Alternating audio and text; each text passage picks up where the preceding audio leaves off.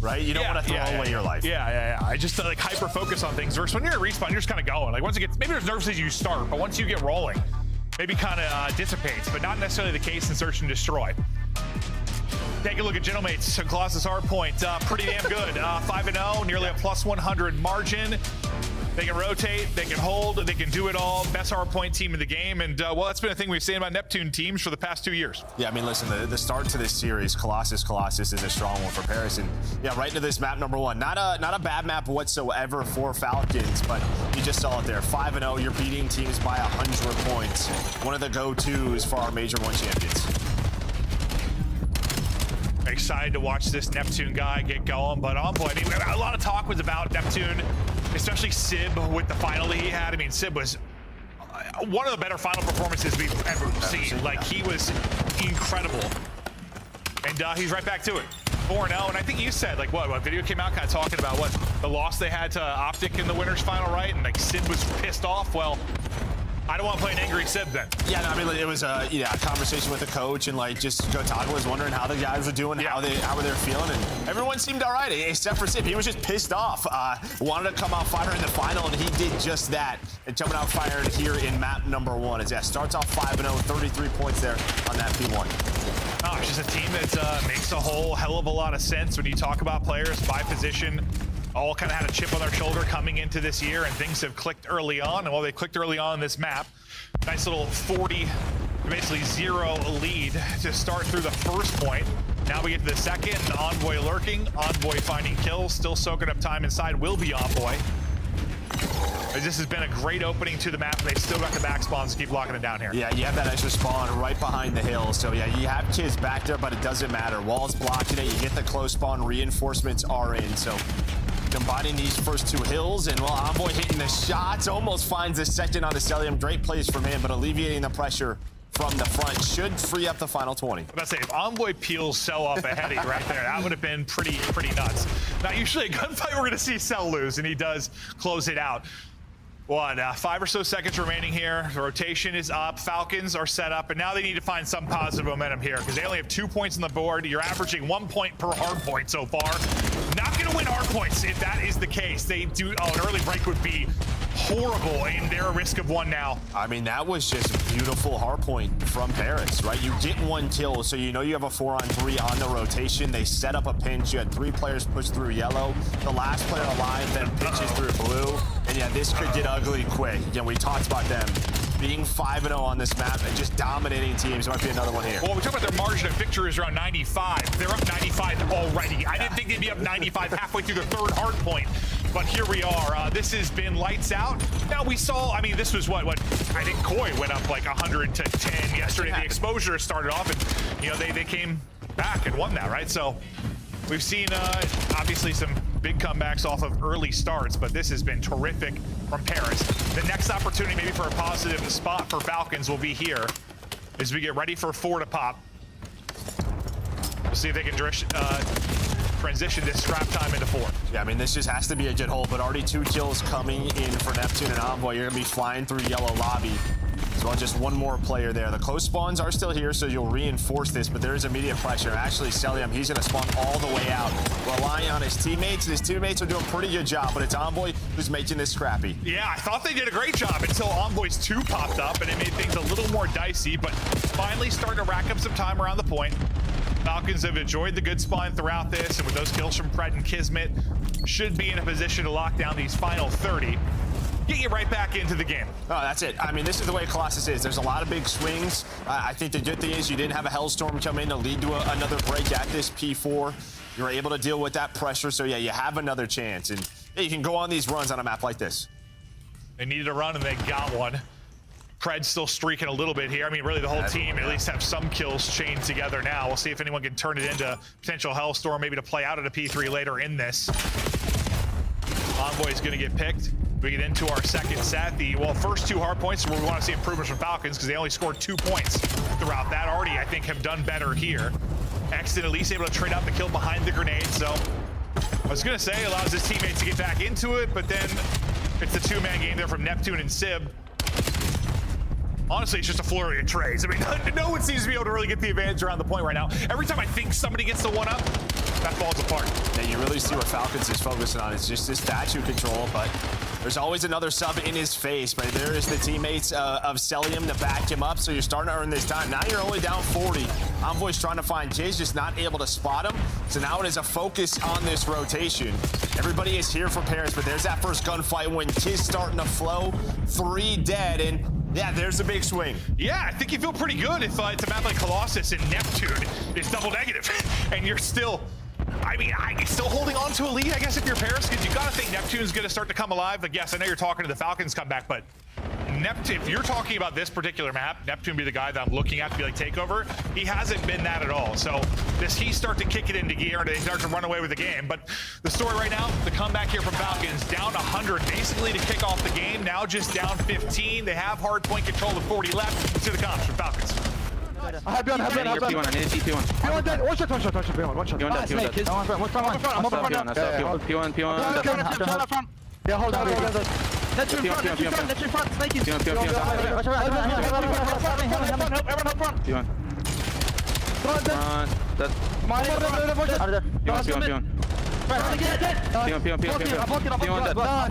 I'm blocking, guys. Go you two, go you. I have a streak as well, just play it. Yeah, no, dead, I'm back, okay? I'm not blocking, I'm in OIC. That guy's spawning behind you. Just run out. They're gonna be front heavy. I flipped. Spawning blues, okay. I'm guaranteeing junk. I don't see it. 1 3. I'm gonna streak. I'm streaking. I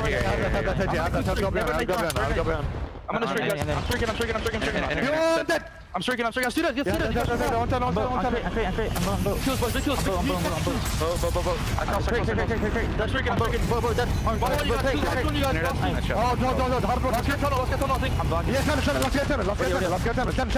I got wall bank, bro. Not take tunnel. One man.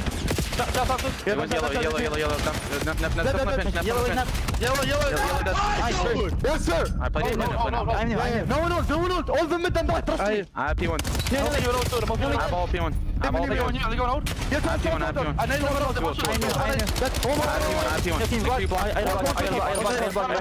have P1. They can be front statue. Yeah. I have go get them. I have P1. Yo, P1. Yeah, I have done.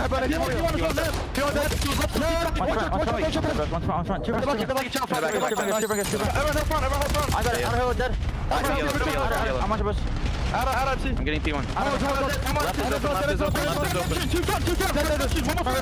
Go see one shot.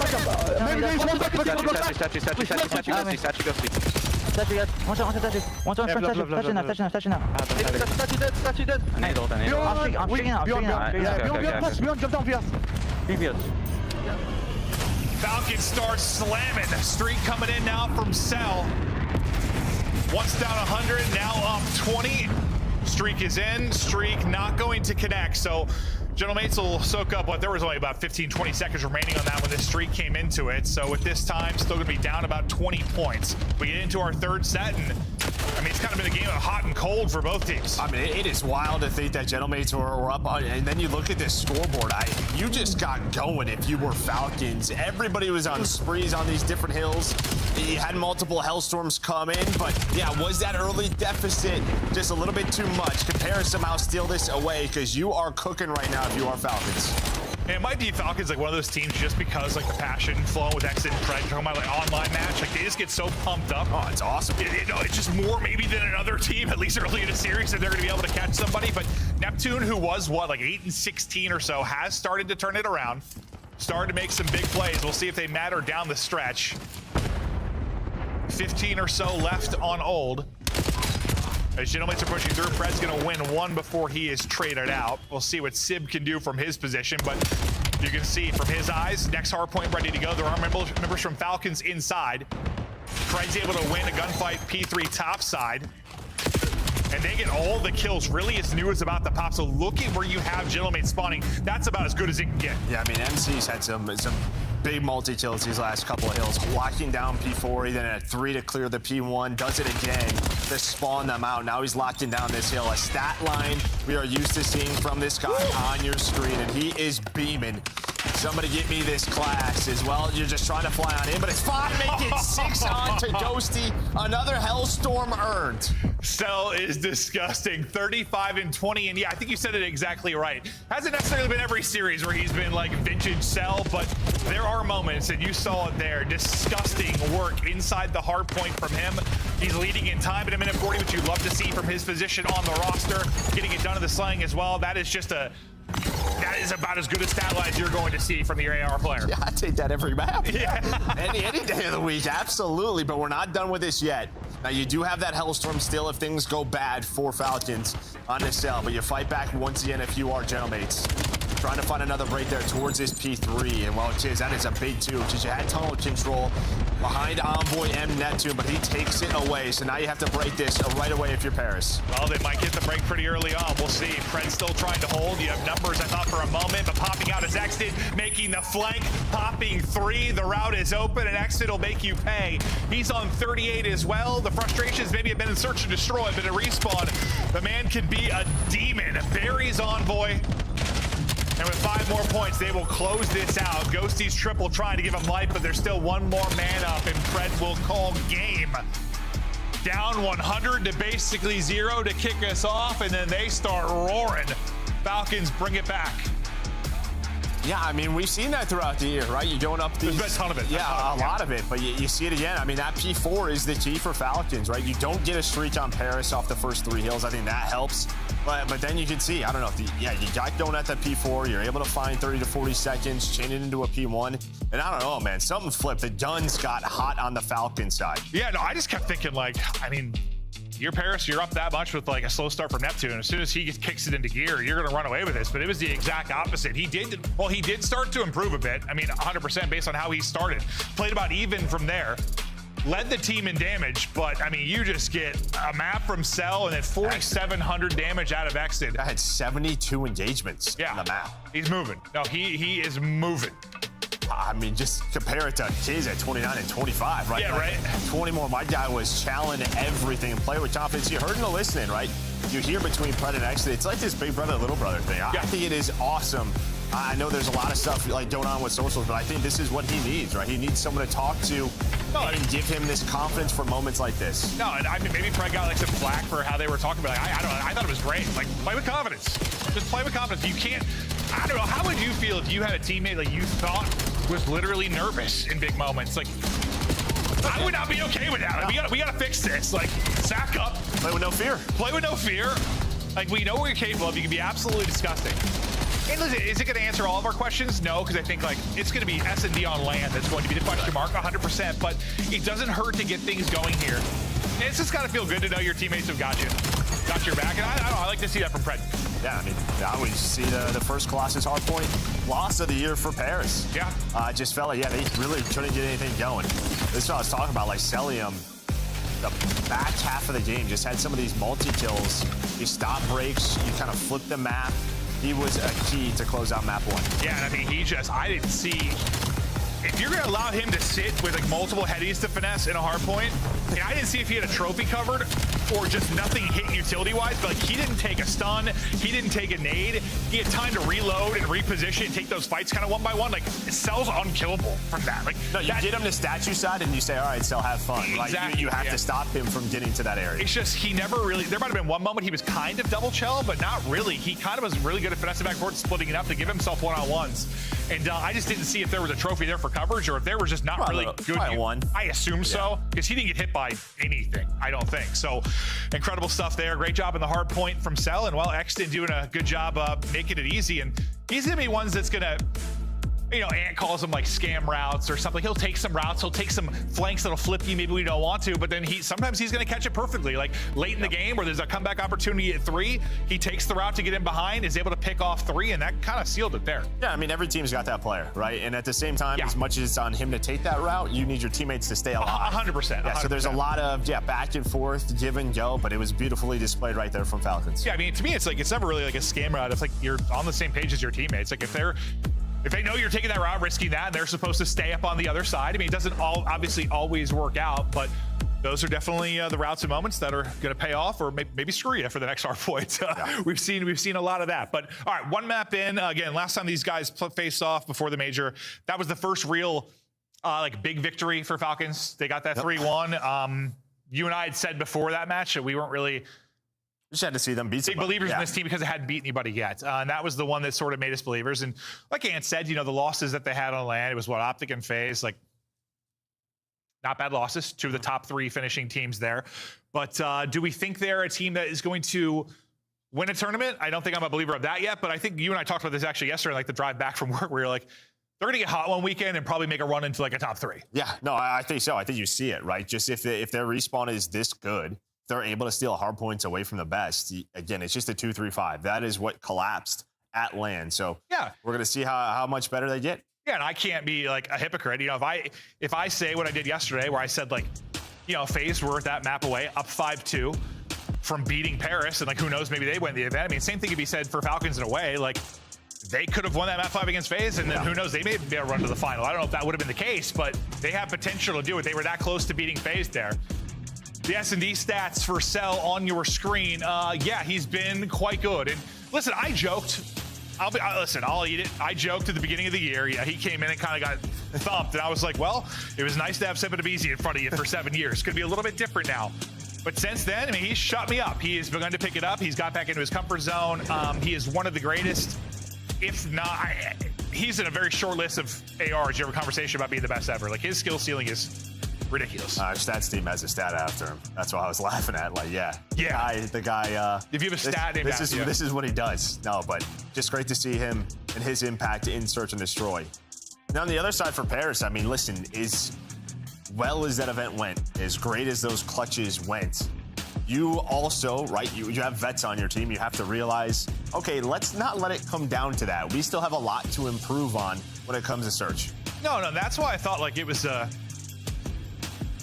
like a good win or a good finish for a lot of these teams. Like I told you, I thought Optic second place wasn't the worst thing. Like reminds them, you know, they're not invincible. They can be beat. They still have stuff to work on. And I think for Paris, the fact you had to do it through losers, and the fact you had so many clutches, like there's no way you're comfortable. Like there's no way. Like you know there are many improvements need to be had. Yeah, and their overload, even on land, was not great. So we'll talk about that when we get to map number 3. Well, it was the one we casted where it was like Ghosty went on a 10 spree, Neptune went like a 13 spree, like an exposure we casted. That was really good. No, their exposure's good. It's the other ones that aren't so much. But again, you just kind of have to know. Clutches went our way, but with still things to improve on in Search. And yeah, there is something too when you clutch and you just keep clutching. Like, yeah, I mean, you do have more belief. It's probably going to happen. Sometimes you just can't, like you said, you can't rely on it though. You can't be like, every time we're in a 2-5 hole, screw it, boys. Yeah, so how did we get into the 2-5 hole? Yeah, how do we fix that? Maybe we have to make some more early game adjustments. First, figure it out in the mid game. Neptune getting up and getting freaky. Celium's going to be buried. He's going to need some help. He only has 28 HP. I would say Smoke might help him finesse here. Oh, that's what no aim assist looks like, but able to connect once he gets out of the smoke. Just Pred left up. He's going to get dropped, and that's a nice opening round there for Gentlemates. I mean, Neptune's going to get the statue, and that's going to be a real tough fight for Celium. Well, I think Cell's wondering how the heck does he cross for free there. Just I think Cell sees him, spots him, puts a shot in, and Neptune backs away. That's when you saw Cell hit the backslide. And I think he's assuming that someone's watching the cross again, but Neptune must have just hit a timing to push back to statue from the catch Cell. I don't know what top happened. Player. Yeah, have to see it. Cell's thinking like I got a little bit of help here, and he just does it. If I learned anything on this map with Neptune, my man catches some time. No, he's just gonna run at you on statue. Yeah. No hezzy, just gonna hit stuff. Still, that was one of the most unreal S&D performances I've ever seen in my life. I'm gonna watch that back tonight. Get turned, not be able to fall asleep. Sib, though, he has been prolific with the snipe, and again, what a grand final he had. Oh, well, that's on me. Gas it up, Sib, and his head just gets plucked. And well, Tiz just able to hit the jump spot, so nice shot there from Tiz with the snipe. Sib just never really sees him. Never sees him the first time he jumps up, then tries to reposition. Tiz was ready for it. So first blood over to Falcons, and well, you're just going to avoid the sniper if you are Gentleman to go towards the other bomb site. Wrapping this out, maybe trying to isolate Exton in the back. Nice shots from Neptune. One more he can deal with. Great job by Xnid. I would say at least get one there from that spot. The fact he gets two, more than likely that's going to seal the round for you. Ghosty, though, you know the guy, some clutches to his name. 1 versus 2. Time is dwindling. Just over 20 to go. He's 3-0 to kick us off. Trying to remain perfect here if he can clutch. He was hoping somebody got a little over aggressive. It's not going to be the case, probably, especially because you have a snipe in hand. Just gets through. I thought just going to get through, but can't thread the gap. Yeah, he's just guessing. He's trying to guess, all right, it's a two-man setup. Where's the second player, right? So he's seeing sort of where Xnid's set up. And I mean, Chiz is just watching multiple crosses here. So he's got a left cross, he comes through lobby, and the right cross through blue. Thankfully, he found an M15. Because if he just had snipe, yeah, that might have been a little bit trickier. That's why I thought they were playing it like that, with Kiz kind of tucked away, just because he had the snipe in hand. But no, able to finish it with the AR, beautifully done there. And yeah, nice little flick there from Kiz. And yeah, Sib, at least from Sib's POV, it didn't look like he ever saw him. No. All right. We'll see what the Falcons try to develop here. They got 3 out towards A. Not the same aggression from Neptune in this. Playing towards tunnel, looks like that'll be Envoy. They'll try to get eyes. The nades are going to connect, and Envoy's going to peek at the perfect time. I was just staring at his arrow. Like, the more they're distracted up front, I don't think anyone had eyes on tunnel, or maybe it was the player that got picked by the grenade, but that just set it up perfectly for him for easy feed. Yeah, you had 3-player statue, and the nades connected, right? So nobody can get to the tunnel heady, so that just allows Envoy free meal at the buffet. So he's able to find that double, and now Xnid, who was watching the pinch, watching that P1, he is left in a 1 versus 4. Yeah, and you just, you know, a lot of times we'll see somebody show out towards B to keep an eye on that exact play to get in the tunnel, but you didn't really have that. The one player didn't push towards tunnel, was just playing kind of back mid for the push through mid. So you had no eyes on Envoy taking that route, and it's wide open. Yeah, you probably, like you said, if it's not for the nades hitting the way they did, you probably get a body there to watch it, but that's about as, I mean, Envoy's just grinning ear to ear. As soon as he sees the kill and everything hits, he's like, all right, well, I got freebies. I mean, I don't even know how you get out of that scenario. Like, once you lost a player, the nades hit, like, if you're pushed... Trophy system, that's about it. Oh, yeah. But I mean, after that, though, once the damage is done for the nades, like, with Envoy's position, like, you are screwed. Little 2-2 wide split from Paris, at least to start us off. Sib's probably going to try and back somebody down. I said get Envoy forward, but he's able to get forward without him taking a shot, so he's gotten to a pretty aggressive position now.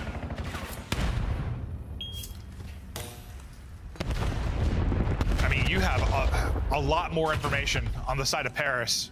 You've played this real deep if you're Falcons. Yeah, you're just sort of waiting for info, and then you're going to toss nades just like that. But Envoy only gets hit by 1. The second doesn't follow this up. So now this is really a B hit. So Xnid is here, and well, he's going to find that first blood. Great stuff from him. There is a quick trade. So 3 versus 3, and well, on a map like Colossus, plenty of time to rotate back towards A. Fred is through as well. What is his timing going to be like? He's able to find 1, but there is the info. They are wrapping back. Yeah, I mean, you like to try to get the plant there at B and get one person pushed across, but there was no real freedom to do that. You got the free pick on Xnid, if that was clean, maybe, but they didn't get what they wanted, so they try to wrap it out. Craig gets 2 there, probably calls around, but at least able to get 1. Neptune, real weak, 17 HP, and well, he's got a little help, he's got a little movement, he's got a little gunny. Gentleman's close it out. Yeah, I mean, I think like Cell's playing this a little bit more patient, but he's probably getting a call like he's one shot. He's waiting for him to maybe like jump down, and then just tries to follow on through, hit the pre-fire, and Neptune just continues to jump. You know what Pred said about people that are one shot? Yeah, you gotta run at him. Like they stole your child. Yeah, that's what he said. I mean, yeah, he just hits the he just centers at, as he's going up, centers down low, and Cell never hits him. You know, I'll be honest with you. When I said he had a little bit of help, I thought there was a second player still up behind him. No. I didn't realize it was just Neptune at that point. He just melted him. Beautifully done there by Neptune. I didn't realize Cell got the 1v1. Yeah. I didn't realize Cell got the 1 pick. I think Neptune, did he get the ace in that? Yeah. He's on 5 in a row. I think he did get all 4. Incredible round there from Neptune. Well, yeah, because he traded, well, his early ones were both trades, right? He traded Envoy, then he traded the kill from Pred, and they clutched up with the 2 at the end. Yeah, so sensational round there from Neptune. So this game's fast, dude. Sometimes I lose track of it. We're talking about Neptune's sort of hard point, but I mean, ever since the major, his search. Gonna keep talking about how good he has been, but Exton reads this, just not able to find the off angle. Centers right near where Neptune is, but that's 6 in a row now. But Cell's able to push on through in those 1 versus 3, but there is a trade from Nep again. Nep is, yeah, he is streaking. And this guy, I mean, this is classic. I'm gonna say, I don't know, I'm classic already. It happened a couple weeks ago, but classic Neptune on Colossus. Like, bro. I mean, what was it? He had. What was it he did in the map 5 versus Phase? It was it an ace? Was it 3 kills in 1 round, 4 in another? Or was it a 1v3 and 3 in another? I forget what it was exactly. 1v2. No, it was an 1v3. ace. It was an ace and a 1v3 or something. And Yeah. like 2. It was insane. For whatever it was, I forget. It defied all logic, and well, he's doing it again here. Just taking over. 7 straight, 9 and 2. Should play with the Hellstorm now. Yeah, it looks to be the play. Just literally from his position alone. Yeah, I mean, the only thing here is you don't have tunnel control, right? Nobody's watching this, and you are pushed up if you are Falcon, so you can just play from tunnel. You're gonna see those players go. But you're gonna have 3 inside. Just the 1 player all the way back to next stage. Can he somehow stay alive and avoid this? Can. So everybody stays up. They're just gonna leave him tunnel. Yeah, they're just gonna fly top middle. And just ISO Cell. So I didn't know if this was going to turn into much, but well, I gave him map position and trying to turn this into a bomb plant. Ghosty gets ripped, but well, you want him getting shot. You want the bomb to get planted. As I say that, though, that is not what happens. It's a peek from Kismet that's able to stop the plant. So now things may be falling apart. Kismet is going massive. Nice readjustment there from Envoy. Can he get out? He will get out. I thought the trade was going to follow it up quickly, but Ghosty was there with the help. 20 seconds now to go. A shot in the smoke. That is what no aim assist looks like again. Ghosty has had a couple windy ones, but you can't blame him. Yeah, it's just dissipating, right? So yeah, that's what's gonna happen. Almost able to line up those shots, but 1v2 now for Envoy. He's gonna spot both of them, but it'll be so tough. Yeah. To get this bomb down or find both kills. But I like the response from Paris, right? It's sort of, all right, there's 3 tunnel. What do we want to do? They take P1 away. I thought maybe they were going to fly through the lobby, but they just find Cell. And then, yeah, as soon as Ghosty gets ripped down to 3 HP and you're going for the bomb plant, nobody else is there to help watch over. Was that an ace from Kiz or he got 3? Oh, no, he got 3 because that Gaxton got 1, right? Or no, Cell. No, Cell's who got isolated. But Kiz got he got the pick on the bomb. He got the second kill. He got the last. You're always asking me, and I don't know. Yeah, no, you're just the big brain, dude. Regardless, massive round there from Kiz. No, I think Kiz did. I think he got it as well. We need someone to try and have like an ace crap. Yeah, right. I just couldn't remember the 3rd kill. Now a Kiz ace. I didn't need like an assistant next to me. It's just like an ace tracker. Because honestly, by the end of the round, I forget who started the round. Well, Neptune starts this one. Sib and Ghosty follow it up. Xnit, can he pull off the 1 versus 3? Scurrying away, half HP. Envoy just chases him down, closes it out, and that'll be the 5th round on the board. But yeah, you've had a Neptune ace, a Kismet ace. But Paris, Gentlemates, firmly in control, up 5-2. We know they're comfortable from 2-5. How comfortable are they from 5-2? That's a great point. Probably pretty comfortable. Yeah. But a nice round there from Paris. I like the switch up. They take P1 control, and then what they do is they send Envoy through on the full flank. So the player who's potentially helping from lobby side of Falcons to like watch top mid, you know, he starts to give up the full flank, right? He wants to get involved. That was Exton, and then he ends up getting flanked. So nice little strat there from Paris. Beautifully done. And now map point. See if they can finish it off here. Uh-oh. Well, Sib might not be good. We'll see if they can close it out 3 versus 4. He's playing now. Maybe he's playing now. Maybe a controller issue. Not entirely sure, but Doesn't matter. Sib was vibing. Dude. He looked like he was ready to take a nap. No. He was chilling. Yeah, it doesn't matter though, because Neptune's like, we don't need you. I'm 12-4. The god of the sea is taking over. Give him 3. He already had 1 ace. Why not another? He might have got it. I'm not sure if he finished that kill or his teammate next to him. I don't think he got hit markers, but still a heck of a round. And yeah, I mean, Sib was like, I don't know, disconnected his controller, trying to switch classes. Yeah, whatever it was, doesn't matter. You can see the smiles on his face. He was just lounging, not moving, dude. He looked at me like, I don't even know if he looked pissed. He was like, ah. But Neptune, yeah, he's got it in the bag. Another beast mode search and destroy performance out of Neptune. It's not a classic yet. Okay, I overspoke, but like it's starting to become one. Like this guy just seems so comfortable on this particular map. with the teammates around him, the freedom to continue to make plays. He can get done in many different ways, and that'll tie us up at 1-1. But yeah, it ends up 13-4. 1,362 damage. Yeah, that's just and 3 incredible. first bloods, right? Also leading the way on the squad. No first deaths. You also love to see, but just nice little 2-man game with him and Envoy. They really just switch up the routes. But yeah, it just feels like he's got the timings down. Perfectly. We'll take those risks.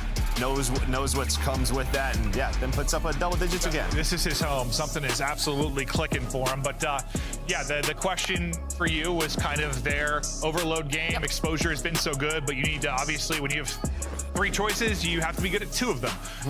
Looking to expand upon that, get lights out another one. Din's going to be the go-to for today.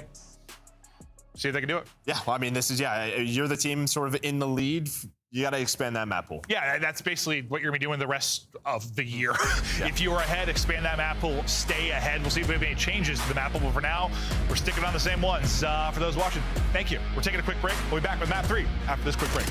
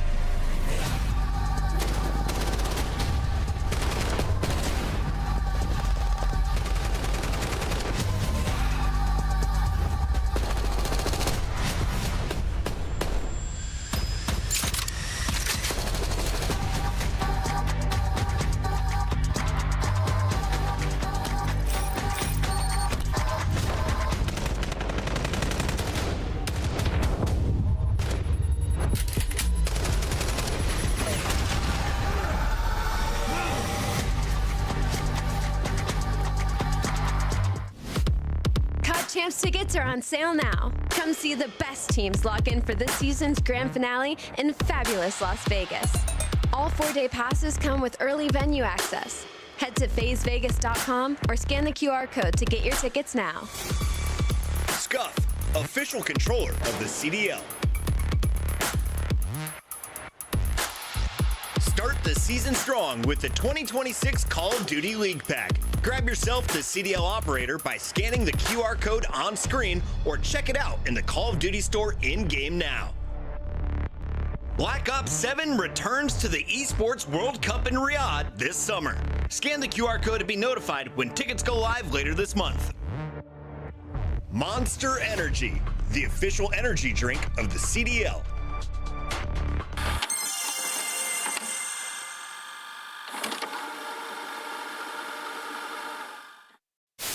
There's nothing here. Starbucks, he's a 1 shot. He's dead. That's it.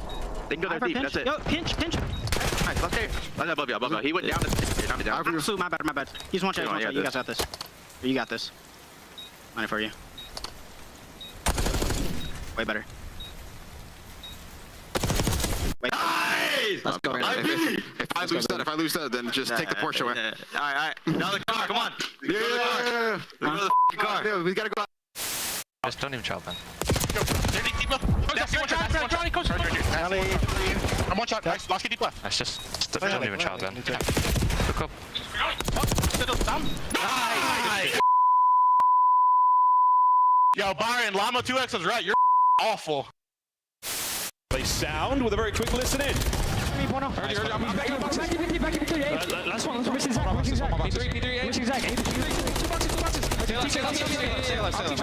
Got you. He told me. No, he didn't get me. My bad if I need you. You're good. Go, copy. There's 3 short steps.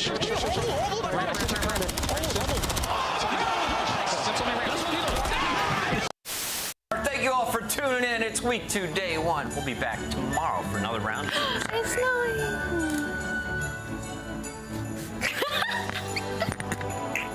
It's vibey in here, man. يا عمري يا سعود يا لعيب يا فنان ما شاء الله خلاص فزنا الماب الاول الحمد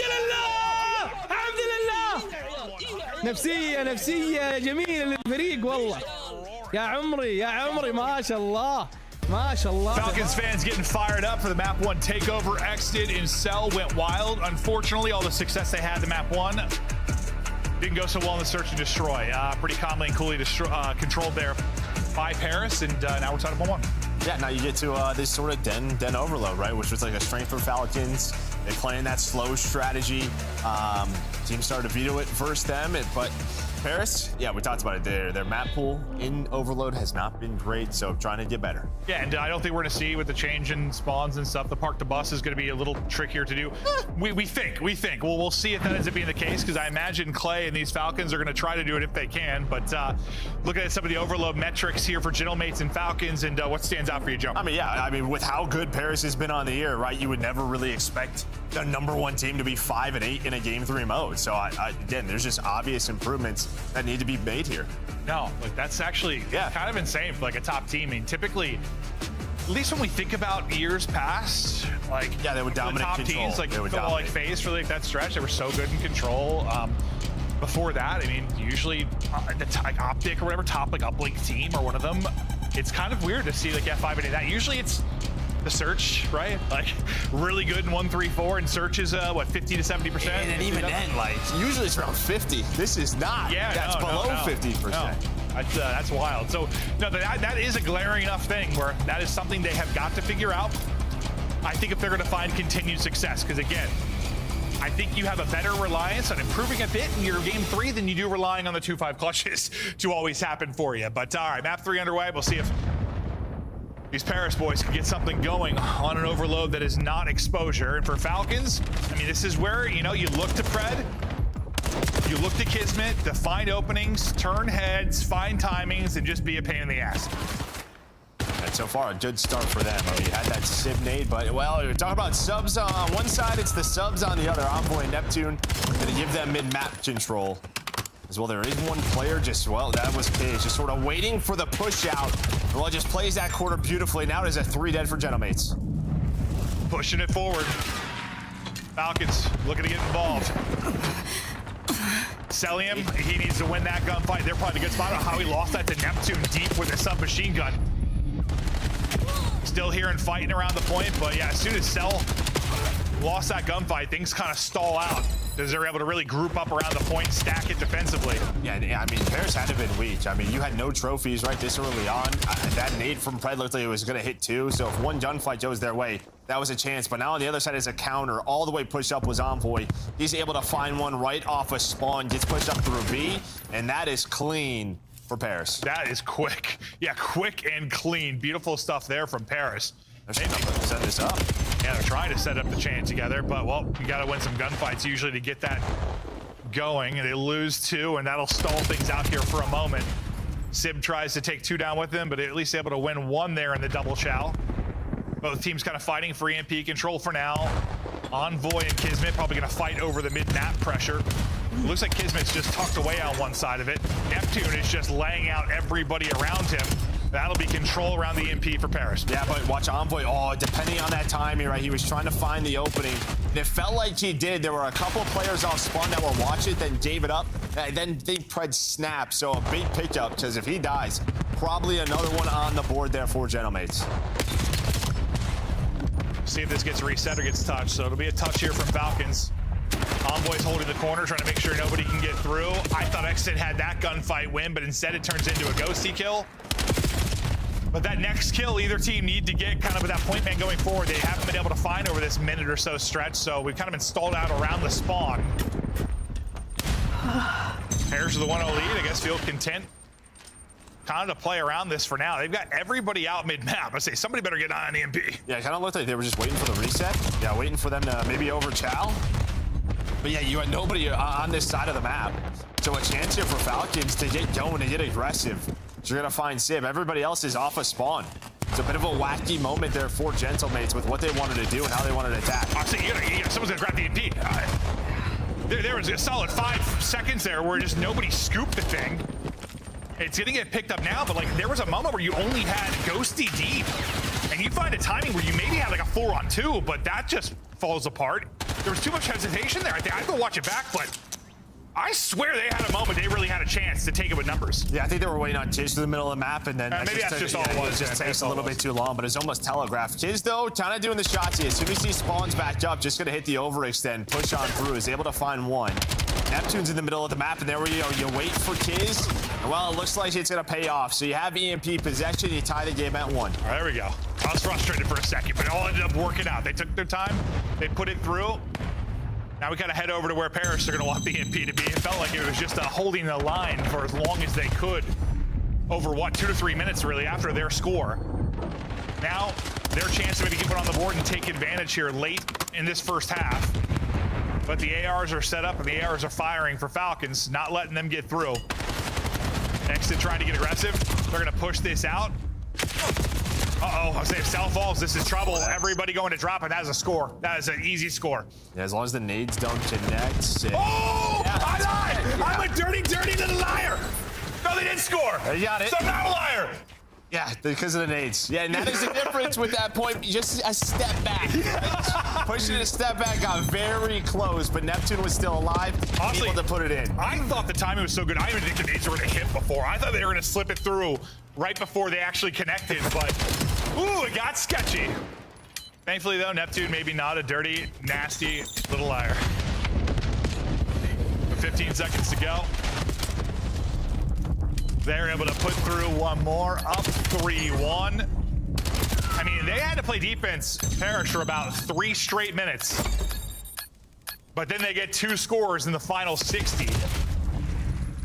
Now, a lot of the times it's going to be about, especially on certain maps, like where the EMP is spawning, just changes your gameplay so much. But let's look at this last effort for Falcons to try and get one through. Well, EMP carrier dies, and that will end it. So 3-1 for Paris, looking good so far. Yeah, and I mean, listen, doing this a little bit different than maybe what we saw from Opta yesterday. Not always relying on sort of these pinches. Like right through rooftops, they just kind of had a 4-on-4 straight up. And then able to get it in. So, yeah, just great stuff from Paris. And then chaining it together. As soon as it spawns, able to push it Dojo. Here's that first cap. That was pretty clean on the counter. And then, as you said, the next 2.5 minutes or so were all Falcons controlled. Yeah, through the middle of the map. You really got no forward pressure. But as we know in Overload, it just takes a minute, and then the game can go just wide open. Well, I got nervous as soon as it was like, I think it was Exit and Pred that got pretty aggressive on the rooftop side. Like when EMP was that side. And when they both dropped, I was like, this literally comes down to Cell like literally needs to get 2 kills, or this is going to probably be a score. And Cell got gunned. He lost his gunfight. And I mean, I put a lot of pressure on him, and things fell apart. Just one where maybe you just have to play it a little more defensive for a moment there. Got a little too aggressive and ended up costing him. At the same point, though, I mean, you win those gunfights, it goes differently. Yeah. That's what God, it works. Yeah. Winning those gunfights is key. It's easy in hindsight for me to say maybe that was a little too over-aggressive, but same time somebody talks to 3-piece, I'm like, best play ever!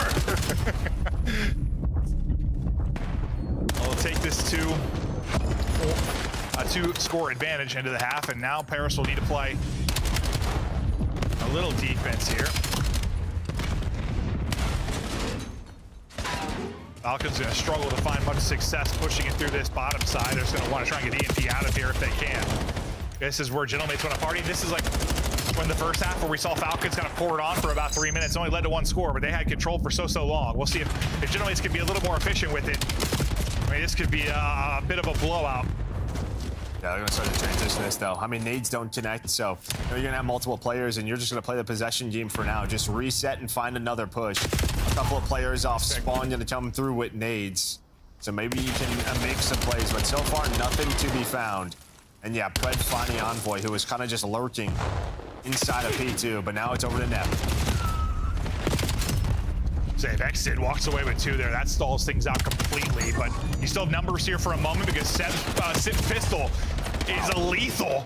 He's challenging everything, maybe challenging 1 too many. Well, I can't believe Pred snapped, man. I thought he had the advantage. First couple of bullets and everything, but props to Pred there to get that double. Falcons will grab EMP and try to wrap this out. You do have Neptune lurking. Well, he's not lurking anymore. That's 2 times in a row, maybe 3, where Pred has picked up. It's been, I think, either Envoy or Neptune, kind of that lurk guy, and he's found them. Because he's probably like, what would I be doing right now? No, honestly. Yeah, I mean, that's just how it is, right? Who are you looking for? Neptune or Envoy? Start to check your corners. Just knowing behind the comms who you are playing for. Now a chance. Team nades are in. 2 team nades are in. Well, that is going to be a score. And now we are within 1. So we saw like a really good use of lethals earlier. That's a real bad one. Well, you just spawn up and you sort of throw it towards the point, right? When you're out of the play. The problem is your teammates are sitting on it. I wonder if it might have just been one bad thrown one, and then the other guy had like a one in his hand as he died or something. I don't know exactly how that played out, but fact is, it's a Falcons score. In what, I mean, might have been a score even if the nades were better, but you're right, another chance here. Now it's a team nade for the Falcons side, but Cell decides he wants to kill everybody. 5 in a row for Cell before he drops. Not able to actually get the EMP on through, though. If he somehow scooped that, he might have been able to make some wondrous play, but instead just kills everybody. Yeah, his teammates run behind him, and that player from Paris, the last one, was able to find the kill onto the EMP. Pred's lurking on through here. You're sort of waiting for him. On the other side, it's Sib. So you have players in the base of the enemies. Pred's going to come back and just make sure they have EMP control. And I actually like that play. Just make sure Paris cannot get moved on forward. Your team needs a little bit of help. Yeah, I thought he was going to do like the full-on like rapid flank, but just cut up the middle, kept the fight around EMP. I don't know how Neptune got that second kill. I don't know how he's still alive. He was 4 HP for what felt to be an hour. Just mayhem around this EMP spawn. This reminds me of the first half, right? I mean, it's just sort of like the 2 minutes, 3 minutes where we've just had a fight at the 50-yard line. Nobody can really gain control. See if Paris can finally do it here. You do have Pred in the middle of the map. Everybody else off spawn. Nice win from Pred on the Neptune. Pred loses that, and things get a little bit dicey. Neptune can get forward. Ghosty and Envoy trying to do this. Envoy's corner not going to be safe, though. That'll lose EMP. A nice shout of the heady from Kismet as he drops 2. Oh, that's EMP. Oh, Lordy. Dude, if he gets both there, that's a score. I mean, that was EMP. They're wrapping this through. Pred's all the way pushed up and able to find the first kill. Pred has been so darn good throughout this map. Now trying to tie up the game.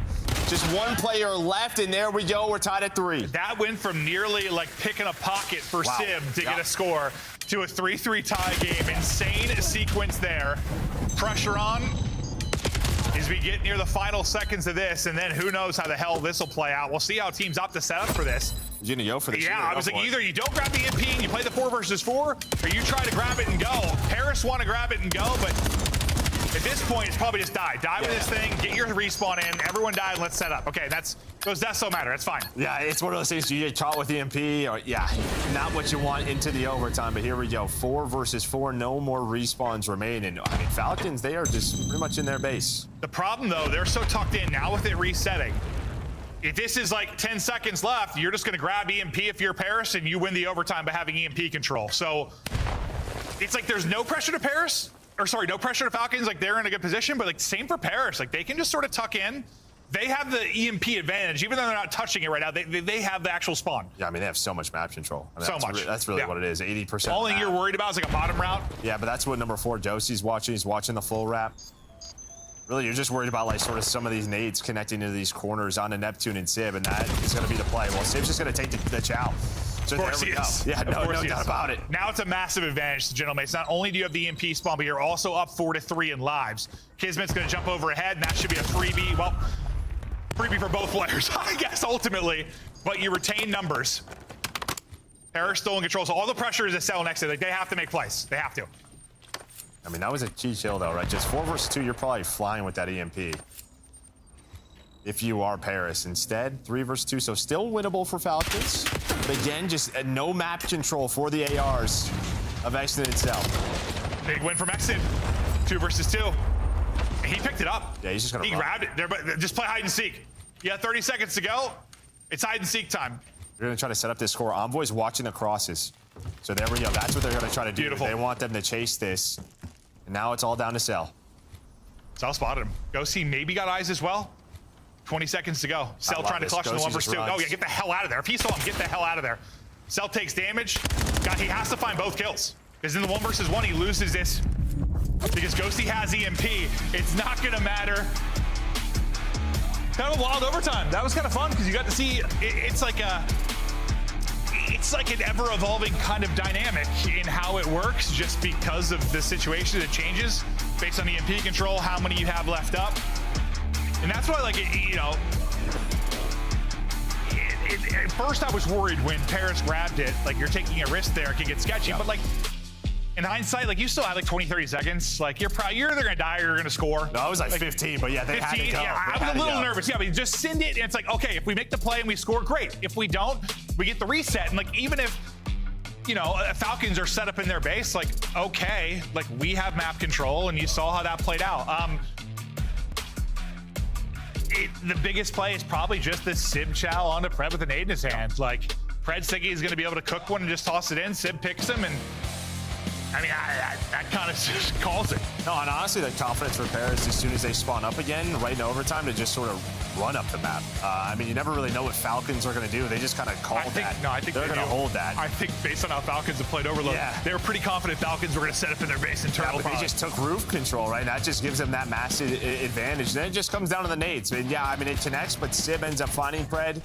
And I mean, Pred had a heck of a map. Not only finding sort of lurk players in Envoy and Neptune, but also setting up scoring opportunities, being the guy sort of leading the charge. Yeah. Almost brings them to an overload. Yeah, it feels like looking back at this, that's something Falcons probably got to watch. And it's like, if we had that scenario again, we have to take more space. Because what is your ideal scenario? If you're going to overtime 4 versus 4, your ideal scenario, assuming like we're not like right next to each other fighting, is that you're going to be in good positions around EMP spawn.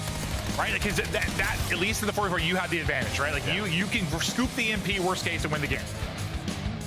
Right? I mean, it's just sort of like, all right, when we get pushed up, we have to hit nades together. Yeah, true. But yeah, it's just one of those things I'll have to go back and talk about. But Paris able to clutch up. Yeah, I guess it was worth saying, like, it's kind of crazy, that Paris all died, and then we're able to get, like, the better spots. Yeah. I think if you go back in your Falcons, you're like, we have to probably make a move off of that. But again, like, even in scrims and stuff, like, how often are you in these scenarios? It's something that players are still learning. It's a brand new mode. Overtime rules have changed. There's going to be scenarios that you haven't been into before, and they're going to be interesting. So that was, I don't know, I thought that was fun to cast and to see how it played out and see how the players' decision-making processes kind of had to change as they got deeper into it. Yeah, and I think one of the reasons why you slowed down a lot is because I think you saw like Xnid switch to an AR, right? So you don't have an extra Drave to sort of push out with those lanes. As soon as you get those final kills, you're not able to just sort of take space. Where Paris, they were just running up the map.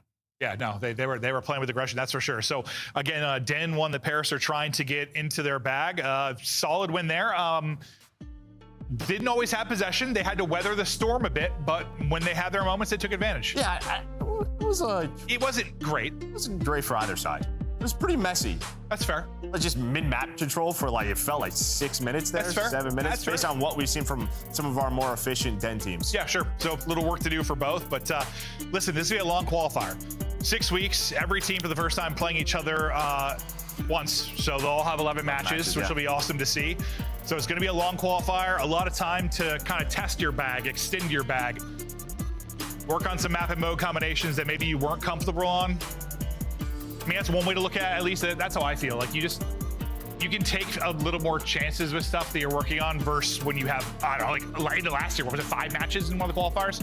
Yeah, and I mean, you're also going to have, just depending on strength of schedule, yeah, I mean, who are you playing, right? Just you're playing every single team. True. Matches where you can absolutely test map. Yeah, 100%. Well, both teams kind of talking through stuff. Sib, all smiles, getting ready for a map for Hardpoint, and well, Genomates have been the best Hardpoint team, but we saw them come in and lose a Hardpoint map they have not lost. They've been the best map 1 Hardpoint team. Didn't really have any losses until, well, the major, and then today. They're finding some slip-ups there, but you can't expect to remain perfect in that. No, it's too much talent in the league, right? Somebody's going to get hot and take you down at a hard point like that happened today. But beating you in 2, yeah, that is going to be, we'll see if Falcons get us to a game 5. But no, you're right. This Paris team, if they're going to remain on top, like that game 3 has to get better, because it's hard to stay on top on Search all year. Like, we've seen teams do it in Hardpoint like pretty frequently. Like, you're like a top 2-3 Hardpoint team all year. But Search, I mean, outside of like the FaZe rosters, it's not really all that common. It's very, very hard to stay ahead.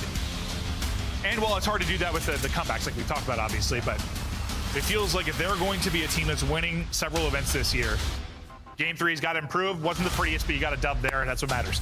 Well, in the long run, maybe it's not what matters. It needs to look prettier, actually, is what matters. All right, we go to Scar, though, now, and talk to me about this one for Falcons and Genomates. I mean, this is one that we've seen from Paris, where you got Envoy and Neptune running around with the Dravix, and for Falcons here. I mean, yeah, I think sort of the conversation that we had yesterday is you've seen the guys that were struggling, maybe trying to force a submachine gun, pulling out that 4th M15. Yeah. Find your spots to pull out a sub, no, 100%. We saw it a bunch yesterday with Shotzzy. I think we were talking about it a good bit. You can just get in the blender, you really can, and you're just like on full tilt, because just nothing seems to be working for you whatsoever. When that's the case, maybe pull out the AR for a little bit, find a little flow. But just a bloodbath around the point for now. A decent P1 start for Paris at least, but hell, the same can be said about map 1 through the first 2 or 3, and then things fell apart for him. This time for Paris, the guns have just got to stay hot throughout. Neptune didn't have the greatest map 1, but he really started to bounce back after the next couple. And they'll see if they can close this out here, but it'd be really impressive. Falcons can take both hard points, take it to a map 5 against a team like this. Props to them. I mean, we've seen Paris sort of have these nitty-gritty wins on this map, right? Just 250 to 230 barn burners, sometimes going their way, sometimes not. So if you're Falcons, you feel like, yeah, not ones where they're like undefeated, so you have a chance here. Pressure to some of the ARs to walk away with big maps. Celian had a monster map 1. Ghosty, the one hot early as he starts us off at 7-2, and Ghosty finds another one there on the Kiz. Xdid is lurking, but now with his shots, he's going to be swarmed, and that's exactly what will happen. So they seem to be set up to take these final 15 seconds or so, and now you'll see fanning out will be 2 and 4 in Neptune and Ghosty as they look to take position. You hope your players at all maybe stay alive to get the scrap time, but not going to be the end of the world. They're going to have to truck it over quickly, though, because our 2 players going to have a lot of work to do. And so far, Ghosty getting his power position, able to walk away with the kill. Unfortunately, gets naded out of that, but buys enough time for the reinforcements to get here off spawn. Yeah, I'm actually surprised Falcons didn't pressure mid-cut quicker there when you had the 2 kills. Instead, they just fight from both sides. And, well, I mean, you give up the playing heady, because that's really the key, is that you need pressure through mid-cut. So the player playing heady has to turn. And there we go. Kiz is able to find a couple of kills, so Envoy's rotating back and forth. So the first 20 or so go the Gentlemate's way, but now you're in the back green sort of trap. But Neptune's going to get you out of that pretty quickly. What you're saying, just like the Neptune Ghosty Roto was a little too easy? Yeah, I thought Falcons, I thought they were going to pressure through mid-cut. You just never really did. Yeah, they were all kind of still focused on ult with like the 10 or so seconds left. But it works out. You're able to battle back in and get the break, and you'll be looking at just around a tie game with the remaining time here. And you've got a ton of map control right now if you are Falcons, and next hardpoint ready to pop. You lose everybody right as news about the pop. We'll see where the spawns come in. They are all going to be safe for Falcons, but converging quickly will be the Paris players. Xdid maybe thought out of the play for a second, but right back into it as he wraps the corner and able to get 2. Lights out stuff there from Falcons as they get set up. Yeah, I mean, at first you're like, oh, this is unlucky for Xdid. There's nobody pushing through plain side, and you're thinking the entire push is going to happen without him getting involved, but he's able to find the angle and find 2, but it may not matter because right off spawn, you get 3 kills in a row for Gentlemates. You spawn him out, and there is the break. Yeah, okay, so that was unexpected. I mean, you got everything you wanted if you were Falcons. That was a perfect forward ad. Every setup you could want, and then I don't think you found a kill. Unfortunately, after that, now the same can be said on the other side as Kismet's just soaring at you. No, I mean, this is a very mixed deal. Like, yes, back spawns, but you also spawn pretty darn close front. And if you don't really get pushed out sort of towards this front truck to cut off the spawners, it's just this mixed fest back and forth. But Neptune, not the best map 1, but map number 4, he is bringing it. No, he is twisted, by the way. He, like, stabs somebody, snap back to get the pickup of the player out of the window, just joke somebody with the metal, the wooden beam there, fried, like, no. And then he hit, I think the shots of the guy at the back, like, Trucky hit down to 30. Yeah, Neptune is twisted, 17 and 10. Sib's 4 and 12. We're like, all right, Sib, maybe he's, whatever happened. What, was that the end of the search for his controller issue? Maybe he's having some issues, I don't know, but 5 straight for Xdid. We're battling, basically square still for both teams. Now, I mean, this guy's gonna double every time he spawns in. Neptune with 2 more, just running at him with the Dravik in hand, sliding on through, getting them off the hill, which means scrap time going their way. Dude, so I feel like there's got to be something with Sib. No, I'm telling you, dude. There's got to be something. Right? Listen, Scar sometimes, because you're in a fight as soon as you spawn, majority of the time, and you could just get smoked. This is just like the blender, man. It is the blender. Well, we'll see if he starts to come alive. Maybe just a ton of assists to his name. Is the rest of the squad, though, pumping, putting in numbers. But it was really the mid game and late game that Falcons took over and took away that map 1. Pred, well, yeah, it's like Pred's in the blender on one side. It's Sib in the blender a little bit on the other. But now into this second set, good positioning right now from Paris. But as we lose one, it turns heads. Sib, though, good enough to walk away with 2 wall bangs there. Honestly, I like the push there from Exton and Pred because you're able to find that first kill. Envoy, 7 in a row. Paris trying to run away with this series. Let's hear the comms from Gentleman's. Let's get them. Top G's. One even there.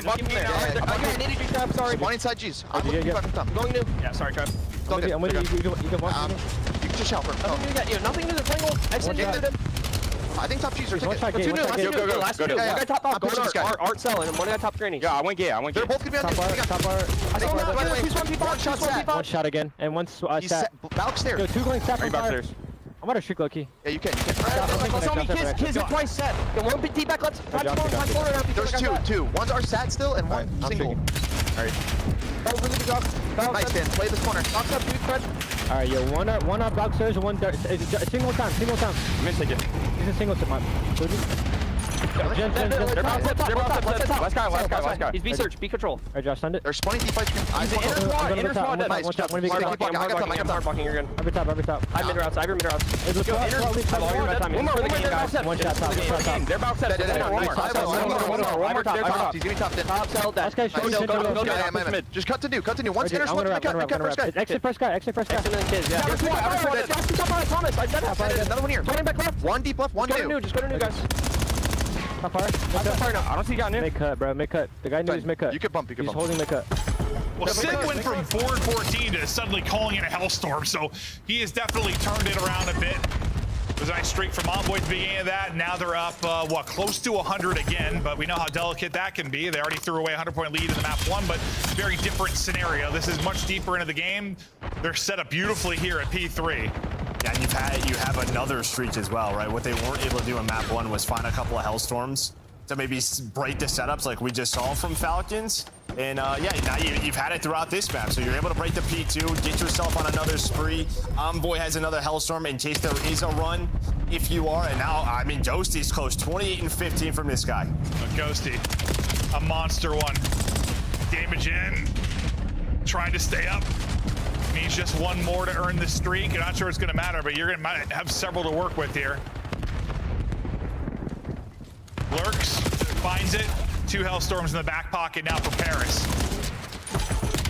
Falcons just have been, honestly, this last 3 hard points, they have been smoked. Yeah, you have back green spawns, right? They haven't been able to flip the map, and that is just props to Paris, just locking them in that trap. But yeah, the hellstorm kind of sets that up, and then they never come out of it. And now, all right, you're trying to take these longer routes if you are Falcons, but they are just shut down by the setups. And you had so much space if you were Paris. Every time they got a pick and we're gonna push out green, somebody's went in and popped up the window and shot 2 of them in the side. Yeah. It looks so annoying to deal with. Finally, you get all the kills, but not gonna matter because the map is done. A blowout there for Paris in the map 4. I mean, some positive moments here for the Falcons, but Paris then remind you why they're the champs. No, I mean, listen, I think the struggles, we kind of talked about it at the land for Falcons, show up again. You lose 2 and 3. You were a great 2 and 3-5 team going into the major 1, but then it went downhill and continues. If you want to beat the best teams, it just feels like this Falcons team has to find more success there. In 2-3-5? Yeah, no, have to. 100%. We'll see, again, a long qualifier to try and work on that stuff. A ton of matches to be played, 11 for each team. Stats in this one, in the map 1, Exton Cell took over. Not able to do it here. Dan Ghosty, 32 and 18, minute the hard point, almost 4K damage. And Neptune, I mean, honestly, it's like the 2 guys that struggled, flipped it around. The 2 guys that popped off the other side struggled. I mean, it just completely flipped on its head. Because remember, Neptune didn't have a good map 1 either. Yeah, and I mean, you had a close game, and then the end of that P4, that's when Neptune started going wild, started going crazy. No, that was not close at all. No, when he knifed somebody, got the comm to snap back to deal with the guy jumping out the green window, then just bunny hop guns somebody at the mid cut, and then nearly peeled the guy off the truck heady. I was like, then he spawns up and gets a 2-3. No, I was like, okay, he's turned now. The Zin's in and he's frying. But a win there for Paris. Neptune, Ghosty, frying in the last one. Des, talk to us about the first series. Ridiculous way to start the day. As our first game, we see the Falcons coming back from down 130. They stealed our first hardpoint, and then Paris wakes up for the remaining 3. Allie, walk me through what you Some really good hardpoint teams. I mean, obviously, in that map number 4, the final result doesn't look like it because they did end up getting a 100-point club. But, like, that first set of rotations especially, that felt like the 2 best hardpoint teams just going at it. And the way that Paris Gentleman's edged them out was just the way that they didn't fold under the pressure of some of these situations, especially when one of their teammates was literally going triple neg. I don't even think that it was really Sib in the blender. Like, he was just kind of sitting on time, where Envoy and Ghosty, their awareness of where the pinches were coming from, where the spawns were, the calling outs of, okay, guys, like, let's just go new, let's set up the non-panic. That is what makes championship caliber teams. Yeah, to me in this map, there were 2 specific moments where you just kind of looked and you're like, that team's different. Yeah. It was the one where you saw first rotation, Riyadh had a fantastic plane, and they're set up on Grandma's, and they got a 4 dead right when the hill popped their pick. They're gonna pick up a 60. Well, it's Militant out of Gentlemates. 2 guys fly up Motel, insta check the corner on the stairs to kill them, break for spawns. We get this like back and forth battle. Well, where the game really totally flipped was they were spawning back green in Falcons, and they're sitting in P1. Sib is having a stinker. He's in time. He pops the 2-piece. He pops the 2-piece on the guy's flanking white wall and picks up the streak there. And from there, the game's just over. So, yeah, I mean, it's really these maps, sometimes they come down to 1 or 2 moments. And in this one, I don't think Riyadh were that bad. Just 2 moments that, you know, Gentlemates just above the rest of the league. You know, this team's world class. Not just above the rest of the league. They 100-point club their opponent. That's a beat down right there. Some big business coming out of Paris as they remain the top squad in Call of Duty. They win Major 1 and they earn another 10 points with the win over Riyadh tonight. For the Falcons, anything you can take away on the positive? I know you're hoping to replicate your success from the previous online matchup. Yeah, I mean, I thought the hardpoint was pretty good, especially the map 1. Like, they're down 100, totally flipped that around. I thought, like, the way they played that Scar was pretty good. Just those 2 moments, like I said, get away from them a little bit. So, yeah, 2-3-5, as Joe mentioned, have to be better for them. Allie, let's take a look, though, at our goodness. It's the scuff play of the game. It comes from Young Dan and the rest of the Paris crew. Let's take a look here at the finish to Overload. Yeah, it's just the 2v2, right? So we go into OT and suddenly, you know, things even up and they end up picking up the bomb, which means one of the Paris Gentleman's players has a pistol, and what they essentially do is bait these players out. He goes trying to pretend like he's picking a side of the map to try and sink this ball. That's going to bait out number 5 and allow his teammate to come for that trade non-void, pepper a couple of shots, and just kind of redirect him to finish this one out, Ant. Yeah, it was a tough situation for Riyadh to be in, but as soon as Gentlemates grabbed that ball in the 2v2, Riyadh is forced to challenge them. They split it up, and they use the timing of the radar to, like, finesse them and trap them in, right? So, tough situation for Riyadh to be in, but very, very close. If you're going to lose, you might as well be to the best team. It's a rough way to start stage 2, but a reminder, you will play every single team in the league. Only the top 10 make it to Birmingham as we head into stage 2. That is our first match in the books. We're trying to get an interview for you guys set up. If we can't, we'll have it on the other side of the break. Final thoughts on this opening matchup, though, Allie. We see our first of 4 series. Woo. Are we going to get a game 5 in the next one? Ooh. Yes, I think we do. I think we do. And then, unfortunately, it doesn't go G2's way. And this one doesn't go to a game 5. We avoid it tonight. But what did you see from Paris right now? What does everyone else need to catch up on? Yeah, a clean Call of Duty. I mean, every, like, tight moment that could have went the other way, they just flipped it on its neck. Especially when we talk about the Overload. Like, the first side of Overload, they were on their back foot. And remember, going into the series, this is what we're looking at. Can their Overload be better? Well, defensively, it was so clean on that den. So, yeah, Paris improving even after a win. When we come back, we'll be on the line with Neptune. Stay locked. This is the CDL.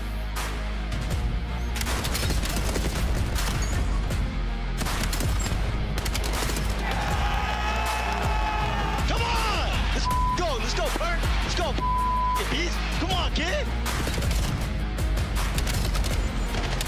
Dead!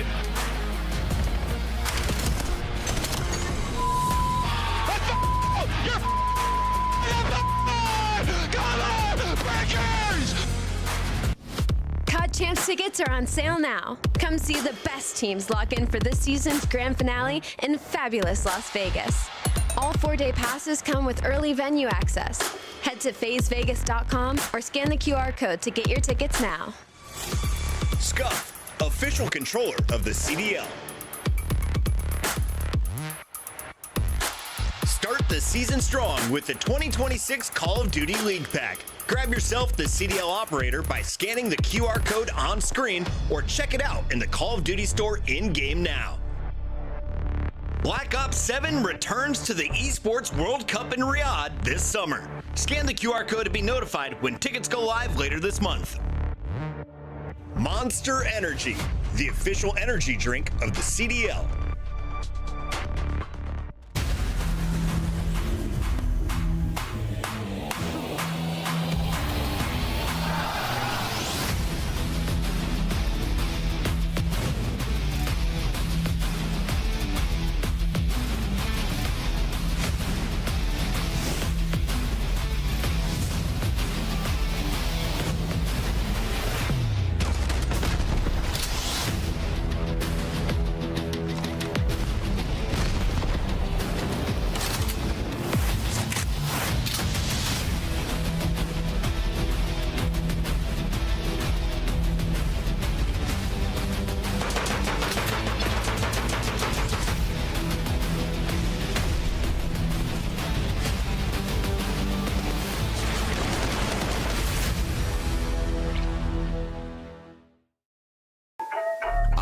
Big stepper when I walk, money maker when I talk. Another boys on a mission, never put them in a box. Clawing to the top, jaws open while they watch. Yeah, I'm getting to the chicken, I ain't never gonna stop. I'm the life of the party, know it's going down. If they wanna talk about me, I'ma tell them how. I'ma tell them, I'ma tell them, I'ma tell them, I'ma tell them, I'ma. Everybody wanna be like me, fast lane, steady whipping 2 doors off speed. Everybody wanna be like me, but that's something that they never gonna be. G2 and Optic about to go toe-to-toe, but before that, we got to jump into a call with Neptune. He's in our Monster Winners Circle, and the young gun just earned himself an MVP award back at Major 1. Neptune, welcome to the show. Congrats on the win tonight. Can we start, though, with Major 1? How did it feel to finally lift that trophy after all of the silvers last season? Yeah, after winning Major 1, after the year I had last year, it was surreal, honestly. Shout out my teammates. I mean, it was the craziest finals I've ever had, so shout out my dogs, and we're just looking to get back into it for Major 2. How is that guy right behind you? He seems to be bringing the vibes tonight. No, I mean, he's pure vibes. He's always making it fun every day in scrims. We love that. Dude, you guys are an incredible duo, man. It's awesome to watch you guys play. Super fun, and you in particular. I want to ask you, when you reflect on last year, obviously tough in the finals, what was the biggest key to getting over that hump to where you dominated a final?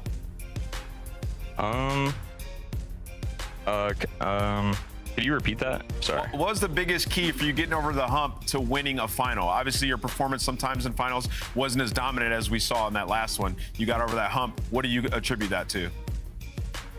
To be honest, I don't know. To be honest, I feel like it was just our work every day. It felt like we were the most prepared team coming into the tournament. So I feel like that's all it really was. It wasn't anything mental or anything like that. I feel like my teammates are just insane at this game. And they're honestly godlike teammates. Like, they're always enabling me, and we're always trying to enable each other on the map to just play the game at the most efficient way possible. Absolutely.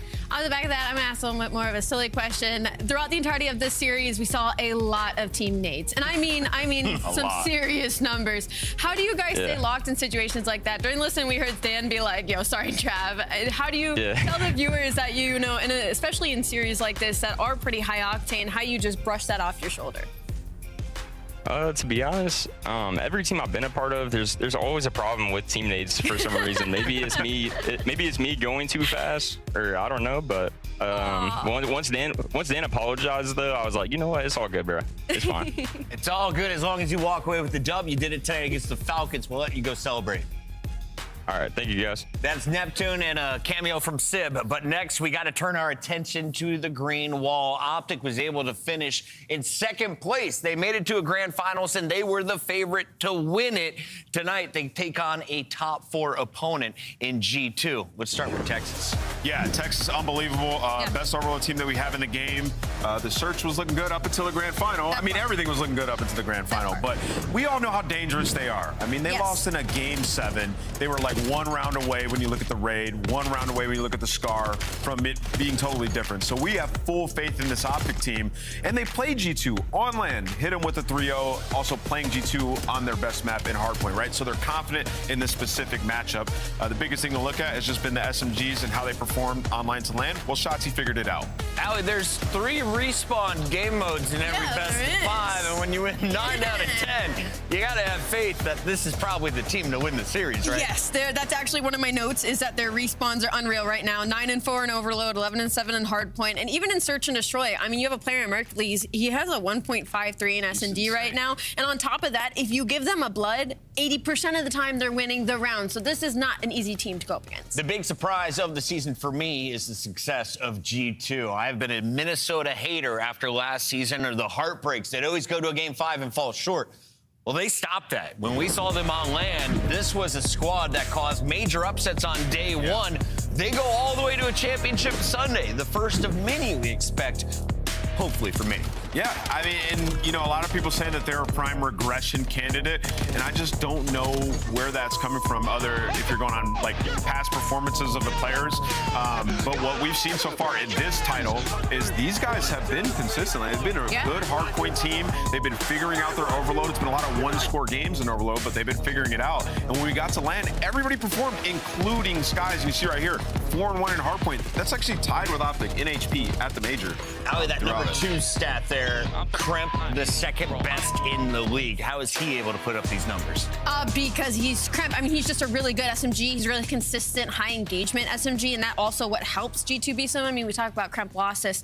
The biggest thing is we need to see the Lanimals, what we got out of Kremp and out of Skies and the rest of G2 on online. That's really the big thing for me, is to see that translation, because that's what separates them from being an average team to a team that could take down the Optic Texas, that could take down the Paris Genomics. It's kind of rare to see teams level up in front of a home audience. Both of these squads are able to do that. Let's take a look, though, at their online maps and modes for the night.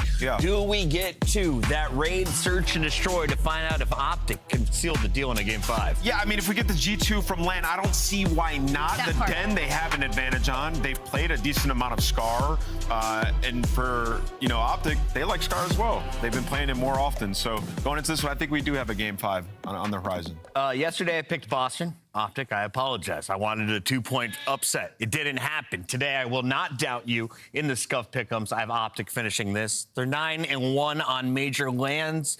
When it comes to hard points and overloads, I think they get it done before game 5. Yeah, I agree with you, Chris. I got Optic taking this one, but I got them taking it in 5. 5, okay. Allie? I don't hate going to 5. I mean, that map set really did favor G2 across the board. I'm still going to go with Optic, though, only because we're online, and G2 has not shown too much promise. 2 top 4 teams on land facing off right now. Send it to the casters. Casters received, ready to party, and what should be a very, very fun series. Mr. Ashworth, how are you, sir? Are you well? Are you doing fantastic.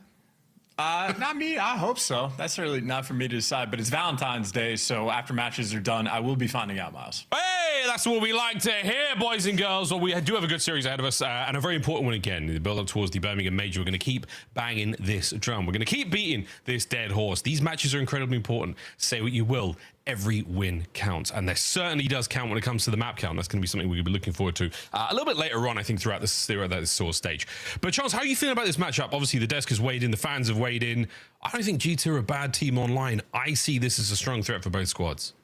And, you know, if you're bringing up the long term, you're going for seeding and whatnot. Optic is a team that seemingly is going to be in a very safe spot. Had a fantastic placement at the major. The Call of Duty they just played yesterday, top notch as well. This is a squad that they're just happy for the extra matches, because that means they get to dial everything in, ramp up their gameplay, and figure out all the little nuances, the little tricks. Guys like Shotzi, the best in the world at it. One of the best learners we have in terms of like education within the game. He's going to get better over time, and we saw that yesterday. On the flip side for G2, I think they have quite a bit of pressure on them, right? Still had an okay placement at the major. They're still in an okay spot, but I think long term, this is the type of series G2 where you're trying to get that win, because this would be getting over the hump, trying to take down that championship team, because the vibes are going to be good. They showed off the good stuff at the major. Got to make sure you keep collecting those CDL points, though, and got to make sure that when you're playing one of the best teams, you're ready to rise to the occasion. Yeah, this is a big deal again for our squads to just walk away with the dubs, because you do not want to be sitting in a position where you are not making it to Birmingham or having to play in the dreaded one and done play. And that is going to be very, very stressful indeed. No one wants to fly across the Atlantic for a single series of COD. I know one of you teams will. It's gonna suck. Can't wait to watch though. Very, very excited for that. In the meantime though, yeah, the man who's missing from our screen, Skies, had a fantastic LAN performance. The haters were silenced. Many folks fell to their knees in large chain stores across the United States. Very, very interested to see how the squad looks today, because yeah, want to come out hot, you want to find some dubs, and a difficult squad to do so, Optic Texas. Talks of them not necessarily, quote unquote, trying online. These boys have looked fantastic so far. Obviously a second place at their own major, not ideal. Second, not a terrible place to be. We discussed this a little bit, mate, during the matchup. Of course, if they do walk away with a win there, we start to say the D word. We start to talk about dynasties. We start to talk about that true greatness. They're already in an amazing historic spot right now, but how far can this squad go? Well, I mean, they obviously have a ton of self-belief. There is no, like, hole that this team could find themselves in that they will not have the confidence to be able to get themselves out of. You go from 18 to a world championship, you go from weird roster changes, the vibes are always going to be good. They're always going to have a ton of confidence. And any player you want to criticize on this roster has done more than enough to make up for it and prove that they are, I mean, quite literally world champions. And the newest man on the roster, Mercury Leafs, has obviously gotten a ton of attention, and he has been Mr. Consistent for the squad as well. Every single time you watch this guy's POV in game, he's doing something that seems almost game-breaking. Very special. I think he got like shadow banned pretty early on as well, because you just watch the gameplay and it does not seem real. Yeah, I think the eggheads at Treyarch were like, oh, my bad, G, my bad. That's just Mercules. We'll unban that real quick. Sorry, brother. With big funny work. They might have gone, are you guys sure? Like, even us, like, these numbers are crazy. Yeah, but the computer is, I promise you, the computer is telling me that this is impossible. No, it's not, and it's in a P1. Here we go, ladies and gentlemen. Esther will be the first man on the board to draw blood, and that blood is very green indeed. As we keep things a rocking and a rolling on board with the man who we can't keep out of our damn mouths. It's Mercules. Well, Estriel dared Dota take him down, and Estriel's a guy that anytime he's playing a top team, always does quite well. Meanwhile, Dashy, I mean, look at how nervous. Well, no, okay. We're going to have a nice little reset. Something's happening. Having a little bit too much. Yeah, I'd do that too if Estriel starts off 3-0. I'd be scared. Or maybe they started on the wrong side. Who knows? Ice him? Not sure. Well, we'll figure out in a second, folks, what's going on there. A small IRL LOL. A very, very small IRL LOL. Nothing big enough, though, to really warrant. So anyway, we'll figure this out. We'll get this back into the game, but an interesting start to our matchup again. G2, strong start. Estriel there, good work. Nothing really of note, I think, Chance, is fair to say. No, not in the slightest. I think I was told that maybe a G2 player like stepped away, or I don't know. Everybody seems to be pretty good vibes about it. Estriel may be a little bit peeved because he gets that 3-0 start, and you know, it's something Hixie sort of spoke about maybe a month or so ago, of the idea that if a player gets off to a hot or a cold start at the start of a game, any individual map, how that has like a cascading effect. So if you're a player, or Sid maybe, in the last series that we saw, maybe a good example on that Scar hardpoint. He starts off like 4-18, struggling, very consistent to like find the flow of your game. Pops a two-piece on a rotation, really finds his form, and gentlemen start to run away with the game. So digging yourself out of a hole or getting off to a hot start, Miles, always key. Yeah, real important. We're speaking about those hot starts. The man who has plenty, to be frank, is Kremp. This is season kills per 10 minutes. Kremp atop of that board, not by a huge margin. He and Rencor and Neptune very closely contested there, but serious hard work. At this kind of level, at this league, it's very, very difficult to keep this up, but nothing but heavy hitters there in the top. A couple of surprises, I think, you'd be safe to say, that definitely up there, but very, very impressive stuff. Kremp has given himself, I mean, quite the title. Kremp Losses, he's got a map now to his name. We're really running with that one. I've heard it shouted at me in ranked already. Like, it's taken a foothold here in the league. it's also a map where Kremp, for what it's worth, is not the main Slayer. It is also a map that was left open in this series. Optic said, hey, if you want to square up on Kremp losses, we're happy for the challenge, and G2 picked dead instead. But on Colossus, Kremp is only like the 6th or 7th best Slayer on that map specifically. #1 on Den. Granted, a limited sort of like statistical size pool there, but Kremp is absolutely the player to watch out for in map #1, at least on the side of G2. Yeah, you square up on a map like that, I feel like it's G2 trying to expand the map pool. It's G2 trying to show different looks that they are not such a one-trick pony team when it comes to the smaller SMG-heavy maps that we've seen them so far. Hey, we'll see if that's the case though. Again, Optic, we know what they're worth, and it's a ton right now. These boys can get it done in nearly any map mode, you name it, all good.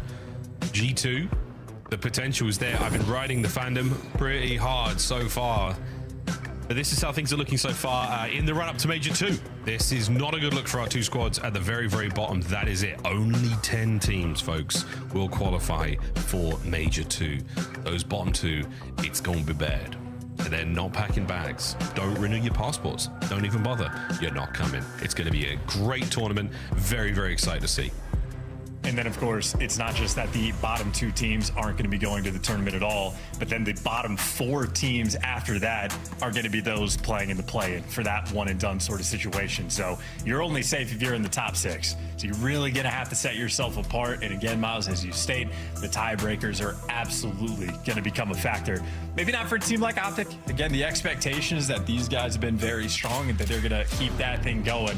G2, though, at least for how their first stage went, very much a team that needs to capitalize on every single advantage that they have, win as many series as possible, because no doubt capable of playing like a top 4, top 3 team. They can bring the fight, but got to make sure no mixiness comes in with the seeds. But a long road ahead. That's a month away, month and a half, 6 weeks, something like that. Something like that. I mean, just think of all those games. I mean, 1, 250, 249, and it might be the difference maker between you get on a plane and you not. Scary, scary stuff. In we go to Den for the second time. Gambate, here we go, folks. Nice 3 dead once again from G2. The opening strat has not changed a bit, and this time Estriel even better. Well done. Yeah, deja vu all over again. This time Estriel hit the left side rather than the right, but nonetheless, you get the full setup that you're looking for. And great positioning on the minimap as well. Dashi, though, continues to be the pistol purveyor, and just like that, the retake is instant. So wonderful 22 seconds there for G2. Opening break nice and clean, but on that rotation, Optic have done enough where they're feeling a lot more secure. So far, all good. Team kill, another one. Added to the book, folks. No love here on Valentine's Day. Quick rotate towards P2. Kremp's going to try to be that first man in, and now a 1v1 against Shotzzy. Wins it. A bit of help now from... Oh, a bit of help there on the 1v2 now from Pook. Esther trying to clean house, and he does. Wow, great stuff. Doesn't take his shoes off, though. Bad manners there in Japan, and that is going to be a cleanup kill from Skies. Great stuff now towards the backline from Mamba, and we are really trying to hold P2 down. Yeah, that was a great setup to have Skies be the last one in line to win that final gunfight to get it secure, but that was a lot of effort for G2 just to make that happen. Effort's going to continue as well because Kremp down low is dealing with the entire Optic squad, but you get your SMGs inside this hill, they're a nightmare to deal with, and well, thy name is Estriel. 7-2 start, and obviously that carries over from the map 1. Man is shooting. Yeah, it's spooky stuff. Scary stuff. That's number 5. That's number 6. It's scary stuff indeed. The man has got the spirit of an Oni within him, and he is certainly demonic thus far. 10-2, 6 spree, great time. New hard point, open for business. Optic are in first. Yeah, and every kill right here for G2 is going to be a massive impact as well. They're obviously a man down, so you're trying to play keep away, but looks like Optic are going to keep it perfect. Win every single gunfight to win the rotation. You have Shotzzy already pushed out in lobby. You got Mercules pushed out to the overload point. I mean, from Optic, the minimap right now is looking perfect. Very, very good. Nice wins there from either side. All the sprees now closed out. Kremp on the contest. No good. Hook's on a hold there. Mamba trying to pick up what he can, but these are desperation attempts. You're trying to hold on as best as possible, wait for the boys to get in, at least have a foothold for the next wave of fights. Mr. Bueno, nice work getting involved. Lovely bait and switch by Tin, and that's going to be a moment for G2 to hold it down.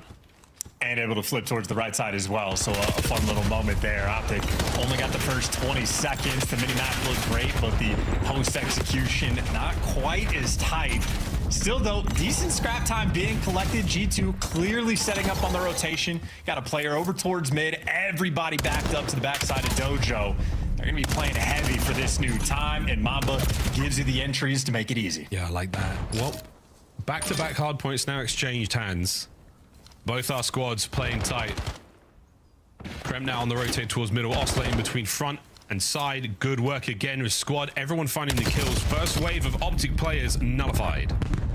Yeah, well, they lose the patio gunfight, but you win the gunfights up front, so Dash is going to be a thorn in your side, but the rest of Optic simply not nearby. Mercules, though, over towards AS&D. You're starting to find the openings to get nearby.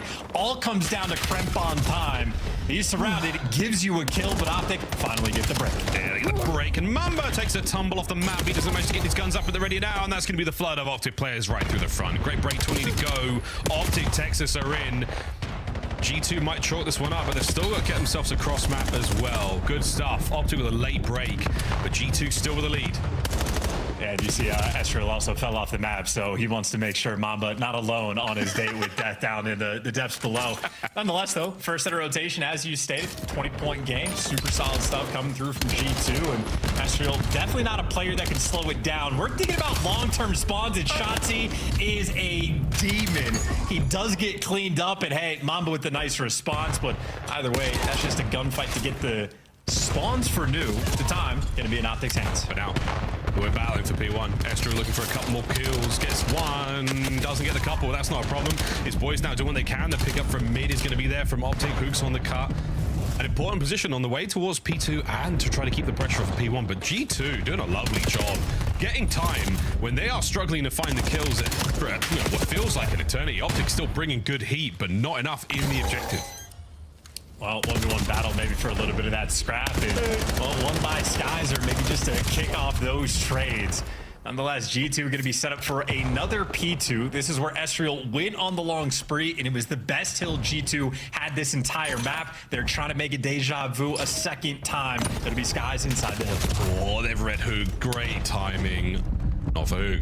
Estriel keeps the backline safe. Shotzi tries to find a corner, waiting for the boys. You've got Dashy in the courtyard as well. Oh, sniffed out. So now all down to Dashy, the last man behind enemy lines. Dealt with. Now the eyes go front. Mercules trying to make entries now through couches. This is going to be a tough break. Slow and steady. Merc checks his corners. 1v1. It's good. Here come the rest of the boys. And it is a tough attack here from Optic. It's been staggered, and they have been forced in one by one. Yeah, and they can't find the timing on the routes either. Mamba spawns up before Shotzi can make it through. Dashy and Hook, though, able to give you two, and Hook finds a little bit extra. So Optic eventually able to fight and battle, maybe to get that final 20 seconds. But either way, this has just been a strong hill once again for G2. And by God, do they want that scrap time. They send the entire squad to get that final 10. They're going to have about a 55-point lead going into the new time. And with G2 with the hot hand, Miles, we'll also go for a listen in. In red, ACD, ACD. We're spawning left. When you go mid, I'm going deep. I'm still playing. You saw me? Middle, one shot, dead. I'm trying to close. I'm trying to close. I'm in control. Don't be weak as fuck. Don't make outer. One shot. No, one shot, Mark. Tyler. One's outer stone. Outer stone weak as well. I'm being 10. Trying to cross in, Blake.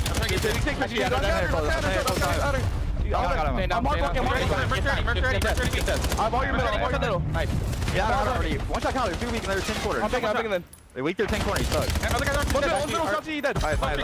I'm near front. Nade front. I got it. Watch your mid. I stay front. Nothing middle. They're going right. Secure new. One's going to red. Red fast Shotzi. One's all Roll mid. There's two. I'm all the his last guy. One shot. I still spawned together.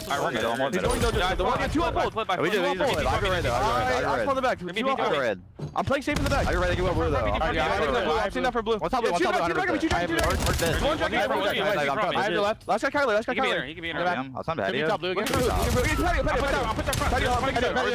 blocking that guy. Watch out. No, there. I got it. He can be blue now. They're both there. One's outer roof and one's in there. I'm in Phil. I'm helping front. Give me top blue. I go red door. One shot. I No one pitch. have enter. He could be red. there. In red again. Yep, in red again. Shot through. Yeah, one more. After roof. One shot. It's all good. Reset. We got 4 dead. We're gonna follow. He's gonna cut us probably. One shot on time. Play for nade. Play for nade. Nade time. He's still. You can follow this. I see the red. Let's have blue. Right corner dead. I'm flying through. I see the red. Nothing else here. I'll see him. He's window. I'm back right. I'm about to pitch the right then. Alright, yo. Great listening, high energy, at times a little scary, but hey, you'll take it. Good lead still from G2. I mean, I'd say pretty elite comms as well, right? I mean, everybody calling out what they're picking up, what needs to be watched, where the players are going to be. Really no flaws, and it shows in the score line. G2 trying to control the entire time. Estriel, though, overwhelmed. Optic doing what they can to fight. It was an 80-point game at one point. They've chopped that down to about 50. Obviously, they got a long way to go. Still going.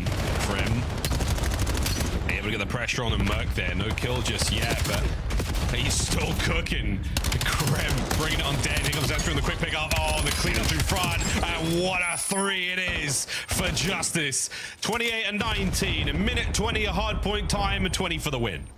Yeah, he has certainly brought Justice this map as well. These are going to be easy cleanup kills. It is going to be another P2 where G2 just going to overwhelm it. They've been here first every single time, handling the spawn so well. Skies even gets the 1 kill on Mercules before he tumbles. G2 looking to call game here. Yeah, calling game. Got to get it done here, though.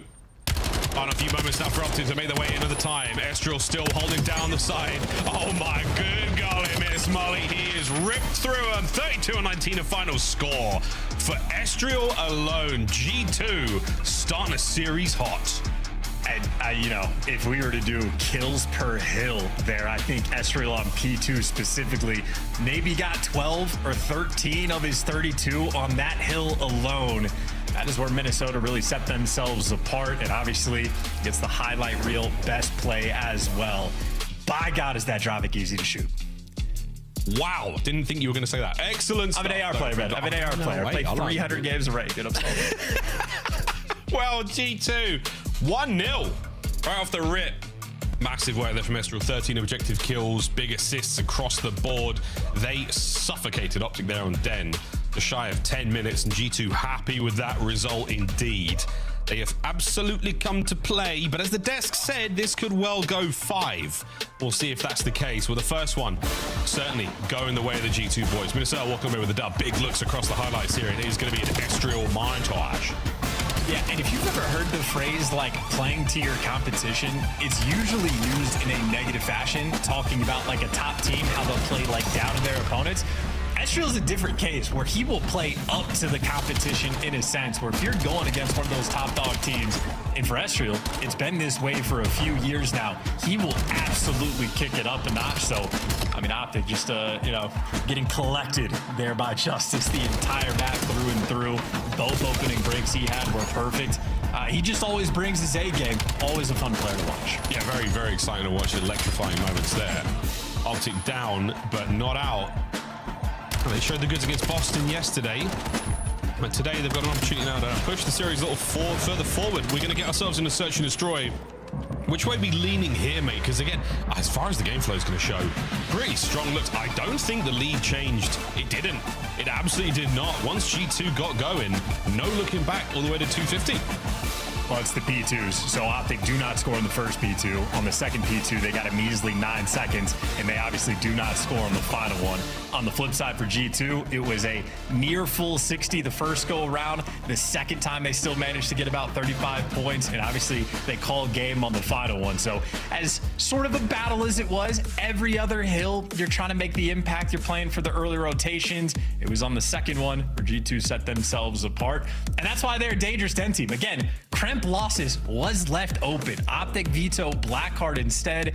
Even with that available, G2 showing they are much more comfortable on Den, or at least, depending on the opponent that they play, they do have an advantage in hardpoint in the pick and bans. Well, I will see. Also didn't answer your question. For the S&D favorability, I think it's close to 50-50. Optic have been a very strong team, so you lean their direction for the map too, but not in like a super convincing manner. G2 are going to bring a good fight. Guys, this is a true duo. Doesn't leave you hanging, even on Valentine's Day. In fact, especially on Valentine's Day, doesn't leave you hanging. Thanks, mate. I'm excited to see how this triple dose of Scar goes. a Scar sandwich, if you will. That's the contents of this sandwich. But that is going to be the S&D kill leaders. And good news, folks, Mercules 1.53. That is a very, very impressive stat. And some serious heavy hitters in the mode there on that screen with him. This is an absolute, the current Hall of Fame when it comes to S&D. These boys nasty. These boys gross. And one of these boys is in this series.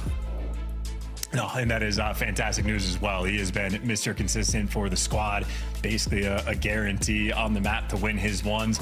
The map we're going to be playing on, Scar, he's shown his clutch ability as well. Nice little 1v2s that he's been able to roll through on land. But if I'm thinking about Scar S&D, I mean, you don't have to think back very far. All the way, Miles, to yesterday, where Shotzzy was completely on point on this map, got your double-digit kills, had 4 multi-kill rounds as well, which obviously those are basically guaranteed round wins at this level. And not just him, Dashy with the snipe. No more aim assist on the snipers. That means a higher skill disparity we are going to be seeing between players. Dashy obviously is one of the highest skill cap players in the league. Felt his impact immediately on this map with the boomstick in hand. I'd be fearful. Of course, though, Skies is absolutely a player willing to square up. I can't wait to see how this one goes for Skies, because he is a very gifted sniper as well. And Bruce has made his way over towards, well, the eyes are over towards P1. Plenty of G2 presence there. There's 4 red arrows in the minimap all over it now. Eyes towards the A-bomb site. Star's going to connect. Live information passed over. No kills just yet. And we are moving all the guns up. Hello, bang. Skies manages to land the first. Yeah, attaboy. And there's Mamba, right? He gets the concussions. You're feeling the pressure and presence over towards P2. So Skies was dancing around the map, but knows where the play was going to be. And now Shotzzy wanted to get active top art. The wall bangs immediately roll through to back him down. I think Optic waiting for Hook to make the play. They're through waiting. Hook's just give me a couple more seconds, boys. I've passed it. Yeah, I'm on to the bomb site. And who's reading the back? It's Skies. He's down. Got it. Right, here we go. Go button. Optic start to move. Shotzzy trying to make something happen with the inside of shot. Not going to happen on the flank. Krem makes a flank of his own. And now he's alive and kick in. And it's a big turn of events. Back over to Hook. And what a moment from G2. Well handling the situation. Yeah, and the internal clock of Skies there. Well, it does him dirty. He was actually watching that pinch not the entire time, but for a long time. The moment he turns away is the moment Hook jumps up. But I think Skies turns away because his team also began to get active. Krem starts going on the pinches. Esriel starts to make moves. So that internal motor of Skies, he just knows his team is getting ready to win him that round. He did his job. He took down the big sniper out of Dashy's hands. Round is easy after the fact. That's a great opening round. Swap the sides. Wait the nades out. Optic don't take a huge amount of mid-map presence, but they are going to set up over towards the B-bomb site as well, showing some presence now towards plane. Krem gets a freebie on the inside of shop. Yeah, Shotzzy dying from being too aggressive in shop. Name a better duo. Real and not Jake Corners. Sorry, mate. That was straight. I know he's watching. Sorry, mate. I'm sorry, mate. Down a man. What do you do? Well, up a man. You take the bomb site. Try to get this one down. Who? Wonderful trades.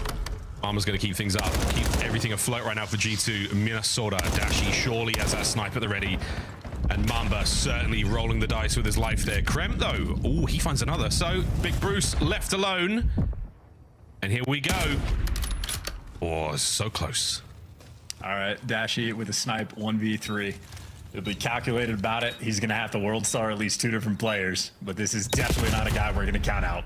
Never mind. Mamba close enough. He was close enough. Mamba knew what he was dancing with there, man. He squared up.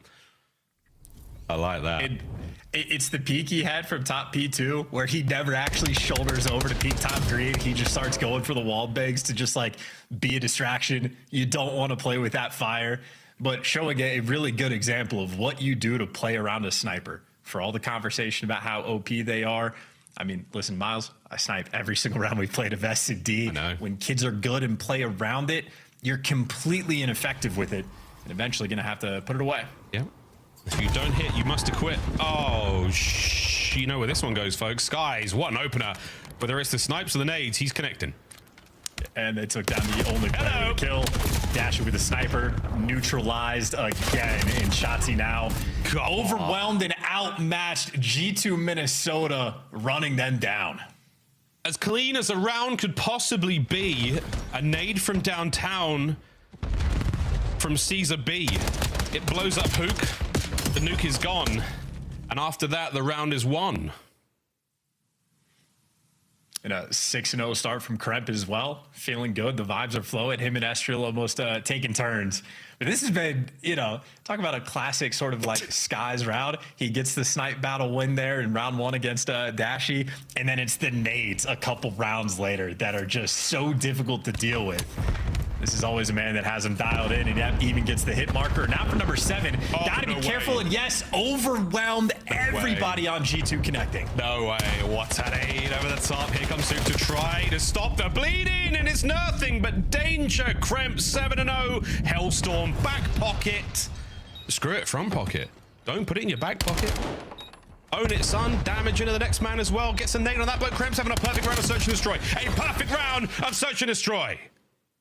Hook is the only player on Optic with a kill currently. You have a triple donut potential right now rolling through. There is some Classic scoreboard in Ghost. I think Classic might have been involved with it as well. Vicky D. Of just the majestic multiple donuts in one game. Not there yet, but it's not looking good. G2, the game plan. This is exactly how they want every single round to go. All right, that was about as good as it could possibly have been. That was magnificent. Surely we pull one out here.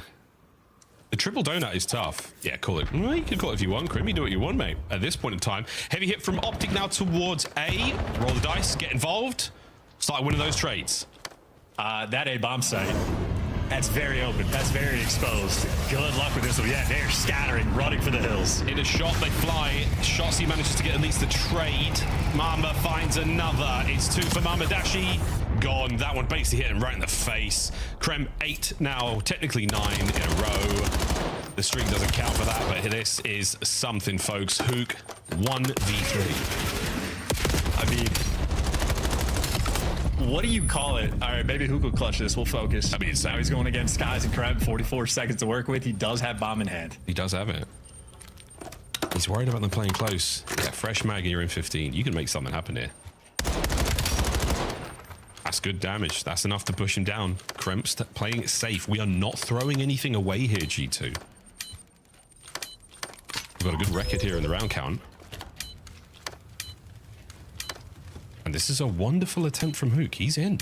This could be a freebie up close. Oh, not again. Another unfortunate timing moment there on the top side of green. Well, G2, it is absolutely perfect.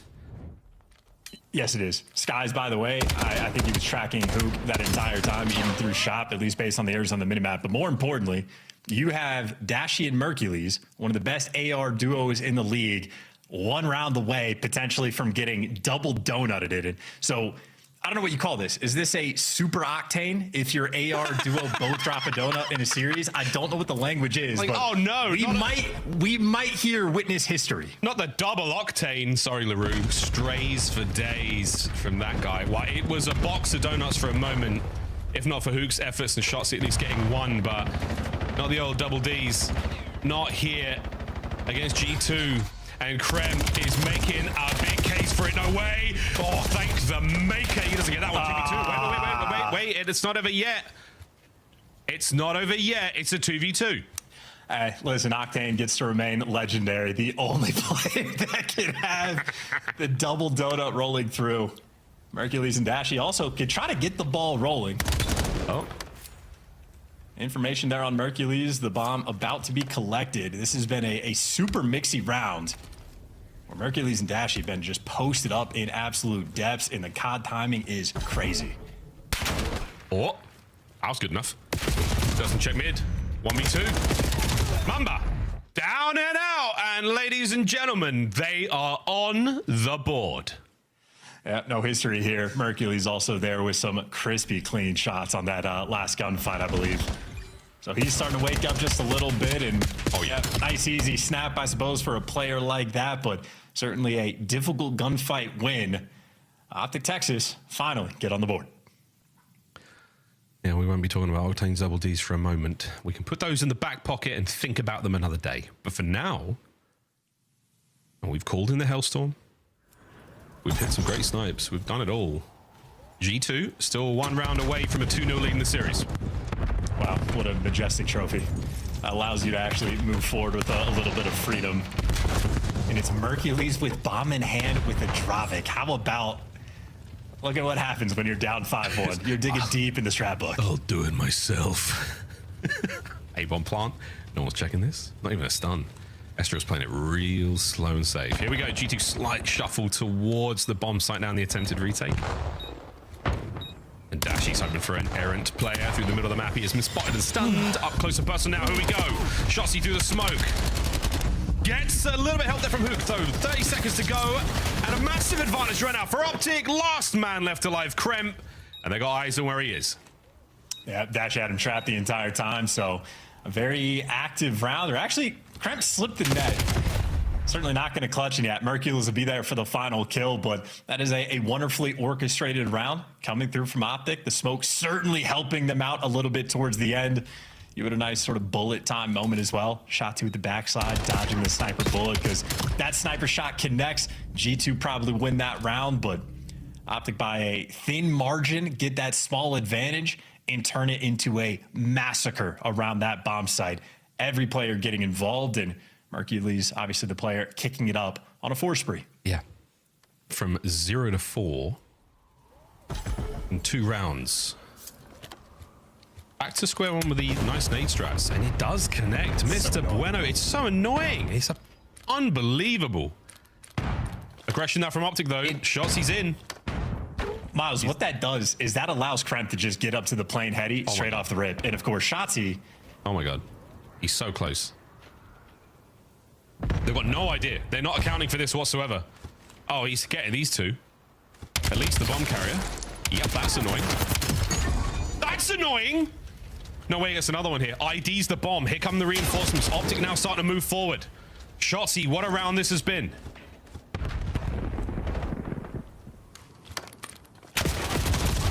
Big Bruce can't get anything done against Mamba. The trades are fantastic. Last man Skies. Left all alone. And he's fighting, folks. He's fighting. He's fighting. And it's 3 in a row. Oh, dude, that, I'm telling you, that knife is a special thing in this game. You could do some damage, and Skies knew it, but unfortunately for him, Mercules making sure there to cover his teammate. That is now a 6 spree for Mercules, and I was trying to break down of how the opening strat from G2, it just enables you to work the plane side of the map. The nades are on point, this and that. Blink and you miss it. Shotzi's just behind you getting a 2-piece to win the round. So Shotzi had the double digits yesterday. 4 rounds with the multi-kills. He sets his team up there, and obviously Mercules kicking it up. That is 3 rounds in a row for Optic. Yeah, he's got himself a Hellstorm as well. Wait out the nades on the inside of this wooden house. The big bad wolf of G2 Minnesota has huffed and puffed, and it ain't going great in the trades battle. Here comes a big hit. Number 1, Mama's got to make cover. He's not going to be able to get there in time. Can he get to safety before the sidewind is hit? Yeah, he does. I was setting out, mate. Don't worry about it. It's a bloody nightmare, though. They're all inside the B-bomb site. A-bomb's vacated. Oh, my word. He nearly thread the needle there. Here we go. Bomb plant on a 3v3 retake. Holy shot. Making it 3v2. Oh, Skies, you wanted that second one real bad. Still good enough, though. Mercules, oh, wait, his 7th in a row now. Through mid-map. Scoring up against Bueno with the boomstick, 30 to go. Oh, my good God, it's 2v1. Is it going to be 4 rounds in a row?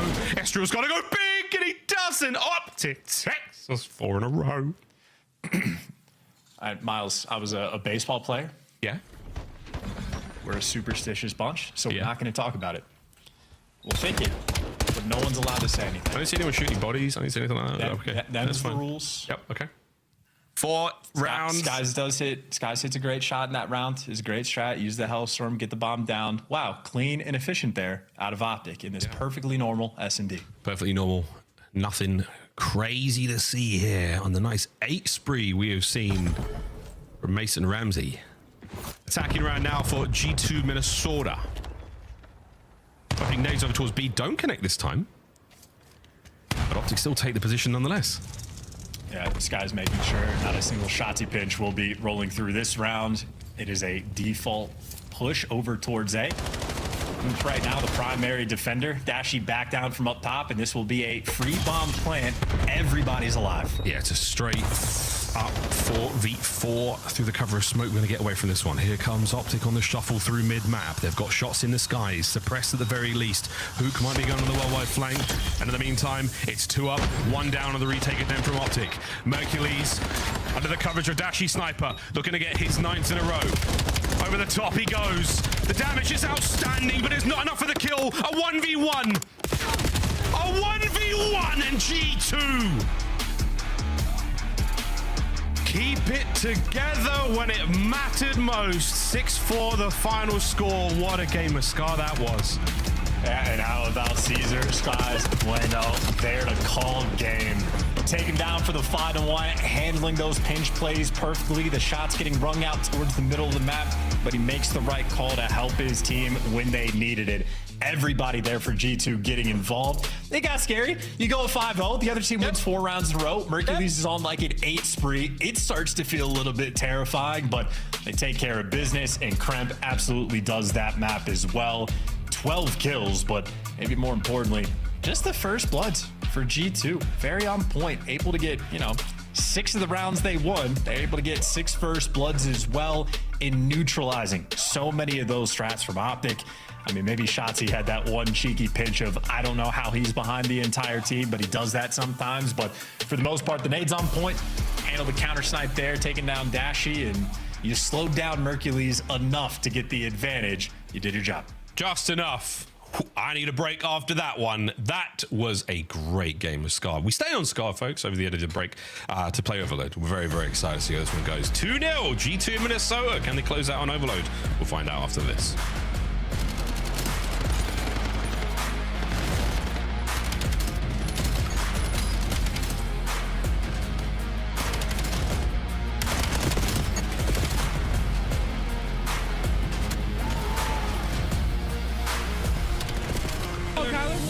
Wait, now he wins this. Fuck! That's why I hate the blank.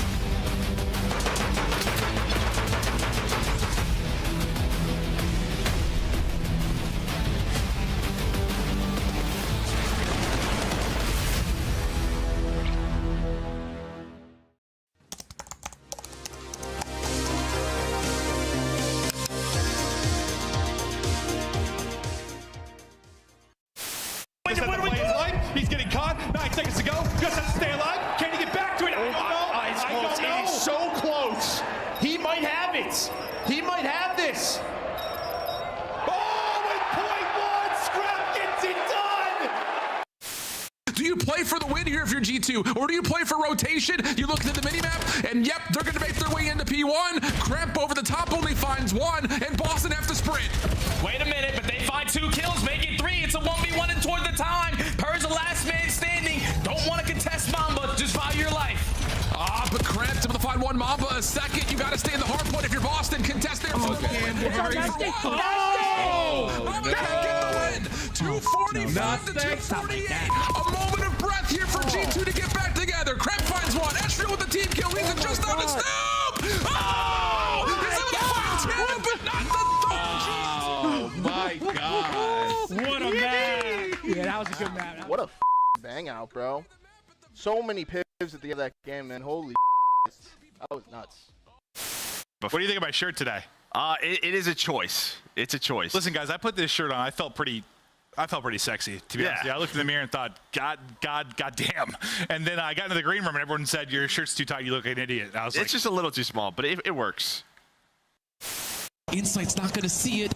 Kleenex going to get caught off guard, or is he? He gets one. That's a decent one-for-one trade. Insight right back over, looking for a little bit of help from Scrap. 2v3, selling the cross, dealt with by Scrap. Sip also seen on the cross. 22 seconds.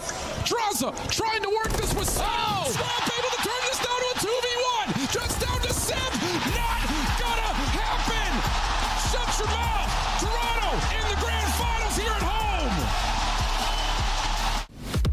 Chance tickets are on sale now. Come see the best teams lock in for this season's grand finale in fabulous Las Vegas. All 4-day passes come with early venue access. Head to phasevegas.com or scan the QR code to get your tickets now. Look like the pros to play like the pros. The CDL team skins are available now. Scan the QR code or check out the in-game store now. Scuff, official controller of the CDL. Ladies and gentlemen, welcome back to the Call of Duty League. G2 Minnesota 2-0 over Optic Texas as we roll ourselves into a game of Scar Overload. Miles and Chance here to walk you through what should be a very exciting match. We've had a very, very exciting series so far. True theater, a lot of dramatics, and 2 Hellstorms in a game of S&D. That was fun. The Den, pretty cut and dry, can't lie. Absolute B2A there at the start from G2. Can they close it out here in the Overload? Well, this is a map I want to almost slow the pace down and talk a lot about, because now that ranked play is out, big conversation with the community about it. And certainly in like our lobbies, Miles, and I think this has been a consistent theme of very high scoring games, because it is very difficult to actually control the device when you're getting ran over. It feels awful. So if you're struggling with overload in your own gameplay, please watch like the optic arrows on the minimap constantly. Pay attention to what they're doing off spawn. I mean, I'm over here playing in diamond lobbies, and the amount of time I see people that just simply do not rat back off of spawn and go pick up like the defensive positioning on the minimap, get dialed into the arrows. The optic arrows are always on point in this game mode. Win or loss, they make good decisions. Please watch them off spawn. I'm watching the G2 arrows right now. They're trying to push right on up. Sky's looking to get himself at least one more. Going to get himself a little bit of objective play as well. Optic spawning all real tight, and that's going to be 3 dead. Pushing forward now. Opportunity to get something rolling. Krent tries to cut the legs out of this play. Shots, he oscillates immediately over towards the A goal. Big damage. Not enough for a whole lot to happen here as Optic. For a second, it was a rock and hard place over by Plane. And the ball is still moving. Yes, and you notice how that ball is moving slowly, where they're not running it down endlessly. If you're on Optic side of the map, you want to work the device typically over towards Plane, because it's easier to control and score on that A zone, but you're taking your time and looking for those kills first. And well, actually that lead blocker trying to work with Hoop together, and as the trades go through, 3 down in the feed, now Optic gets the go button. Here we go. Over the top from Hoop, pistols there. Oh, no good for shots. He saved on the goal line. Hoop can't get it going either. That should be a recovery there from G2. Oh my word, and they might be able to send something here. Might with a hit and run. It's going to make this play that bit harder. Might look at the reset as well for G2. They've set up in mid-map for it.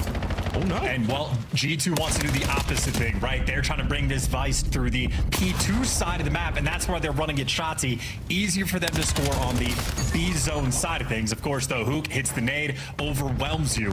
Now Optic going to try to funnel us through the right side to G2. They have pumped the brake, and those arrows off spawn, wrapping back immediately. Oh, that's massive. 2 dead, 3 dead, right back at it. Last man left alive, Dashi carrying the rock. The pistol's good for 1. Optic going to spawn as far away as possible. This is still a play for G2. They could make something happen. Want to get the kills first. Lovely work from Skies on the first. Damage in from Hook. And we're trying to make something happen here. G2 trying to get it going. And once again, the device has been completely stopped there in the P2 side of the map. This might be back to square one. Well, Optic are going to need an extra set of kills. Sky's able to give you now 4 kills through the middle of the map. And if you take care of Hook, well, now it's the gold button. Now you can set up the spawn trap. Skies, though, gets taken care of. Mercules, that was a massive 2 kills. Oh, Shotzi can stop it all right here and now. That's the next set of kills. Oh, brilliant work from Hook. Stops it again. All the way back to the center spawn we go. This device, it has changed hands a lot. Strong possession from Optic in the G2 half of the map, but still 0-0, 2:20 on the clock. And look at how awkward this is, too. Mercules has a player right next to him. He's not going to turn his head. So 2 G2 players have actually made it up towards green. Now you take care of the device, or maybe you don't. A little bit awkward there for Mercules. Still able to find a couple kills, trying to keep that device at bay. But if G2 touch it, that could have been a massive moment. Instead, it's Mixiness and actually Optic now that had the advantage. Great work from Optic. All bases covered. They managed to get the man out of their spawn. Shotzzy absolutely surprised by a flying Mamba. Didn't know they could fly. Big Boy's trying to keep that plane side of the map open. Minute 50. What a half this has been. Both teams playing fantastically. Nothing's getting through just yet. Big nades. This could be an opportunity. Who's trying to get set up? He's trying to get cozy. Shotzzy with the coverage, and surely Merc runs it home. What a nade. Dashi. Oh, the blockage is no good. Hook down. What a save. Attaboy there from Skies. He has had a couple impact moments. Now you got Estriel and Kremp, the lead blockers, already up towards green. It is the funnel system. It is the spawn trap blender, but on the other side. And off of the defensive play turns offense. G2 Minnesota with the first score. End-to-end overload. G2 looking to get another. Shotzzy playing safe. The rally not going to happen now. Buys his boys a bit of time. Quick recovery, A-zone safe and secure. Hook's now trying to play it right. Are we going to get a counter cap? It looks like we're good. 1-1. Bottom side of the minimum, now we fly. Oh, the kills are fantastic. And Optic are actually walking away with the majority of them. Can they get the P2 play going? No, it's G2 now on the front foot. Yeah, dude, Shotzzy just making some magic, and his AR players deliver some kills to set up the play. So great work through and through. Hook is that lead blocker for Optic. Everyone did their job, but now we're turtled on defense, and that is not a good start. Everybody falls. Hook, last man standing, able to give you two. Give him the whole lobby. Feasting in the moment. 30 seconds left to play. He is eating them alive. Hook finds another big one. 25 to go. This could be an opportunity for Optic to get something going. They're running it down. They are running it down.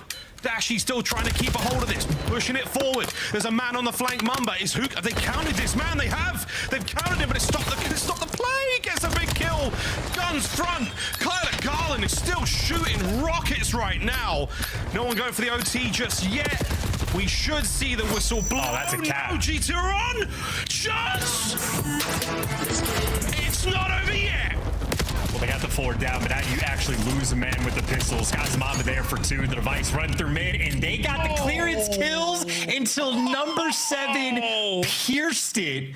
You found the final one. What a game. I can't remember who number 7 is on the mini-map, but Optic have had a few bailout plays, and, well, there you go. It was Mercules, at least for the final stop. Oh, man, I was getting ready to skirt all over my keyboard. Wow, that was what a brilliant play from Mercules towards the end. The first half, nailed by us.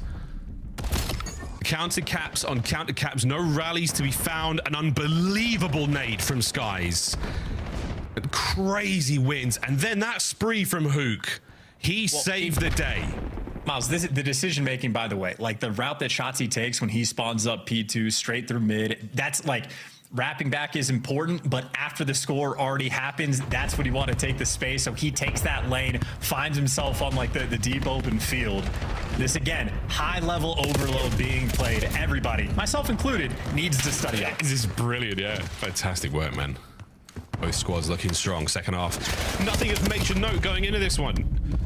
No streaks. A little bit of love now from Optic in the mid-map, but Dashy's trying to take the game over himself. So hard to do again at this level.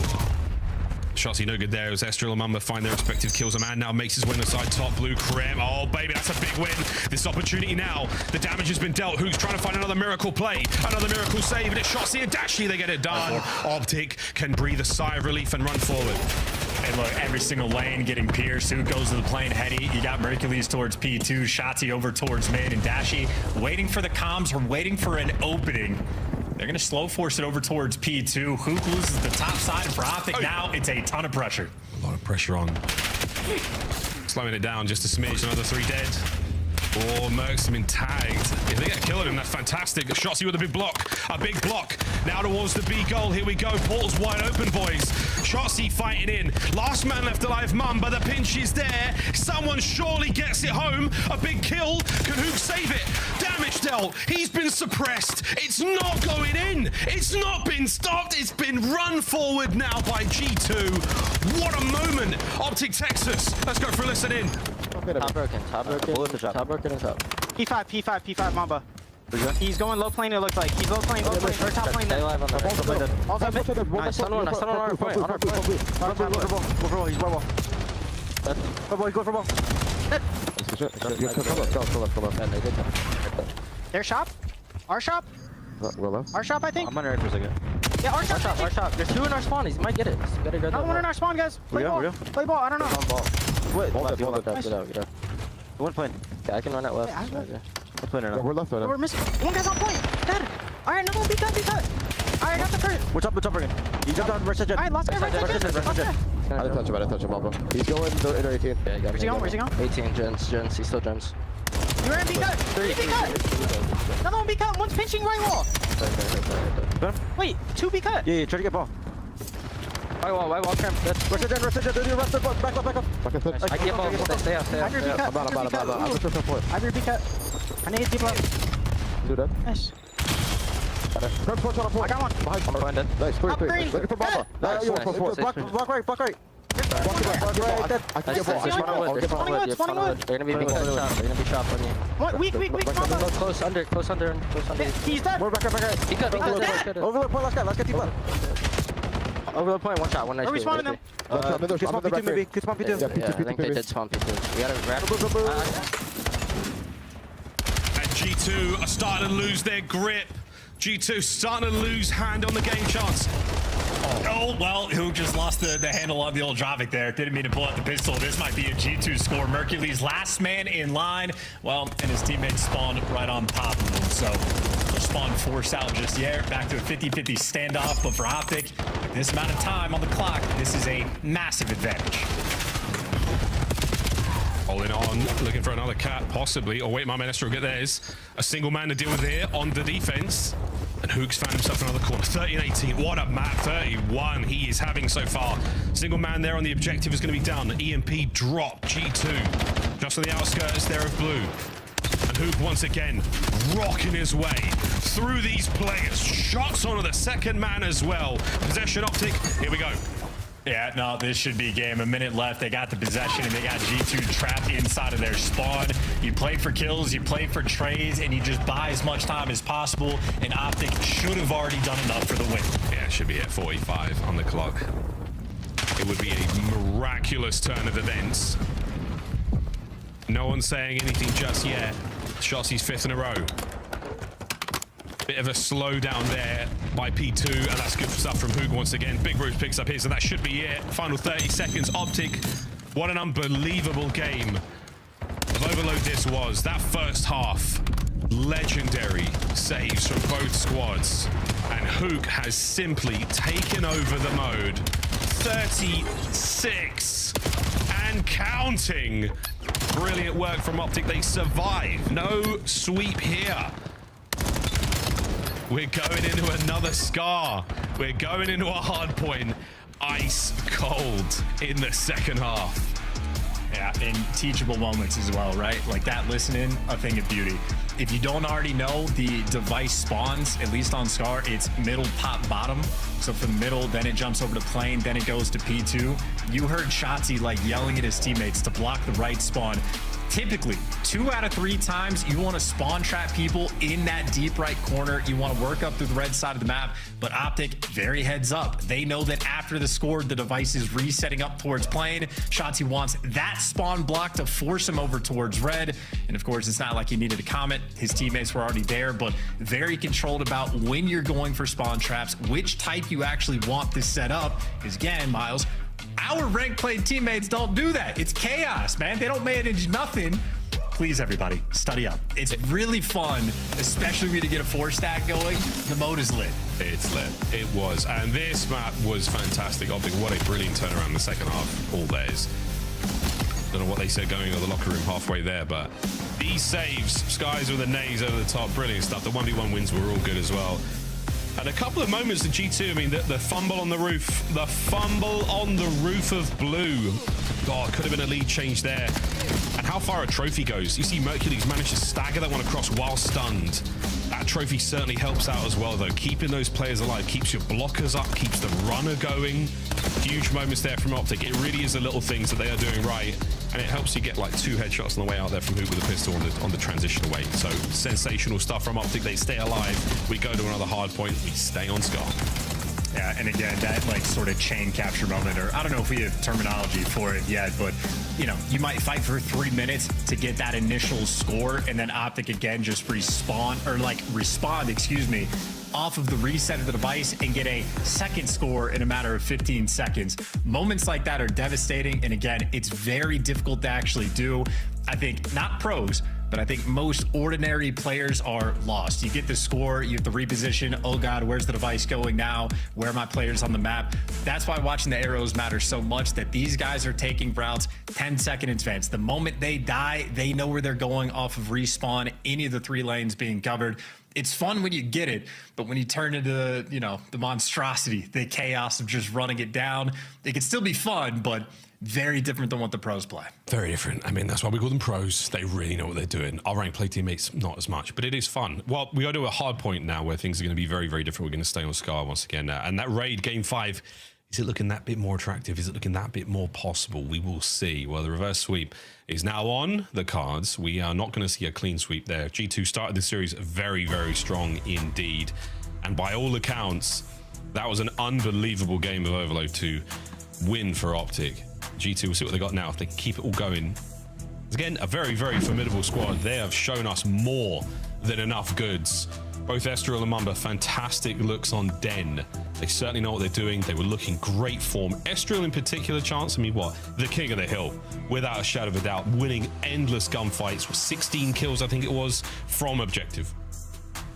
Yeah, and on P2 especially, like he just made that place his home. But that was also G2's map pick. So they went into that series very confident on that Den hardpoint, which means Optic are now going to be much more confident going into the Scar hardpoint, where, again, we saw them play on it yesterday. They're really starting to figure out the game mode. You have Shotzzy really starting to find his form of not just the brainless sort of flanks, but now when he's getting behind enemy lines, making a really high impact very consistently. So Shotzzy seemingly on this map is, 50% of the time, just the route man. Setting his team up, he's allowed to play with that like high degree of freedom, being a nuisance, and making the game much easier for his teammates. So he dropped bombs on this map yesterday, and I think Mercules was there for the follow-up. I'm thinking the ARs on Optic gonna have a feast on this map as well. See how it all goes. Everyone's current form looking pretty good. Everyone's shooting red hot. These are 2 squads that want it. Let's see who wants it that little bit more. G2 Optic, map number 4. Here we go. Just every time Scott spawns, I just see that arrow sit still as he's lining up a nade right from the jump every single time. But blue wall, or at least white wall, excuse me, has been overwhelmed. Shotzzy, this is what I'm talking about. Just a nuisance. He's flipped the spawn, so that actually means Merc's gonna be on the other side of the map, but you would rather control P1 from this side. So not a lot of points being collected just yet, but Optic have the mini map how they want. Oh wow, what a run. 3 dead. Hey, back at it with the knives. Oh my word, Shotzzy, good save. Listen, 20 to go here on P1. Trying to find some of that P2 magic. Optic have got it so far. And Krem, worldwide tour. Shots into the next man, but not enough to get anything done. Optic from P1 to P2, it's looking pretty solid. Yeah, and Shotzzy again flipping the map on its head, and that is exactly how you want to hold a P1. The observer servers crash, so I think the player's very much still in game, but we're gonna have to figure out how to reorchestrate it. But if you want to talk about a good P1 setup, Miles, we can do that. You get the top blue control, you can watch the boat pinch, you get a guy in store, and you just funnel him through the right section of the map, and it's much easier to stay alive in time. So that's why guys like Shotzzy want to flip it straight away, make the game much more comfortable. And if we're evaluating from the player cams, who perma-locked? But I think G2 right now probably winning the game. I think G2 is still, I mean, it's hard to tell. But we are in uncharted terrain here, folks. The observers have all crashed. The observer server has gone, so we are now still in game. The observers are attempting to rejoin. The players will still be in game. We will try and get eyes in game ASAP. But at this point in time, folks, it's your guess is as good as mine. Dashy's just been killed. I got that much. That's the old man right there. The older you get, every time you die, it's the reset. Gotta like stretch out the back a little bit. I just did exactly the same thing. Well, G2, it looks like they are still up. Mercules, mega locks. Looks across, sees Dashy get his trade. Dashy still looking good. Gunfights taking place across the hard point. I'm seeing a huge amount of damage. Skies and Estro just got pieced together. Krem got his. That's a dead. That's next. Mamba, how is he doing, Chance? He's doing fantastic. He's locked in. Get the mouth moving. I mean, him and Hook also just like perfect line. Hey, we're back. It is funny too. You know, anytime you die, there's no. I don't think there's kill cams in the CDL build, so you get that 2.5 seconds of like a black screen. Wow. That's why Mercules is always looking at his like whoever sits to his left's screen, so he can sort of stay on top of like the action and see what's going on. So cheeky stuff when you're playing online. No, exciting stuff. Exciting stuff. Well, we're back, and we were absolutely correct, Chance. We were absolutely right that G2 still technically having the lead, but going from played now towards blue, G2 with a rotation, G2 with a setup, and now G2 guns up, and Merc on the trades you're in, but he's the last man for his boys, and he's down. G2 hold. Yep, eviscerated. No one from Optic there behind enemy lines, and now you have Mamba trapping everybody over towards P2. He pushes up towards P1. You know they're funneling in towards left, and fortunately for Skies, maybe overwhelmed. Head on a swivel. His melee game has been on point. Nonetheless, though, Optic swarm over on the bottom side of the map, and they break the tie. Skies has had those hands since BO4. No joke. Shot C. This is a nice look. Can't get the next man, and is bueno indeed. Merc through front, cut to ribbons. Now the last two, make it 3 members of Optic. Still spawning in the back. The spawns are still going to be tight and good. Lordy, it's a clean house. All good. Optic will get that time and hold the lead for a moment. Yeah, now if the G2 players die, well, if you die first after that like wave goes through, you spawn at old time, but I think that's a well-timed death for Estriel. He should spawn up over towards new. So yeah, a delicate moment, but he's got it dialed in. G2, all 4 players by new time. Trying to bring that through that left-hand side. Oh man, upstairs. Shossie's going to get his, and it's going to be the next man around that close corner. Perfect work to bring down another. Eyes on the back line. Shotzi, what a life that has been. 3 spree. The back is clear. Now guns front. Yeah, immediately goes to block the spawns as well with a little hop, skip, and a jump. That is a super clean break. Coach is going to be happy with that one. And now the kill feed has been electric in favor of Optic. That was a 4 spree from Shotzi that finally gets shut down. In the meantime, Mercules is on time and on a 5. And Optic, this will be the largest lead of the game. Right now they're up by 30. He's smacking his way through. Look over the top. A couple of big kills here from G2. This is 10 seconds. They certainly won. And it's 10 seconds they should get. Optic still spawning in the back. P1 is now G2's, and they are completely trapped back here. Extra on a 5 now. Sky's already getting set up for the new time. You get Mamba towards P2 in a power position. You get Estriel up towards plane, and Skies is making sure he's blocking spawns over towards blue and can just facilitate. So this is a dream situation right now on the minimap for G2. First 15 seconds gone their way. As 2 players fall, though, Optic make their move to time. Quick as a test. Krem staying alive inside time. Oh, and they've dealt with the man on the backline as well. G2 spin in place. G2 take the lead.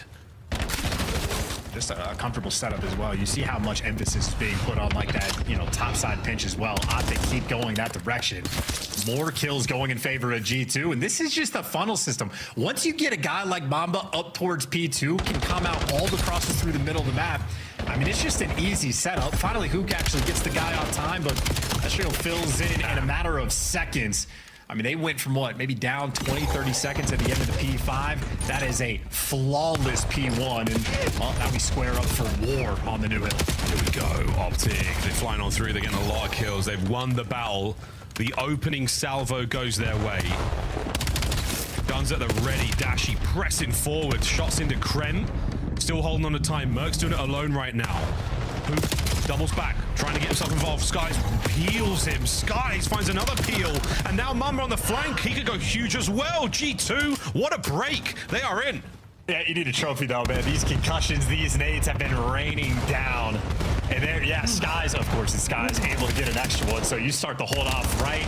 Maybe that's enough to just completely shut Optic out. Yeah, that might just be done and dusted there for the P2. Hercules trying to go for that final impact. And why do I ever count him out? Hercules last man standing, and he's going to take away the final 15 seconds. What a fun little moment. What a fun little shame on you for counting him out. And my bad. A clean row is good, and that is going to be another nearly, or Shotsy Kashots.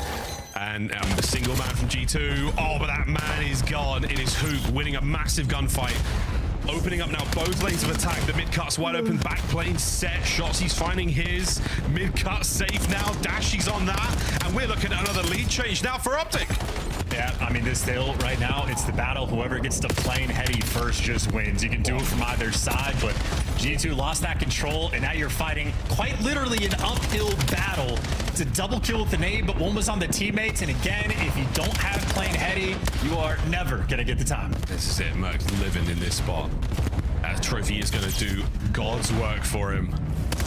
Over the top, sends in Shotzi, gets his kills. Battling for the players towards P1. Again, the rotation towards blue is not going to be ideal. G2 are in position for that one. And if they can hold this, it's going to be another lead change in this absolute back and forth battle on Scar. Yeah, huge that Estro gets that first kill just to force this spawn out. And he's going to spawn right back at the new time. So Estro very coordinated on his deaths. And in towards the new time, the surprise shots he gets dealt with in the worst of fashions.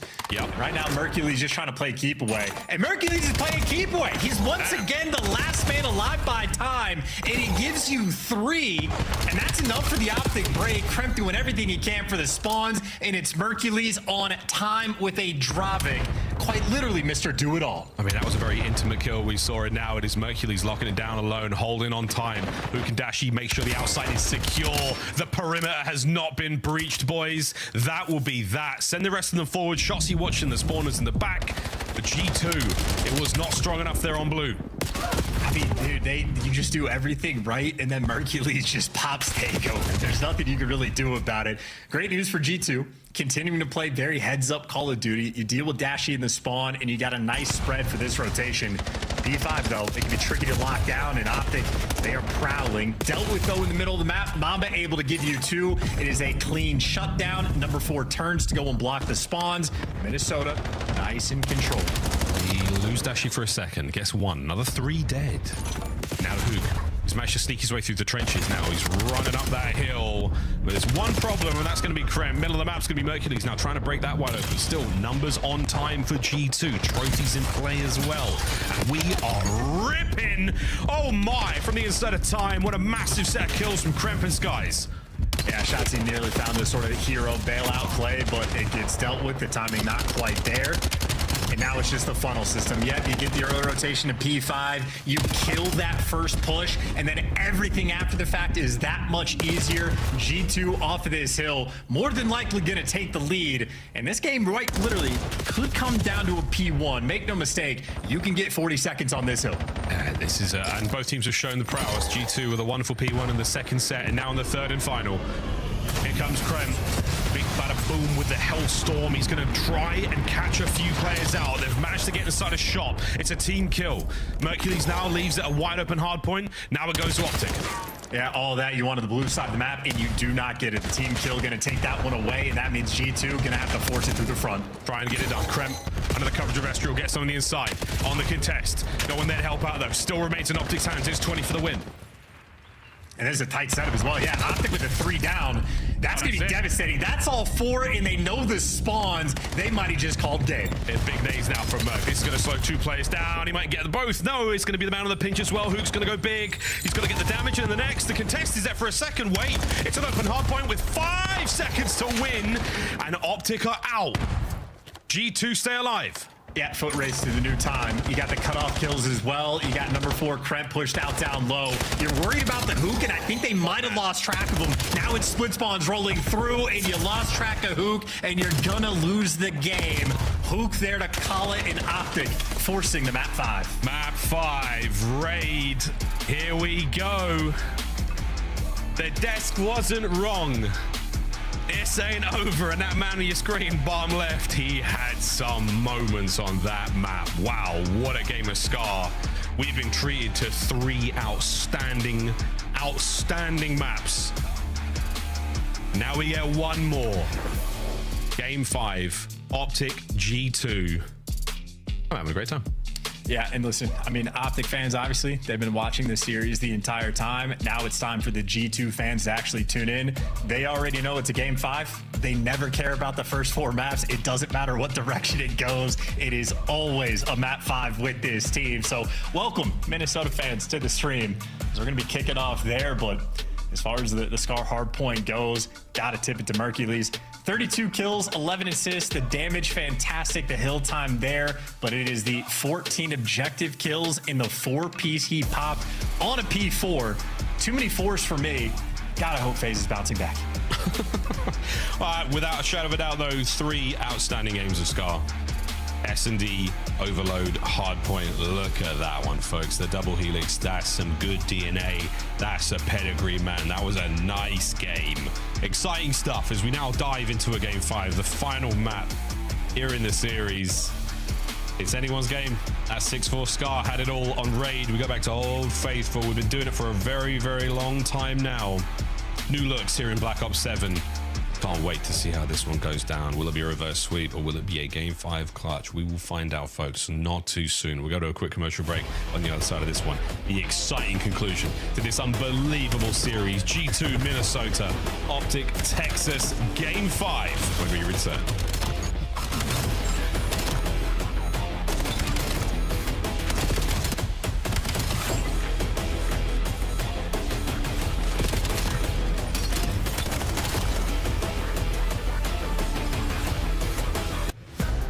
Champs tickets are on sale now. Come see the best teams lock in for this season's grand finale in fabulous Las Vegas.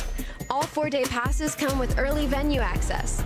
Head to FazeVegas.com or scan the QR code to get your tickets now.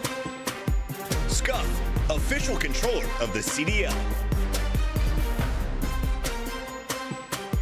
Start the season strong with the 2026 Call of Duty League Pack. Grab yourself the CDL operator by scanning the QR code on screen or check it out in the Call of Duty store in-game now. Black Ops 7 returns to the Esports World Cup in Riyadh this summer. Scan the QR code to be notified when tickets go live later this month. Monster Energy, the official energy drink of the CDL.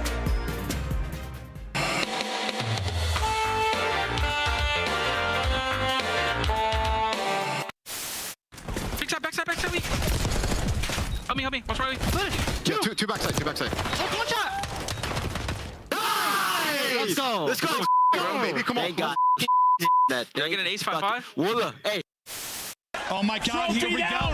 They got the stack. Second tick is done. FaZe trying to go. It's moving so quickly. Can they get into contest? They're soaring through. It's just about done. The contest is in. Shotzzy kills everybody in front of him, but FaZe are able to get in. Jenny the point man. Here we go. Gotta hold with no respawns. They're holding for now. They win one. Nobody left. FaZe hold with no respawns remaining.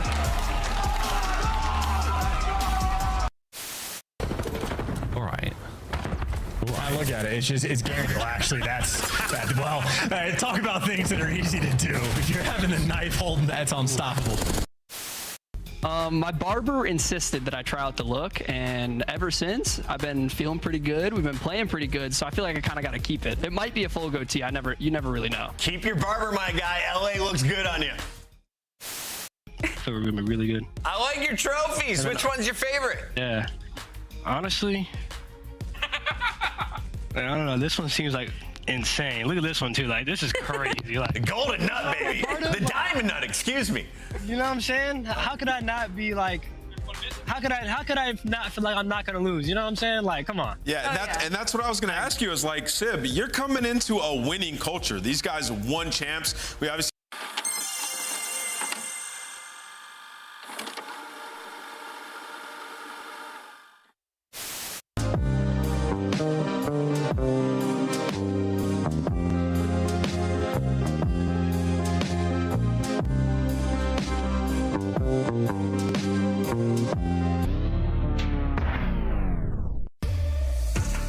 Game 5, ladies and gentlemen. G2 Minnesota versus Optic Texas. Thank you for weighing this one out. Wow, what a series we've had. Everything from double Hellstorms in S&D. The Observers crashed an unbelievable game of Overload. And that game was, I mean, we saw most of it. The parts we didn't see, probably the greatest Sky you've never seen. And most of that was just a tribute. Now to game 5. Here we go. Raid. G2 started the series off strong. Search and Destroy has looked nice. I mean, really though, it's thanks to Merc. that we're here. Yeah, I mean, that's why we're here. Game 5 is the name of the game for G2 Minnesota. Kremp has okay stats. I mean, not too shabby. You're happy for all of them, and then you look at the other side, you go, oh no, my nightmare. It's the Merc 30 takeover. At any given moment, he has that sort of potential. But for G2, it's years now. Game 5's out and about. It is their metric of success. Will they thrive on LAN, online, throughout the year, make champs, make the top 6 or the top 8 going to Birmingham? All these things for this squad get decided in Game 5. They have a 1-4 record on the year on their map 5s. In my mind, there is no clear indication of G2's success. They have to be able to win these moments, especially after going up 2-0 in the series. Yeah. Of course, for Minnesota, Optic is obviously a very tough task. Yeah, it's not going to be easy. It's not going to be easy at all. This raid should be something special. I'd be pulling out all the stops because we got demons in this lobby. I'd be pulling out all the stops. Last thing you want to be going is down 10 points, down that moment where you just go, I wish we won that series against Optic. I wish I did that one spot that won us that round. I wish we just picked up the bomb. Let's go. Hey, get the nades off first. We already know how G2 likes to do it. It is I got carried first away. priority. I got carried away, my bad. Sorry, Krem. No death stone, no nothing. Everyone dodged all of that. Mercules, though, gets more than enough damage into Krem to make him rethink the play. Well, now it's a little dance inside of the pillars over towards Ring. Kremp not dissuaded. He's getting active towards Laundry, and G2, everybody's going to get active towards Laundry. Mamba left alone there on the pinch. You're trying to isolate a player towards the back, but Dashi is posted. Both teams playing a safe game. Shotzi pokes his head out, but the whack-a-mole mission is unsuccessful. This will be a bomb plant and a 4v4 pure retake. A wonderful opportunity for both teams to give up something. Oh no, Skies, no snipe this round, no problem. Another first blood to Mr. Bueno. Now Mamba should be able to get himself another. Can't get the second though. Good enough on the damage. Now a straight up 2v2, poles apart. Now Optic make their way towards the bomb. Krem with a drive-by intel. A lot of information gained. Optic are not slowing down whatsoever though. Push has to come to them, and indeed it does. Skies, well, has the teamwork of Mercules. Can't get number 2. Time not on his side, and the teamwork for G2 on point. Definitely a little bit dicey there, I'd say, from Kremp and Skies, but you can see it from Kremp's point of view in the final one. Hey, he had maybe 2 extra bullets he could take there in that situation. Minnesota, just as in map number 2, get on the board first. And it came down to as close as it possibly could have come. We like that. A tone setter for the first round of our 5th game of the series. Top in size and Optic on the attack. Where's that bomb going? Where are those nades going? Yeah, Dashi saw a little bit of intel there on the man on the rock hop. Mercules playing the bottom bed slowly. Shots, you might see the top of her head in the moment here, but again, oh dear, it is Estriel and another first blood for G2. So tough when Shotzi goes down, because Mercules in position to make a play, but if he gets active first, he's at the very least going to get traded out by Kremp, and yeah, he gives you 1, but you maintain the main advantage. It's going to be up to Hook and Dashi here for the clutch. Now they are in position for the clutch here. Dashi's got that snipe by Ring. I wonder if he's on top Ring now. It looks like, yeah, he's got eyes on the pillars. So if anyone's brave enough to show face, he's going to get 1 and be out with his life, hopefully. That's what the situation calls for. 2 through kitchen right now from G2 Hook. No gift, no blessing for the COD gods. It's a 1v3, and they are encroaching upon Dashi. No good on the snipe. Closes it out. G2. 2 in a row. As you say, with like a Dashi top Ring, certainly a power position, but if you don't have the man advantage, you're just exposed. It is everywhere that you have to look, and unfortunately, after you get the information towards the middle of the map, just left an 8, 1 versus 3. That round does more or less get decided by the aggressive play call on defense for G2. Kremp able to get over towards bed, but more importantly, the first blood on Shotzi through pull steps. So able to capitalize on the map space that they had. Minnesota, I mean, they've shown off in search. They are a very well orchestrated team. The game plan always on point. The coaching staff consistently happy. Of course, though, not going to be happy unless you get the win. Once again, it's another good start from Krem. The double kitchen flank. Oh, they're going. Shotzzy will be the first man into contact. And he's all the way around the back and he's checking everything. No, he's not the first man in contact. It's Dashy who finds the first. Back and forth we go on. The trades are going the way of G2. And now a really awkward spot to find. So Optic, we've just checked everything. Where the hell are they? Hello? It's good enough for now. Eyes on the middle of the map though. Krem, he might have set the trap. Look, eyes on the prize. Still trying to make sure that no one's on the bomb. Oh my God, Mamba somehow slipped through the middle of that. A 1v2. They've got no idea where he is. Everybody freeze. Nobody move. There's blood on the floor and I can't find Mamba. It's a 1v1. What an unbelievable round this has been. What a ridiculous round. And it's going to come down to a gunfight on the bomb. Mamba gets away with his life. He's going to get the bomb plant. He's going to get it. Is he going to get it? Mercury's is on the hunt. Mate, turn around with that knife out. You never know. Oh my God. Oh my what goodness. It's unbelievable. Miles, We've never seen anything like it.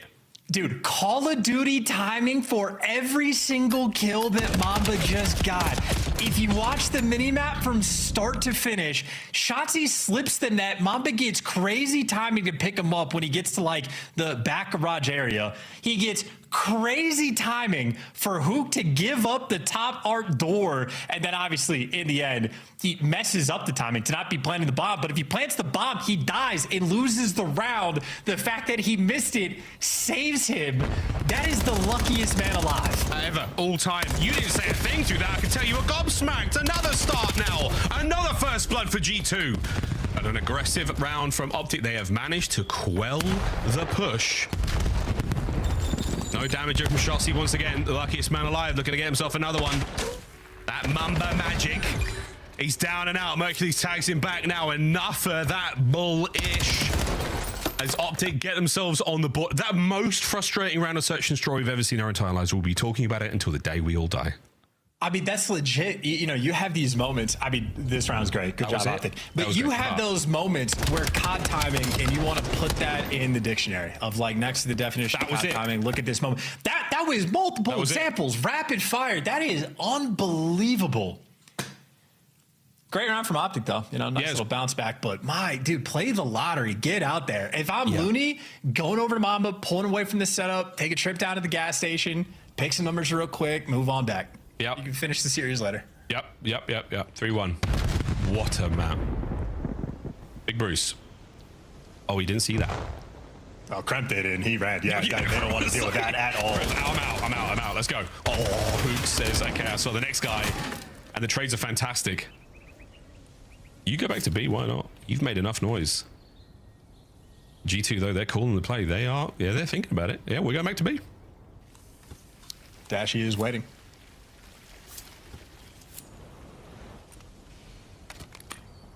That COD timing, once again, that's, I mean, just Dude, unreal. It's almost like we've played this map too much. It's almost like everybody knows. Mamba. Oh. I mean, dude. Oh, he's over the top. And then he jumps over him. He's jumped over Estriel and he's got another one. Dashy does pick up Skies, though. Wait. Oh, that's a banger from Dashy. Looking for the last man. They've still got to defuse the bomb. You still got to get on that thing. Mamba, no way. No way. Merc's cut, no way. No way. It's not happening. It's Bruce with the pistol to make it 3-2. Yeah, I mean, dude, G2 are having one of the luckiest map 5s I've ever seen, and they're screwing it up. They're challing Dashy. You're not supposed to do that. They knew it. Kremp knew it. Kremp saw the sniper glint and said, hey, guys, let's go anywhere else. And then after what? Skies gets dropped by the sniper. Estriel just says, hey, me too, man. I want to get involved. He gets blown away. And for Mamba, dude, keep throwing shoulders. The timing will work out for you. Here we go. As lucky as you got, you just start handing him gifts. Oh, man. Well, the final kill from Dashi as well. I mean, just to leave this piece of cover. I mean, everything worked out perfectly. This is the ultimate COD timing map. I hope the entire world learns of this. And keep in mind, Optic got eliminated from the Major 1 with who getting crazy timing by full steps. Like, this is just... They do not have luck on this map right now. A ton of nades in the kitchen. They got the bomb down, though, so that's great. No, that's something. That's something, but... Shotzi gets himself in a Tiki. Identify, but he's going to stay alive in this position. Big flank from Krem. That's being watched by Dashi right now.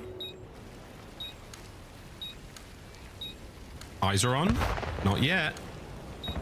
There, spotted. Here we go. Gunfight towards the front side of the map as well. Tiki's about to blow wide open, but they haven't managed to kill Shotzi. He was surrounded by 3 players. The flank is open now, at the very least. There's still a man in full steps. Last man at that. Is Estriel so heavily tagged, and he's down and done as well. G2, ineffective retake. Yeah, no, just a perfect strat there coming through from Optic. Get the trophies out, get the bomb down very quickly. Dashi, easy job to watch the flank. Granted, loses the gunfight, but that means his teammates are nice and safe, insecure. No one has to worry about the back, so you play that super tight setup around bedroom. Shotzi gets the comms from his teammates, able to deliver expertly. Optic right now battling on this map through sheer force of will.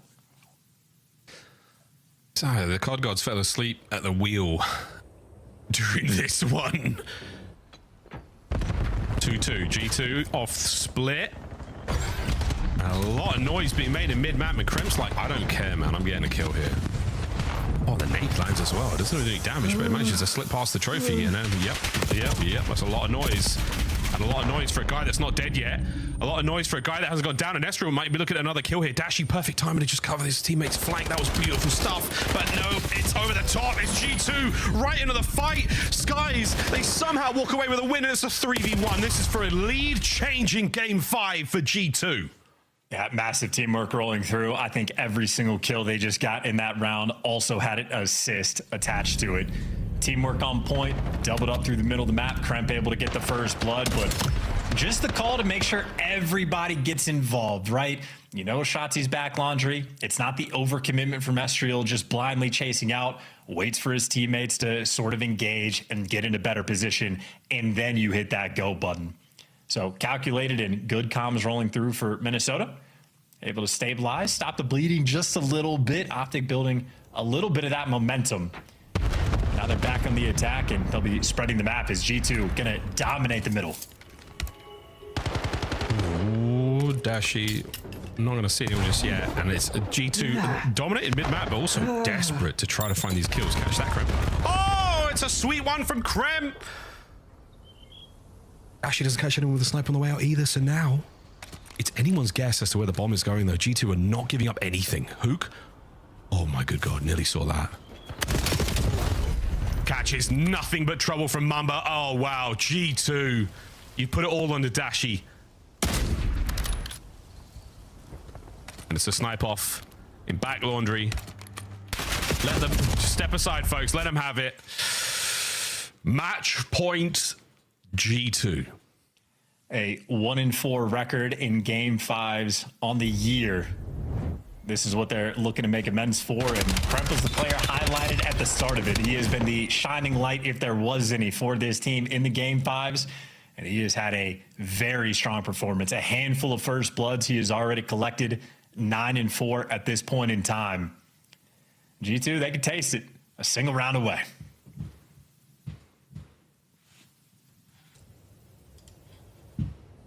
Here we go. Krem's 5 spree. He's gagging for more. Checks it all. Money window is wide open for a second at Hook. Oh, he does pick up that. So now, Hook, surely. Oh my God, is he going to check this? Just pump the brakes, man. You never know. Oh, the timing again. Another moment with the bomb still making its way towards B. And Krem, man, what is this? What? He's just absolutely blacked out and sent it forward, but why not? Oh, no, here we go. Oh, no. 1v3, and the magic man, Mamba. He's found himself once again. Has he got timing on his side?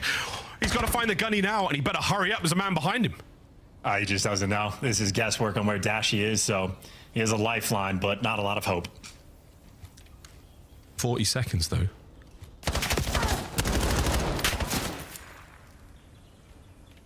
And again, keeping everyone at bay. Spotted out, and the Magic Man. The Magic Man lives again. He's still going. Well, Merc and Dashi now grouped up together. Should be easy to identify. It's going to be over towards the A-bomb site. Not yet. Yeah, there's absolutely no way. Not this time. Not this time. They peek behind the curtain.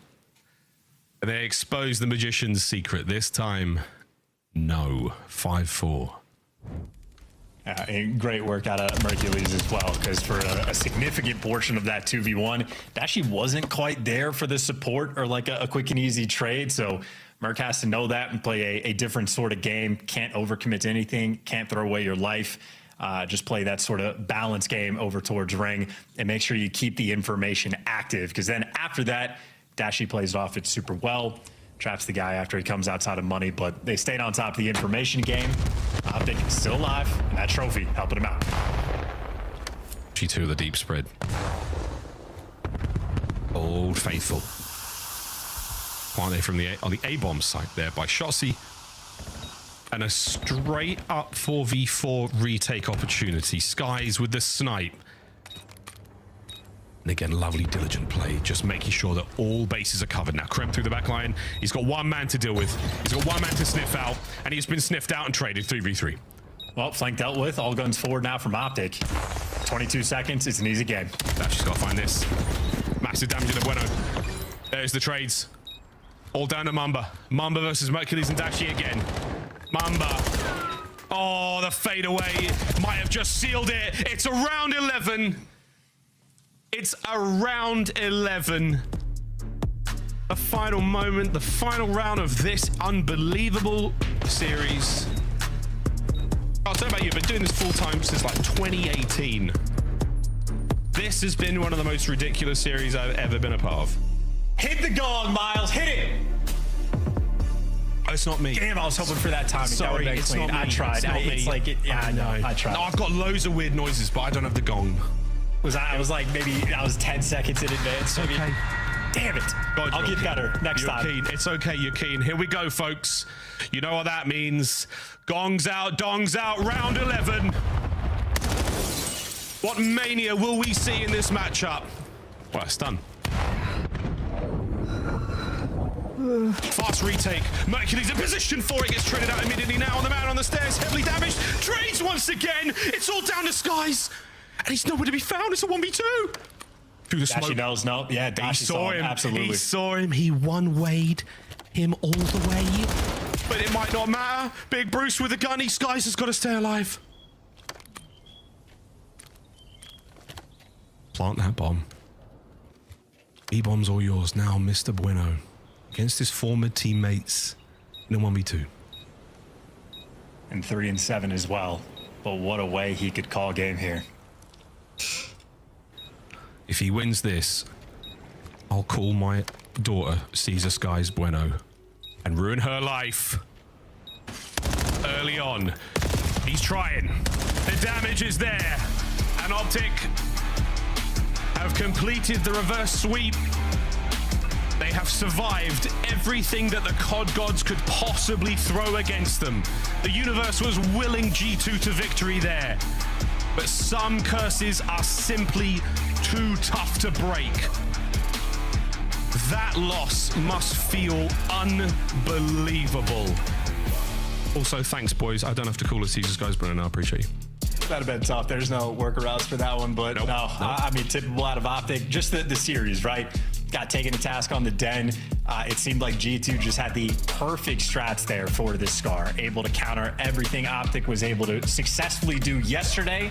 Today, taken down, stave off the pressure of that like 5-0 lead that they nearly blew. But Optic, after the fact, stay strong. So Optic fans gonna be happy. I mean, not that they need to prove anything, but proving once again, capable of the resolve, capable of a reverse sweep. Had the clutch ability there in the round 11 as well. From Optic fans, that's basically everything you could ask for. A lot of fun, definitely a heart pounder. And for G2, it is Old Faithful, except not faithful at all. Can't win a game 5. Take it away, Disc. Old faithful. No doubts here. At 5-2, Rosalie came running into the studio saying, guys, I'm getting ready. She did. And I said, don't worry, we're going to a round 11. He did say that. There was a bit of an exaggeration. There was not any real confidence when I said that. But Optic pulls it out. And we're looking at the numbers, 359 damage from Skies. Is that Optic shutting down the sniper on raid? Is that one player having an off game? Was he getting picked early? Yeah. How does this happen to G2? Yeah, he did AR out a lot, so it wasn't just him getting shut down with a sniper. It's just, you know, sometimes that's how the cookie crumbles, especially on a map like Raid. A lot of situations where, you know, they were kind of split, and you saw it. You heard Chance and Miles talking about the COD timing that was going on this map. A couple rounds where, you know, G2, I like their approach. Like, they were splitting up and, you know, kind of bleeding the defense a little bit on their offensive rounds, and it was working. Optic just, and I want to call it out, in the round 10, they did the exact same strat with 2 adjustments. The one that they did against Gentlemates on land, where they plant it front and they have Hook playing by water stairs, except this time you saw Shotzi go over towards mid and leave Dashy alone by ring. So the retake, when they start to try to go over towards that bomb site, there's nobody there besides Dashy. I thought it was excellent adjustment, and Optic, you know, sort of progressing through their strats that they've had on this map. Yeah, 5-2 wasn't a real score, by the way. Ali, walk me through the end here, because this is where we thought we had it locked up. Mamba was on one.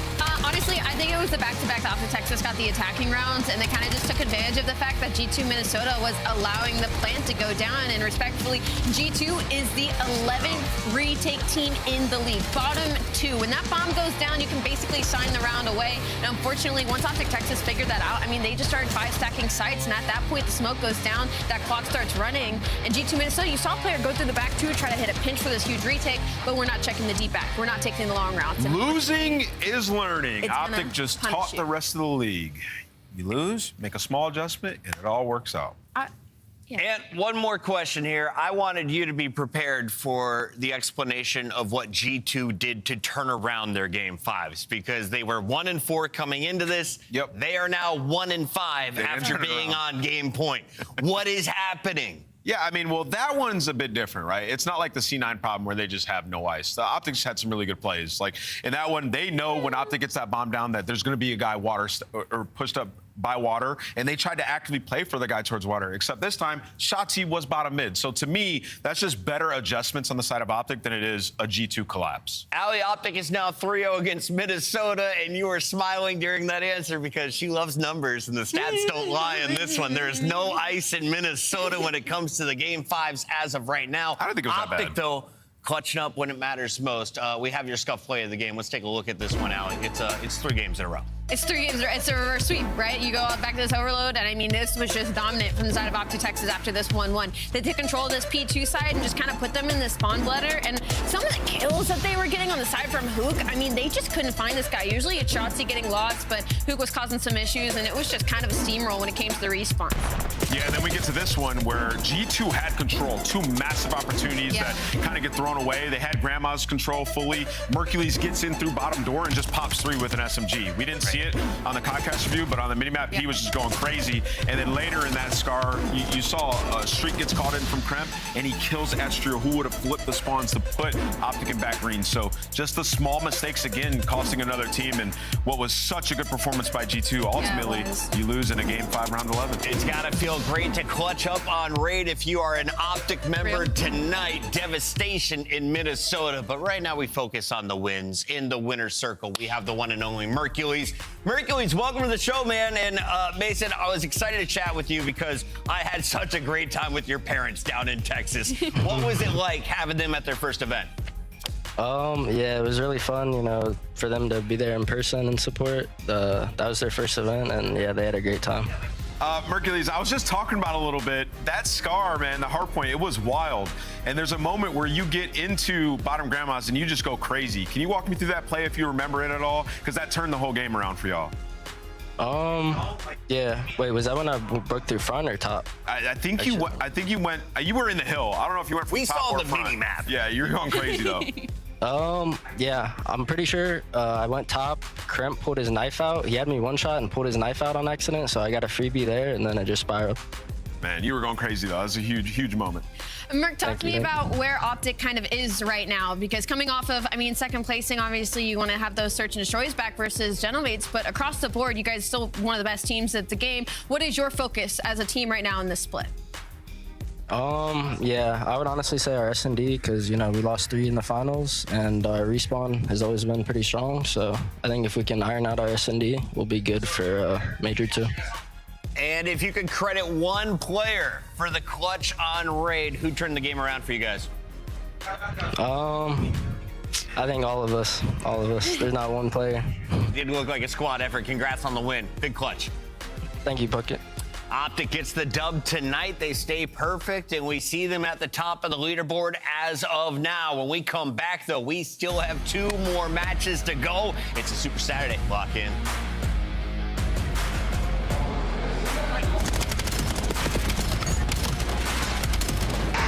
Let's go, Tama! Let's go!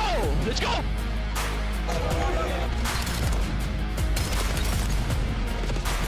Nice, baby, come on!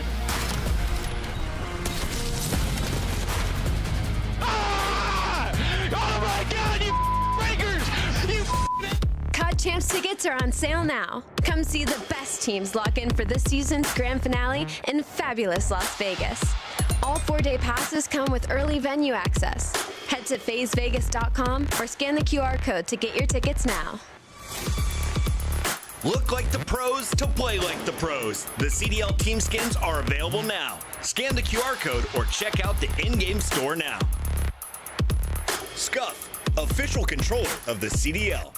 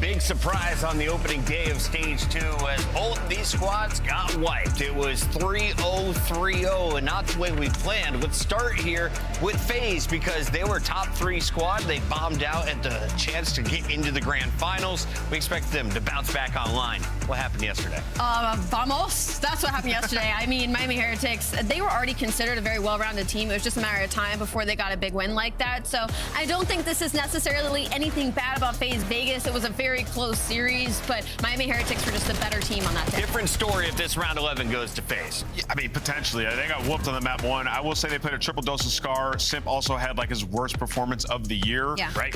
But it does, I guess, kind of show like the floor of this FaZe Vegas team, what can happen to them, which can be a bit concerning if you're a FaZe fan. But headed into this matchup, they beat Toronto 3-2 in week 2 of the qualifier. Toronto have definitely gotten worse since then. For FaZe, though, the hardpoint, they're looking to improve 1-4 in the last 5 hardpoints played.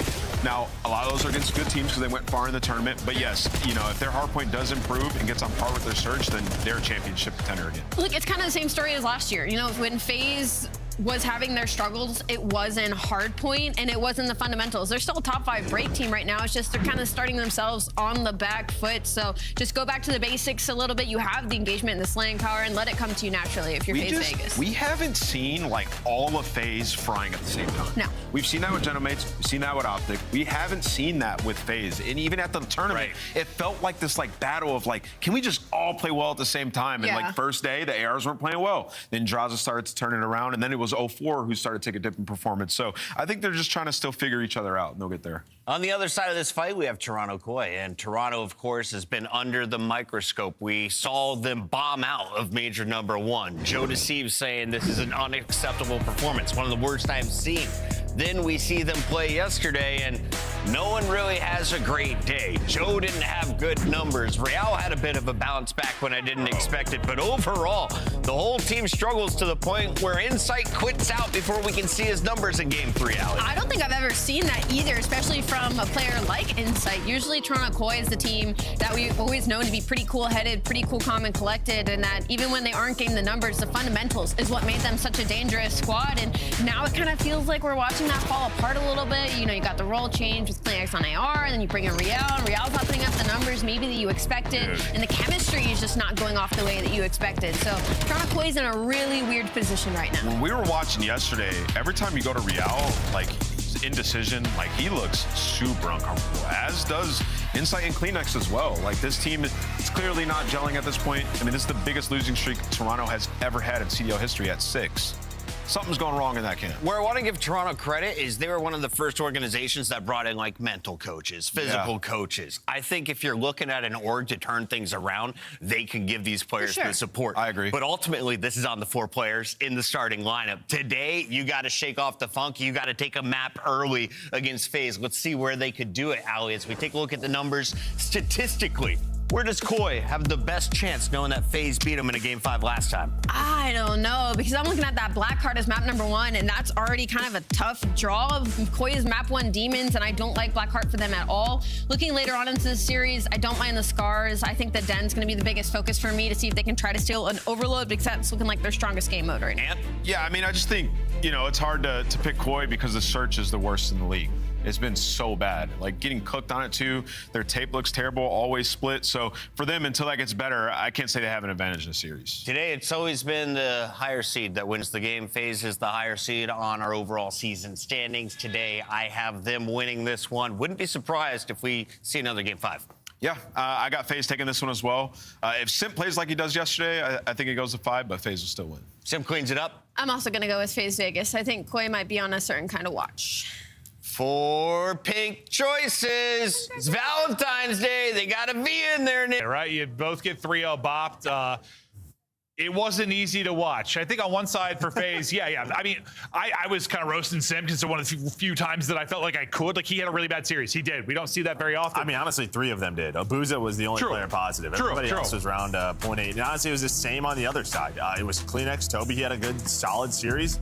Everyone else kind of sucked. Well, what do you think, though? I mean, I think there's obviously more pressure on Koi right now. Yes. You know that you being Kleenex and Real, how much time, if you were like the GM, how much time do you give this to see something that looks like some promise? Yeah, I mean, it's tough because Real was a superstar last year. Like, he was. I mean, a big part of the reason Miami was so good was because of him. But again, I think you just go into sort of preseason roster makeup, and I just don't know if it fits. I just don't know if this makes sense. I know, I hear you, but like at this point, they're committed to it at least for now. But like, do you give it the whole qualifier? Or if they start like 0-4, 0-5? I don't think they do. Depending on how this goes, it wouldn't surprise me if if we see a change. Okay. That's kind of what I was wondering. Yeah, I think you might see something quick. Well, Blackheart, we know one phase wants to get to, and they'll win the break off to get set up. Yeah, because it's not like they're just like losing very close matches. No, they just got last at a tournament. True. And FaZe, you know, this is more with the old roster where we talked a lot about, like, they rarely had back-to-back losses. It was not something they suffered very often. New look, but still with the talent of this team, something you imagine maybe attrition is going to continue for them. Try and bounce back after a disappointing one. Everyone feels they got something to prove. Like you said, Abuza, the only one that had maybe an okay series. Everyone else struggling. A decent start here, and they're trying to hunt down inside towards the back, and Sim's able to win that fight. So poised and in position to rack up some more time. I mean, that's exactly what you want, right? You get all 4 dead, New Hill about to pop. You're able to earn 29 seconds as well. Safe spawn should come in. It does 404 and Sim able to find the first kill on this push. So looking good so far here for FaZe. A 4 with a lovely double. Nice gunfight win there from Draws. Simp trying to push out and give them even more space towards mid. Nice little snap there as Real goes over the top. And he's making kind of one of those routes on the pitch so difficult. It was a double with the gunny for 04 earlier. This time it's going to be the Simtex that's able to connect. The close side top spawn will come in due to losing a couple of players at the same time for FaZe. So that's going to be pressure immediately towards the point. Abuza trying to finesse as long as he can, but that'll fall apart. Yeah, I mean, listen, you have a chance to sort of be stomping right now if you're FaZe. And I think you just get a little bit too aggressive there. You allow those back spawns to open up. But there is 3 dead, so maybe you're going to push this because there were still 30 seconds left. Right? We're on board with FaZe. You spawn them towards the back. So you get Koi back into this one. Now you do get a P3 rotation. You're going to have to break again if you... This could be like 100-0, yeah. Scoreline. If they continue to hold on there. 04 has been the double demon so far. Every time he's popping up on their feet, I swear, he's finding multiple. They'll take the advantage in numbers again. You see Draza timing a little bit awkward there, but able to snap back and win the fight, so good reposition there from him. Sim, he's been the guy kind of pushing out your cuts, trying to get kills out towards mid-map, and for the most part, he's at least finding one each time he's doing it. I mean, you're just so staggered right now, right? Like, Real dies, and then everyone else is coming off a spawn. 2 are dead now, so now the final 2 have to commit. It just feels like you haven't hit this hill with 3 or 4, no nades behind it, and now you get all 4 again through the middle of the map. And is that something that happens, like, with the role swap? It can get a little awkward? I mean, on Blackheart, this is probably what they're used to, right? I mean, they're probably running 3 Dravics. So no excuse for you there. No, nothing on this okay, map. Well, that's all I was wondering. I think we've kind of heard from our pros. Depending on the map, depending on the hill, you have to be able to run it. No, 100%. But yeah, no, the Real woes continuing for now at least 3 and 10. I noticed when watching some scrims of like FaZe in Toronto early, like when FaZe lost, it was usually against Joe Deceive, so it's dropping like literally a 1.6 with 2 minutes in the hard point. We know the takeover ability that he has, but if you're looking at the scoreline right now, it seems like it's one of those where he's going to need to literally drop a 2.0, 5,000 damage for them to win a match. Well, you talked about 04 dropping doubles, and while to open up this P4, he finds the first 2. You're just trying to find some space if you are Koi to get somebody like Real going.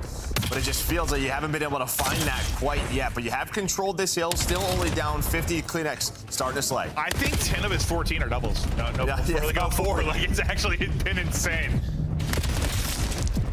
Some good time, as you said, here to crawl back into this.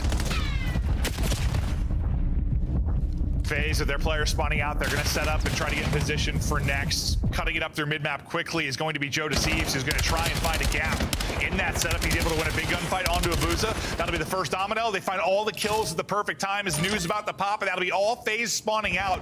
Really impeccable sequence there from Koi. Yeah, and I mean, even if like I don't even know if the role change is happening, because you see the kill feed, it's Kleenex with an M15. So, yeah, maybe it's just on this map, but so far we really haven't seen that coming into fruition. True. But they're very much into this one. And yeah, inside Kleenex starting to get going a little bit.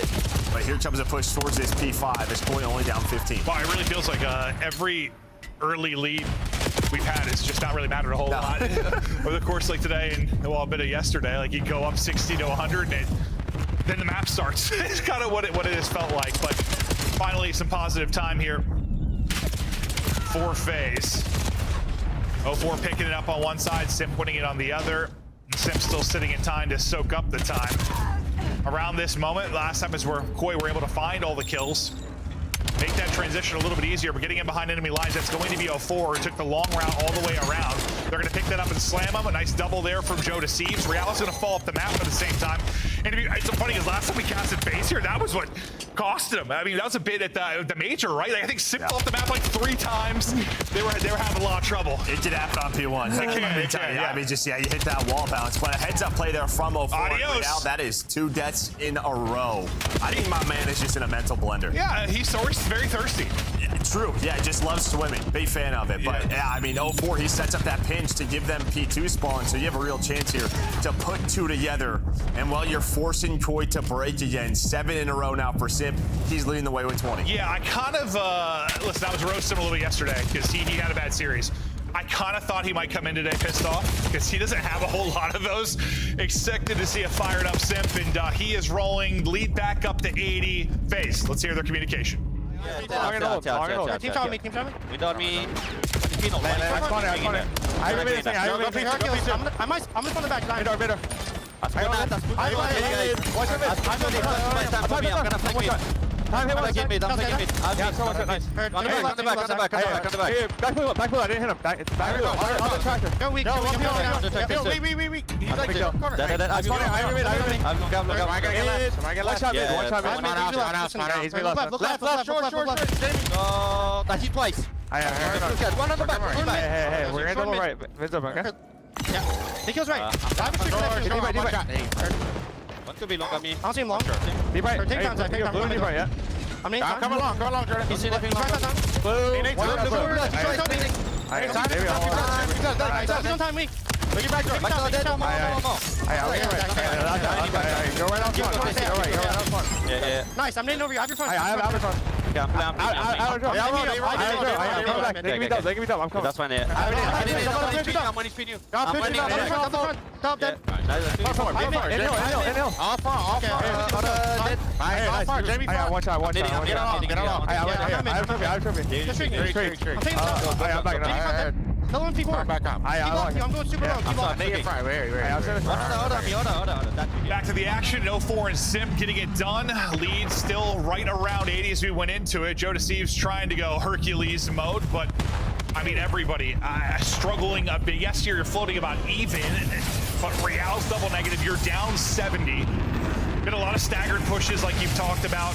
Been a lot of having to try to break early into hard points. Yeah, I mean, like, how is someone like Real, you want him to make plays on the map, but they never have spawns, right? Yeah. So he really has no room. The one time he did, he found a couple of kills. Outside of that, it just felt like Koi has had to break. And that's just due to the rotations and a couple of breaks that FaZe have been able to find. And when we've casted FaZe on this map, they've usually been in good position. Honestly, a couple of losses we saw, they just couldn't win a gunfight to save their lives. Like, they were rotating well, in good spots, just getting gunned to sleep. Here, so far, able to win the gunfights when they need to. It's going to be on them to break this time, and as they find 2, the opening's going to be there. The big one for Simp to get into the point. He's able to win it. Movement is there. Gunny is there. Break is on point, and that could seal it, but you have one more close spawn in the back. We'll see if they can get through to keep this competitive. They know that FaZe have one more they've got to deal with back there. But already, this is good enough, right? To sort of break up this setup, force them to have to overcommit. Nabuza almost snaps. You do have a close spawn, you can still win. Only needing 13 if you are FaZe. You can see Simp, he's just cutting off the spawners. So, hey, deal with this guy. Let's win on this hill. That's the calm. He does get traded, but it doesn't matter. 04 now in a great spot, and now Koi have to run. No, that's beautiful, because, you can easily turn to try and help with the hard point, but no, cut off the reinforcements. Even if you don't get a lot of kills, slow them down, get some damage in, make it staggered, like Koi was staggered so many times. Solid map there, top to bottom for FaZe. Their hard point has only looked good like a few times this year. Like, and they've had their moments where it's looked solid, but definitely a mode they probably need to work on most. And by probably, I mean, absolutely the mode they need to work on most, but they're a really good look at Blackheart. That's what I think it looks like when FaZe are playing well. I mean, getting in good positions, rotating well, and also, I don't know, not coming in flat to a series and just getting smoked. Yeah, I think that's a big part of it. They'll play map 1 a lot. Yeah. I think that's a big part of it. But yeah, just early starts, and then 04 was able to find a lot of timings. We even saw it there to win the game, where he's flanking 2, just leads to a break. Yeah, just everything was working out right there for FaZe. And it still just feels like Real is not comfortable. I mean, you kind of heard Ant talking about it, like he just seems very hesitant, indecisive, whatever it is with this team composition. Because you got to imagine, like, communication, I feel like, should be pretty solid with this particular team. We've heard Kleenex and Insight teams for so long. They've got pretty calm cool comms. They like to play a certain way. Something about it's not clicking for Real. Maybe they're more structured and he wants to have more freedom and flow. I don't know what it is exactly, but like, have you in your career ever had that time where like you're just really uncomfortable? Like, I think like a lot. I think it could happen, right? You pick up a player who's had a really good year the year prior, and then it's just like, what happened, right? But again, our titles change each year, right? There's different play styles needed. You just never know what's going to happen with a roster change. But I think you could just tell whether he's not confident in his own gameplay or doesn't like sort of the style that Toronto wants to play. Fact is, yeah, I mean, it's just not looking good right now. Yeah, no, it might just be a mental thing. No, it wouldn't surprise me if there happens to be a change or a trade, whatever, and he went to another team and just started frying. Like, we've seen that before. No, we absolutely have. You know, as part of me, it's really hoping they're going to figure it out. It's going to work, but they got to show us something that gives us a little hope. There really just hasn't been much of that. Because again, even at the start of the year when they looked okay, like it was still like Joe Deceives hard carry some of those wins. Like he'd have insane series. And it's just not almost as much as we were talking about like with Paris. You know, you can't rely on the 2-5 comebacks in search all the time. You can't rely on Joe Deceives just being the best player in the lobby by a wide margin every time. He'll be the best player sometimes, but he has to be like above and beyond what should be expected of any player for this team to win. Yep. I'm waiting for that moment where I'm like, all right, like I'm seeing a glimpse of it. It's just, well, at least so far. I mean, it's one match and one map, but we haven't really seen it. No, it just feels like an uphill battle, right? Yeah. And obviously, when you're losing constant rotations on Blackheart, no matter who it is, your stars are going to be put into a very tough position. But yeah, it's sort of the same conversation so far for Toronto. Just not looking organized. Well, and it's difficult when, at least in the past, when you talk about the old Toronto teams or, I don't know, whatever, old phase teams that like Hardpoint was, you know, pretty good, but they had like a really good search game to fall back on. The issue for Toronto is you haven't had a good search game to fall back on at all. And when you think about this franchise historically with having Insight and Kleenex, they've typically been an above average search and destroy team. That just isn't there at all. Yeah, it's a big map pool issue, right? Because they've kind of gone back and forth like with map ones with these Blackhearts or Colossus. Normally Blackhearts, they're auto veto. They don't want to play Colossus hardpoint, so this pops up again. Yeah, they just haven't found, map pool issues, game mode issues. It's been a rough year. Issues. Yeah. Underlined, bolded, circled. Bring back Hixie and Vance, honestly. Yeah. Those are my guys. Those are my Reign duo teammates right there. Bring them back. I'm dying. Oh, that's right. You told me those are my guys. You matched up with them a bunch. That's great. That's great. Well, Inside looks to get dialed in.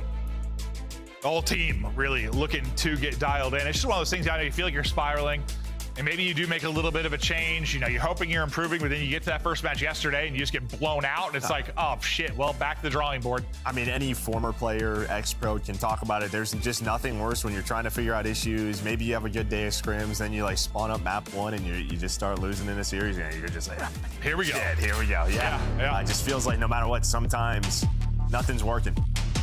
And we'll see if it just takes some moment where these guys start to click, whether it happens in a live match or happens in a scrim. Not out of this series yet. Just, well, you know, it's a hole because their search has been so poor. And you lose that map one hard point. To exposure we go. We'll see what Koi decided to do with the rock here early. Inside will have the snipe out on one side. Pretty defensive. Heavy setup towards B for FaZe. Now it looks like they're going to push this out. 04 and Simp want to get very aggressive. They're going to be able to isolate Joe Deceives here. See Shadow? Yeah, he did. Okay, I thought maybe he was going to get away with his life, but yeah, Sniper spots him, and then they just fly at him. You're going to have a one-on-one on the other side. Draza is going to get caught on the timing with that, but still, I mean... The problem is Real's across the map. Yeah, you got Kleenex Your by entire himself. team is dead. Yep, I mean, that was one of the more aggressive defensive rounds you're going to see. No, we haven't seen too often sort of a double hit solar with a sniper looking over you. It's just very unique round there from FaZe. Yeah, I mean, honestly, what we see on B often is like that 2 or 3 person stack in the corner defensively. Like, they'll stack it up and try to catch somebody. You like lure them into the trap. They're like, this is our lane. We are big on solar energy. Yeah. Well, it's in Vegas. Yeah, probably a ton. Yeah, true. Windmills and solar panels. Down with petroleum. Good stuff, though. And that, I mean, it's just the Koi spawn very quickly was FaZe's control. You thought, yeah, maybe just a chance for Joe DeCeves to get out of that. But I mean, that's like, I mean, not only is it like early aggression in a pick, but it's got bombed out and eyes on it so fast. So Koi looked to answer back here, and looks like FaZe maybe playing around Abuza with the snipe out Solar Lane, and yeah, that's going to be the play. Just seeing if he can get a pick early before they start to work it up, and he sees nothing, so now they start to inch forward. Shoulders for Abuza, insight. Omni movement shoulders fast enough to not get picked. Yeah, it just wasn't wide enough, but the nades are, so the nades will connect. You can dodge my snipe, but you cannot dodge my explosives. Yeah, and then 04 is going to get flying, almost finds the double, but gives them the man advantage. They do have to be careful, right? Draws is not here, so it's a 2 versus 2 on the B bomb site, and they're just going to rotate to Draws, start the plan A. He's like, I'm keeping the sniper honest. Well, you also set up for a team nade there from FaZe, which they do well. They'll get it planted down to 3v2. It's a push through and wrap for Real and Kleenex as they'll hunt together.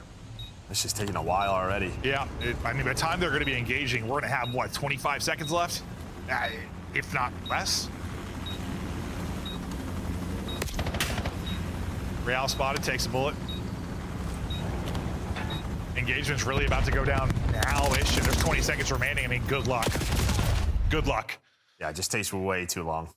I mean, they don't know they took their base. Maybe you're hoping their top ring and a setup on the full flank, but fact is, that is not the call. FaZe just take window control, they hang out Zig.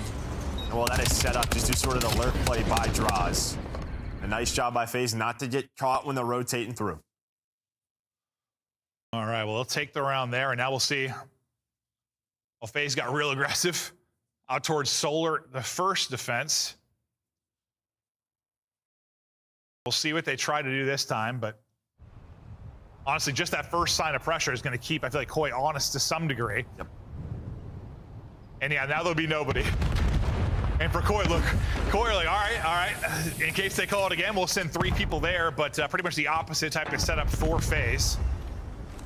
So they're going to play the retake over towards B. And this is why we normally see this. This is a very quick sort of rotate, right? From A to B for the defensive team.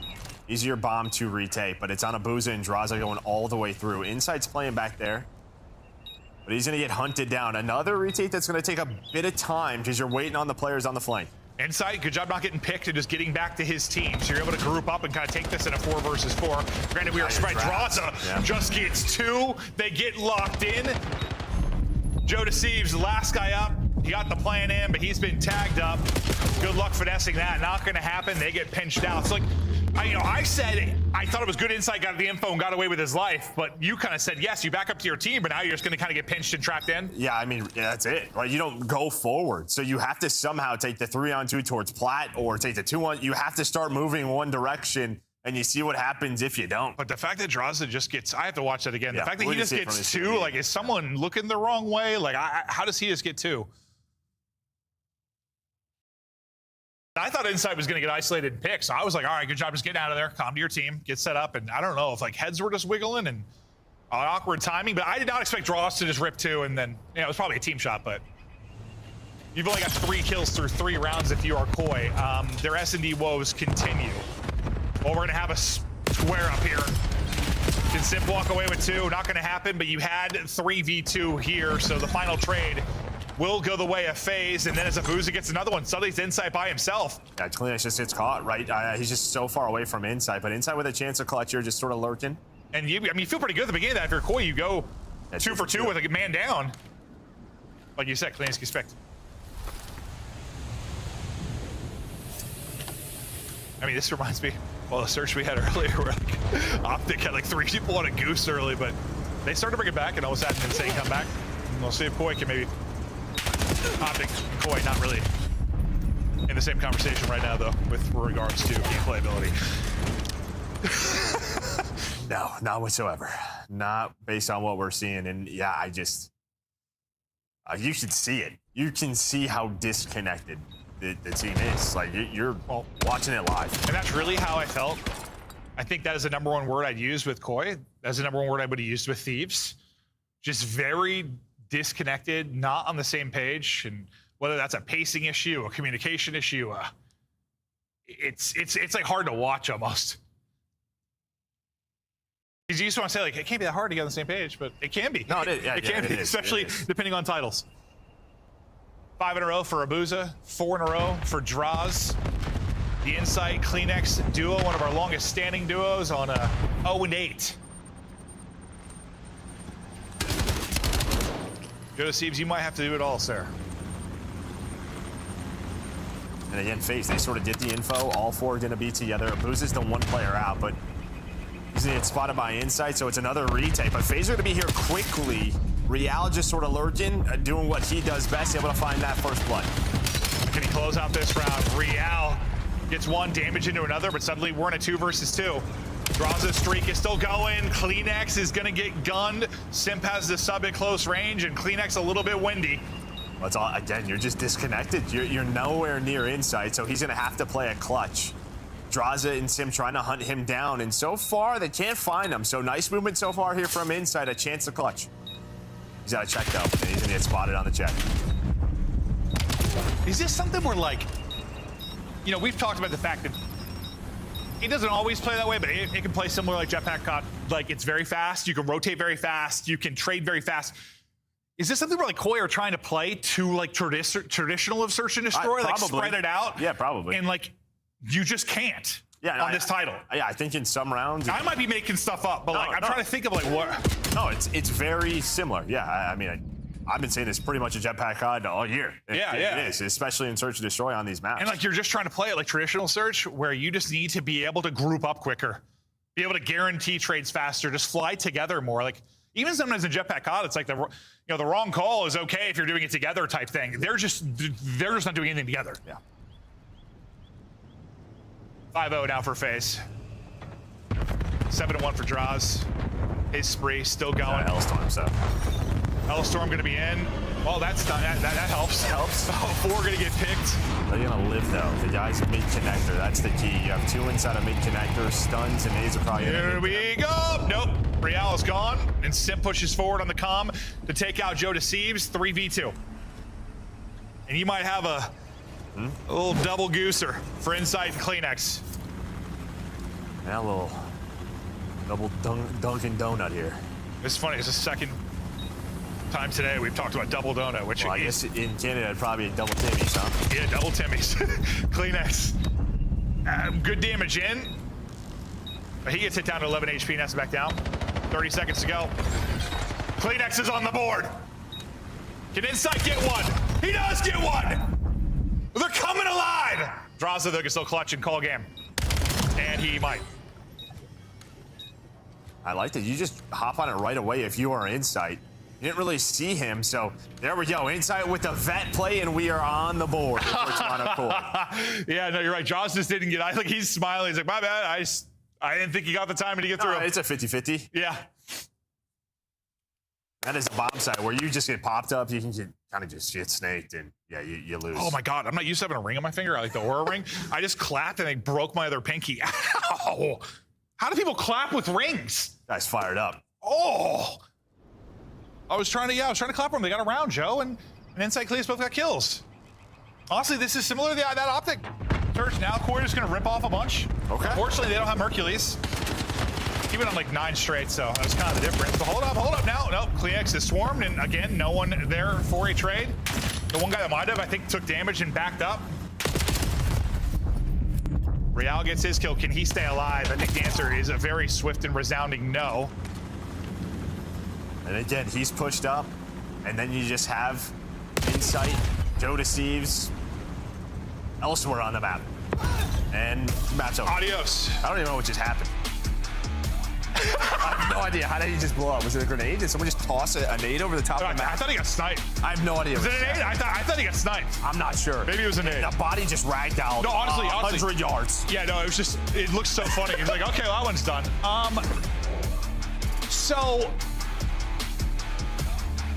there's levels to how ass you are. Oh boy. Because both these teams got 3-0 bop yesterday and looked sloppy. But Koi's now just getting rung through. Yeah, I mean, you know, you gotta give props, I guess, to Miami, right? They're improving their gameplay. It's real good yesterday. FaZe a slow start, but FaZe come out swinging so far today. Don't worry, Adam Adamo's out there somewhere saying, hey, long season, we're turning this around. You never know. You never know. It is a long season. It is. There It's a was long team, qualifier, There was too. a team that won 0-18 and that won champs. That's true, Joe. That did happen. Never forget. No, honestly, still, it's insane. That honestly makes me a believer in any storyline forever now. It's still early in the year. It is. But it would not surprise me if this finishes 3-0 if we're getting some changes. Yeah, I think you just kind of have to. You think already? If this is a 3-0, yeah.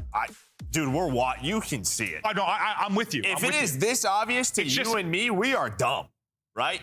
If it's this obvious, it's just we're not the brightest guys. Exactly, and it is obvious. And Koi might just be dog shit. It might be. Well, they're fish. Dogfish. Fish shit.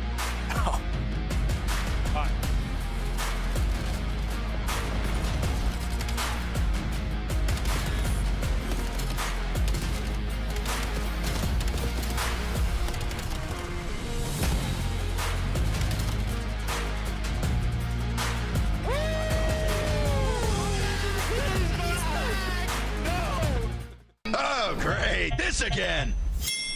Oh, they're gonna dig this. Enemies up in my sight. They better run for the night. They know when we show up, cause we load up, then we pow, pow, pow. Finish the mission. Hoorah! Can I get some help? On the way. Look out, freak bag. Rising, they climbing, they guarantee we never stop. It's you and me against the world. Controlling the show. Blow for blow. You cannot see me. I leave eyes closed.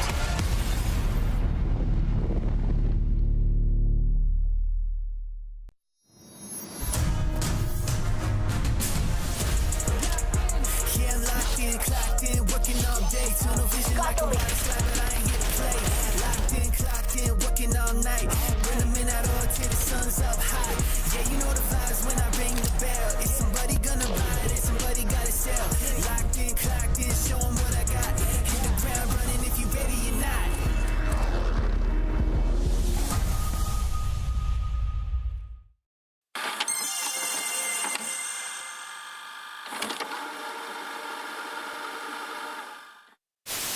Contesting hardpoint. Brothers 2-1. Nice. My God, they were both 1 for you. Oh my god. Yeah, that was it. Yeah, that was cool and all, but just know those first 2 were 1. Oh my god. F***ing door. Come on. Their f***ing door. Oh my God, to their door. I my pants. Okay, now I Oh my god. Oh my god, what have I done? Microphone muted. Slaying with the 10 bomb as I just hit the 4-piece.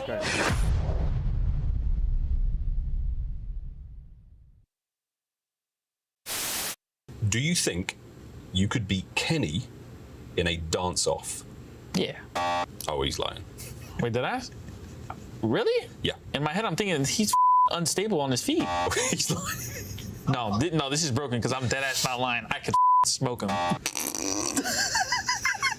just thinking about his front door porch where he was like trying to control his legs and he crippled on the floor. That's like the first thing I got. Damn, I'm lying on that? That's bullshit. What? I mean, I smoke him. Where is he? Got it! Oh my goodness! Vamos, Heretics! I cannot believe what we've seen! Simply unbelievable! The madness in Madrid continues! Slow this down. No.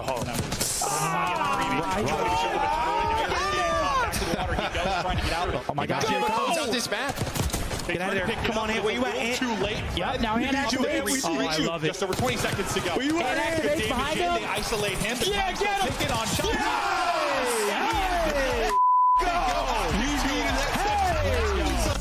We are back, Koi fans. I apologize for my language and the description of your team before the break, but we're ready for you to bounce back in this. It's map 3. It's got Koi written all over it. All right. Do you believe in that? Not at all. No. You can just see, I think, with the body language. Yeah. It's like they know a change is coming. Real's like packing bags. I mean, who knows? Or Inside's packing bags. Who would it be? Or the whole team. Maybe they'll pull Cloud9, just drop them all and build a new roster. Maybe. But here's the active streaks. Yeah, I mean, it's just been tough. 6 losses in a row. I mean, they seemed very competitive early in the year. even as bad as like their search has been, they have like 5 round 11 losses, 4 or 5. But yeah, now it's been just a lot in a row. I love his down ultra bad. It's not. I like that though. Not ultra anymore, but it was. Still, I respect it. Yeah, true. But it is. Woo! It's frustrating, and yeah, you just have to somehow lock in, look past all the struggles. Starts with one. Starts. The guys would always say. True. So you're saying they could win this map and then they win champs? They could. Yeah.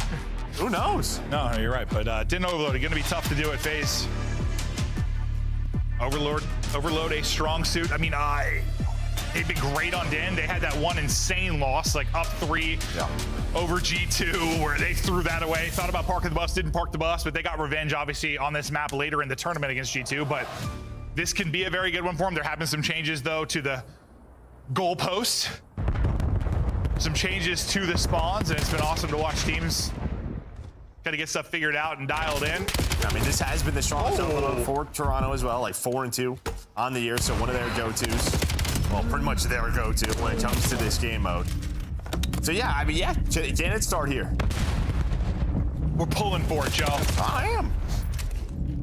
We had the Toronto podcast, by the way. We're always gonna be Toronto guys. We're pulling for it. Well, I just know what it's like when you're in their scenario. It sucks. It's just not fun. No, it isn't. It isn't. It makes me just sad when I see their faces and they just look defeated. Yeah, no, it's not good. And they get something going. It's like you have a bad moment. Can you survive? It's just so easy to go. I don't know if tilt's the right word, but no, it is. Yeah. Yeah, I guess tilt. Yeah, it's a mental battle. One bad moment is just like, here we go. A positive moment now. Nice start from Real. He's on 5 straight. He drops, delays the push for now. Next, maybe trying to help with the pistol or just wait on his teammates to connect with the utilities. Maybe he can just get a pop or 2 in or a sweep like that. The pistol can be disgusting. I mean, you're just waiting on insight here. You've been waiting on insight, so now they're just going to wrap this through. The problem is FaZe are going to run at them. And while the EMP might be gone, okay, Joe Deceives is going to find 1 in 04. Insight, he finally activates inside of couches. But nobody's pushed through, so FaZe are just right back to the defense. So Kleenex is going to come up off spawn. And as good as this has looked, you just haven't moved forward. Yeah, now it's just the EMP carrier, and he gets some great shots in, but will be dropped. Joe Deceives probably not the one you want to have with the EMP in hand. Yeah, I mean, it's tight. You never know who's going to be that player. Of course, but you just love to have him trying to bust through and win a big gunfight because you know he's so capable of doing it. FaZe now, rooftop side. Their opportunity to get some offense rolling. Real traded out. Sim, nice win. Honestly, movement's great. Shot perfect. Unfortunately, slip and slide right off the edge of the map. Still a chance. Just gonna grab it and go. Just gonna grab it and go. And he's gonna get through. Number 6, Real is like fighting a rooftop, like outer. Well, yeah, he's shouting the other guy. He doesn't know where ball is, and well, his teammates, they're just not there behind him. Yeah, I kept waiting for him to like turn, but yeah, he's dealing with another fight, hoping someone's gonna pick that up off spawn, but he was the one guy really in position to shut that down. The score goes through. Simp gets a double like after the score, so that kind of keeps Koi on the back foot and fighting out of their base. This has been a stretch of a lot of kills for FaZe and very little for Koi. Another score gonna go through. This has been bully ball. Yeah, now, I mean, this is sort of what we were just talking about, that tilt. You're battling that tilt right now. How do you stay locked and focused? Down 0-2 in map number 3, and they are just rallying on your forehead, and this might be it. No, I think that's exactly what I was talking about. Like that sequence, I think, might have just killed them. Like, literally. You're playing pretty well. You're in a good position. It doesn't turn into a score, and then you blink and you're down 0-3. Like, if they have a team back, that team back has been broken. Spines all goofed up. Vertebrae all over the place.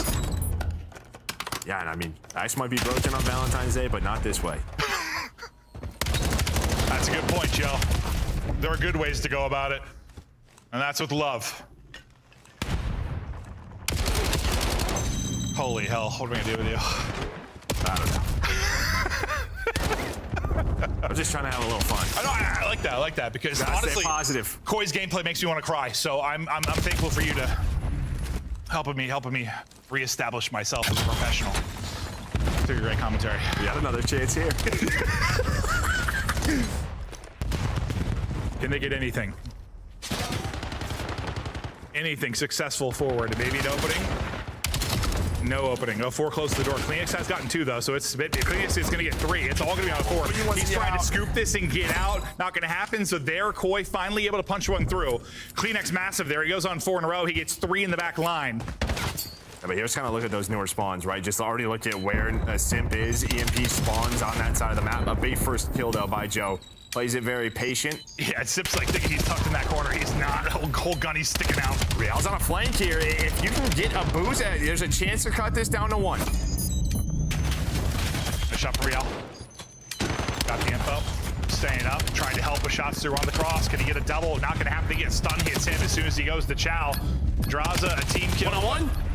Draza gets the team kill, but also gets 2 others. Able to scoop the rock with, what, like a half a second remaining on the clock. So an opportunity to get this roof side and maybe put through the 4th score. And they are flying on forward. Defense here. Rakoi, first man dropped. Nice trade out. Abuza is thinking maybe to try and trade that pick, but instead gets caught from the door. And last guy's now EMP carrier. That should seal the round. Hold up. Yeah, okay, well. And there was a chance. I mean, inside, he was playing like late dojo. He was watching a late flank. If they just went phase like right away, I think they had like a 4-on-2 because there was someone like mid-map and he was all the way bottom side of the map. But you do bring it back a little bit if you are Koi. Yeah, you get 1. And, yeah, because that was such a frustrating sequence. Like, good control for a solid like 2 minutes, couldn't score, and then FaZe, I mean, just brought it to him. That was one of the better like rally sequences we've seen on Den, especially you used both zones. Yeah. Like that was a dominant little stretch. And sometimes it's just like the kills after the score. Like I think it was that first one, like Simp got a double like right after the score and just sort of sets your teammates up to the next respawn and they just kept rallying it behind it. And the slang is like dead even, by the way. It's like dead even. Well, the first 2 minutes, yeah, you had map control if you were Toy, right? And then you got Joan if you were FaZe. Is Sim showing on a wide pinch right off the get-go? But it looks like Toy's looking for it. Well, I thought that, but then Kleenex is running at him with a knife. He was looking with his knife, Joe.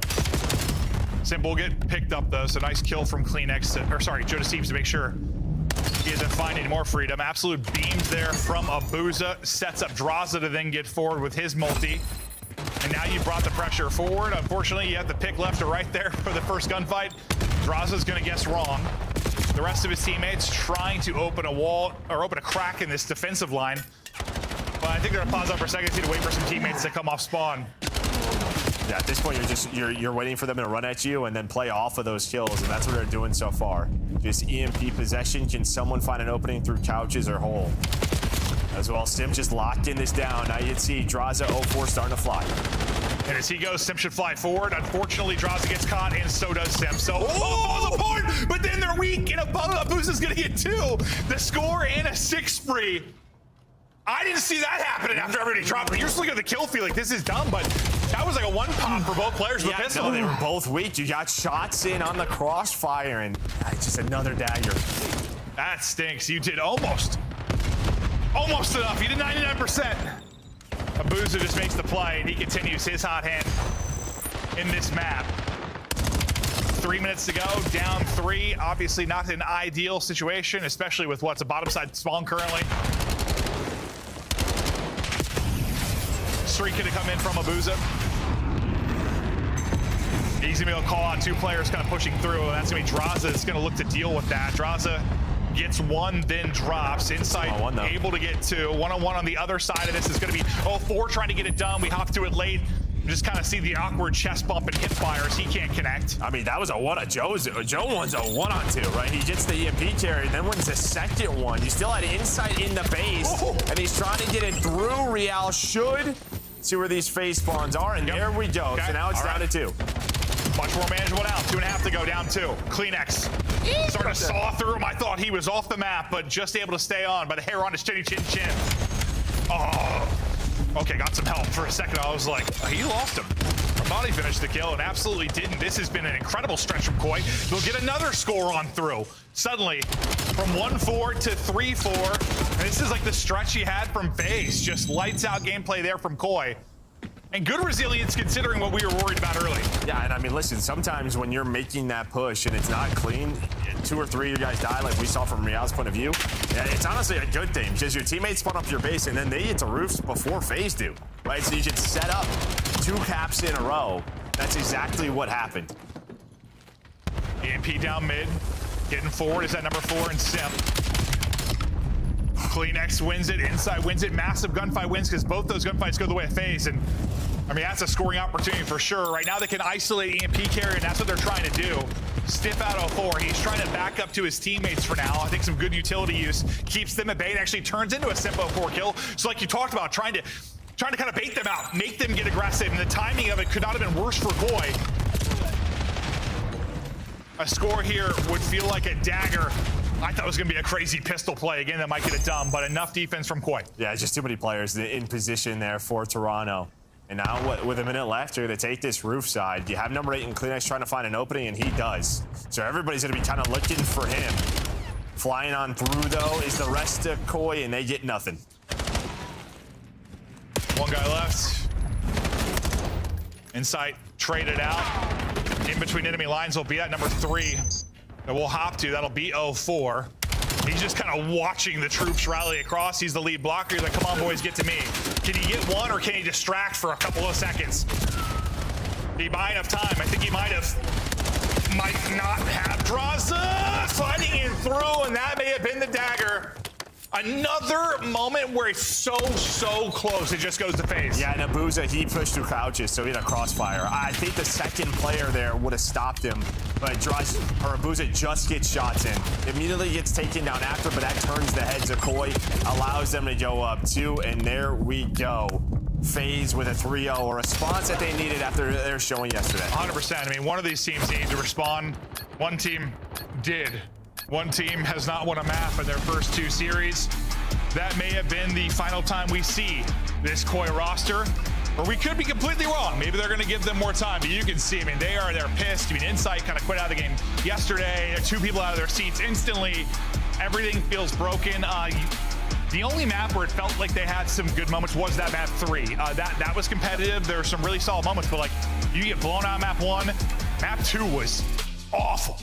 Like that was like hard to watch. Yeah, I mean, yeah, you just saw the reactions. Real gets up, slams the table. I mean, they're mad. Yeah, I mean yeah, it's not fun. It's not fun. As much as I'm like giving them crap and stuff, and it's my job. I feel for them. You can tell how frustrated they are. We've been casting these guys a long time. Toronto is a franchise outside of like the Vanguard year, and even then they still had like a top 4, like they were competitive. We have not seen them. This is their lowest point. I think as a franchise, or darn near close to it. With that said, though, we do have 11 matches this qualifier. Yep.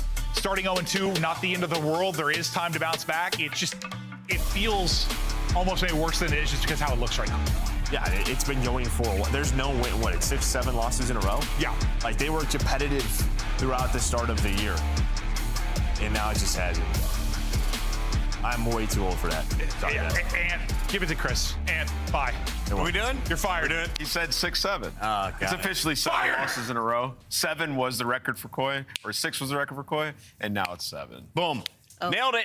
3-0. FaZe gets us back on schedule. I did not see this one finishing as quickly as it did, mostly because of that game 2. Let's go to the game 3, though, as we take a look at the highlights. Allie, Overload got messy for a moment. We saw some rallies from Toronto, but overall, FaZe, with that EMP in hand, seemed to be the stronger team. Yeah, a little bit of life near the very tail end of this from the side of Toronto. Koi started to get something going, but unfortunately just way incredibly too late. I mean, FaZe Vegas is already a really good Overload team, but it just doesn't feel like Koi's playing together. There's just too many moments where people are flying out, sending their life, and it's just not what you would expect from a team of this caliber with these level of talent. Yeah, I mean, look, FaZe just won 3-0, and it's an awesome response from yesterday. Well, yeah. And the takeaway here, though, and the bigger story, in my opinion, is what's going on with Koi, so that's kind of why we're talking about it. Dude, you watch these guys play, it's like a shell of their former selves. And you saw it start to come out a little bit at the end of this Overload when they had the rallies. CleanX and Joe right here. That push. Things were going their way, right? And they were working in tandem, CleanX and Joe, right? And that's kind of what people, have learned to love about this team. But when you watch the first 2 maps in this series, it's almost like there's this cycle you get it in as a pro team when things are going wrong. You're talking about all the issues that you have so often that in game you're like actively trying not to scam, and it puts you in these situations where you're getting easy red more often than not. It's like, okay, we know there's gonna be 2 guys stacked in the hill. Let's just bang around back. We know where insight's gonna be, and the game becomes so easy for you, for the other team, right? So they're in this hell cycle. It's so difficult to get out of, and you saw it in the search and destroy. Picked apart. Like, there was zero fear on the side of FaZe because they know what Toronto's trying to do. FaZe bouncing back in search and destroy. We have their dominance in game 2 as your scuff play of the game. Allie, let's take a look at some of the best highlights from Search. I mean, they're just the best search team in the game, or if not one of them, I mean, top 2 overall right now. Yeah. And like, what's crazy about FaZe is that they are the best attack team in the game. Now that obviously it's much more easy to be good at defense, and there's only so much I can tell you about this map number 2 because it was so dominant. But I mean, it's just because they know how to get them. This middle side of the map is under their control. What does that do? It forces you to kind of pick a lane. And when you got players like Drowsy's getting streaks, he's 8-1. Your ARs are playing like this and hitting shots like that. It's difficult to counter. They just made it so easy. I mean, some of the rounds you saw, like what Koyer trying to do. We're just going to send 2 solar and have Insight watching the pinch. FaZe just insta-flank, no hesitation, and push him all the way back into his team. Joe Plant's mommy sitting there. He's like, dude, somebody get a kill. Like, it was just way too easy for FaZe. Time for our Monster Winner Spotlight. We're joined live by Abuza from FaZe. And Abuza, first question. Have you been thinking about your hair as a personal challenge to Miles to see who could have better locks? No. I mean, my hair are pretty good, so I'm happy for that for sure. Yeah, the flow was strong today, but what I was most impressed by was the vibes in the FaZe camp. How did you guys turn it around after a 3-0 beatdown from Miami yesterday? Beatdown? I mean, yeah, yesterday we played like pretty bad. There is no excuse at all. We actually played pretty bad, but we knew that was like a rough day, like a bad day for us yesterday, so today was a good day to regain, actually. So that was a good bounce back for sure. Yeah, Abuza, dude, you turned around the tournament. You guys had an awesome run. Obviously, we all watched how it ended in a crazy fashion. How do you guys bounce back from a series like that where obviously they did a couple inhuman things? I mean, there is nothing you can do just except like go back and grind more again and going harder again and just like try your best to bounce back on that for sure. Like, there is nothing you can do. Abuza, this is one of those series where there's not a whole lot I can ask you about it because you guys just played so incredibly well. So instead, I want to pick your head a bit about comms. What it's been like kind of coming into this FaZe squad where half of them, we all know how their comms sounded last year in the listen-ins. It was very chaotic, it was very hectic, it was very quick. What are the comms like now for FaZe Vegas, and has that been something you guys have had to work on?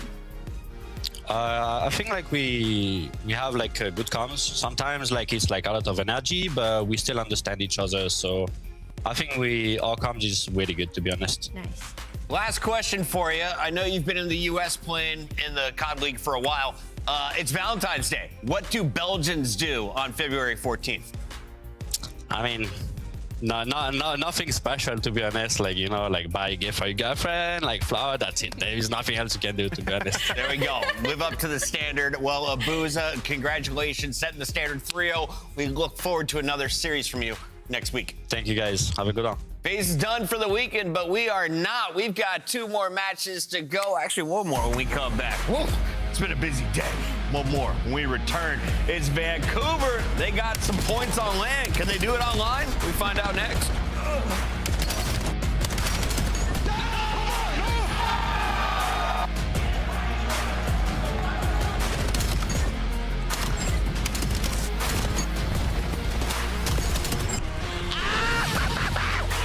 What can you do? What can you do? COD Champs tickets are on sale now. Come see the best teams lock in for this season's grand finale in fabulous Las Vegas. All 4-day passes come with early venue access. Head to FaZeVegas.com or scan the QR code to get your tickets now. Scuff, official controller of the CDL. Start the season strong with the 2026 Call of Duty League Pack. Grab yourself the CDL operator by scanning the QR code on screen or check it out in the Call of Duty store in-game now. Black Ops 7 returns to the Esports World Cup in Riyadh this summer. Scan the QR code to be notified when tickets go live later this month. Monster Energy, the official energy drink of the CDL. Let's find out who's built for the big save. Heretics ready to dive in. Finds 2. 4 and Snoopy. Come on, wipes them all. But Hydra with the switch impossible. He's making top room. So damn happy. It strikes down a bruiser. Dominance on the grandest stage.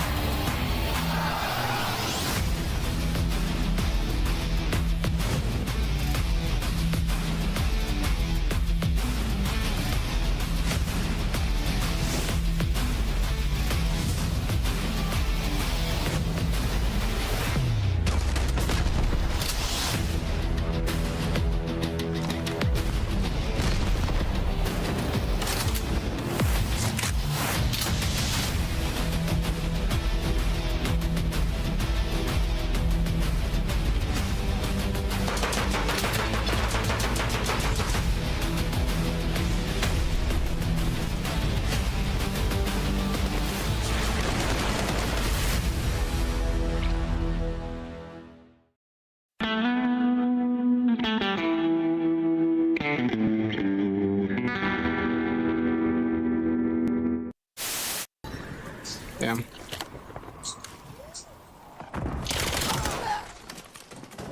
Hostiles are setting the device. You're our last chance. Think smart, move fast.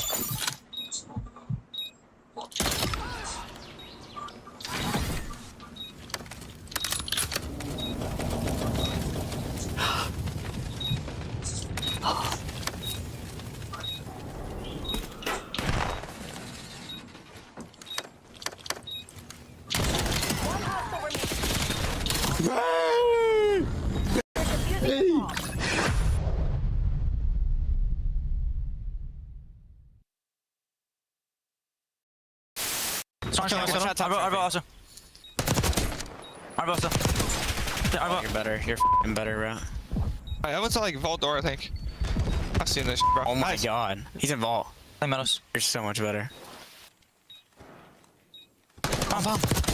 Oh my god! Holy shit. Hello? Let's go. You're the I'll just only pull them real quick. Holy Yo! Yobi! Welcome back. We've got one more to go. It's Vancouver Surge, who caused some major problems for teams at Major 1, taking on LA Thieves. Now, what's fun about this is we get a new player in a starting lineup. Let's talk about who's got more pressure tonight. The Thieves. Neum. How good does he have to play? I think Neum doesn't have much pressure at all. I mean, you're coming in to be the spark for this team. You look like, you're looking left to right, like, bro, I got Hydra, Abizi, and Scrap. Like, I'm good. I'm coming in to compliment you guys, right? And that should be his mentality. And yeah, if I'm him, I'm going in. I don't have any pressure. I'd say I'm excited if I was Neum. I'd be bouncing out my chair, like feeling the pressure, but like in a different kind of way of like hopefully channeling this towards success. The pressure's on the other three. Don't get it wrong. Like, if he comes in and they're still looking the same, then it's like, okay, still not living who's up the to real problem? Potential.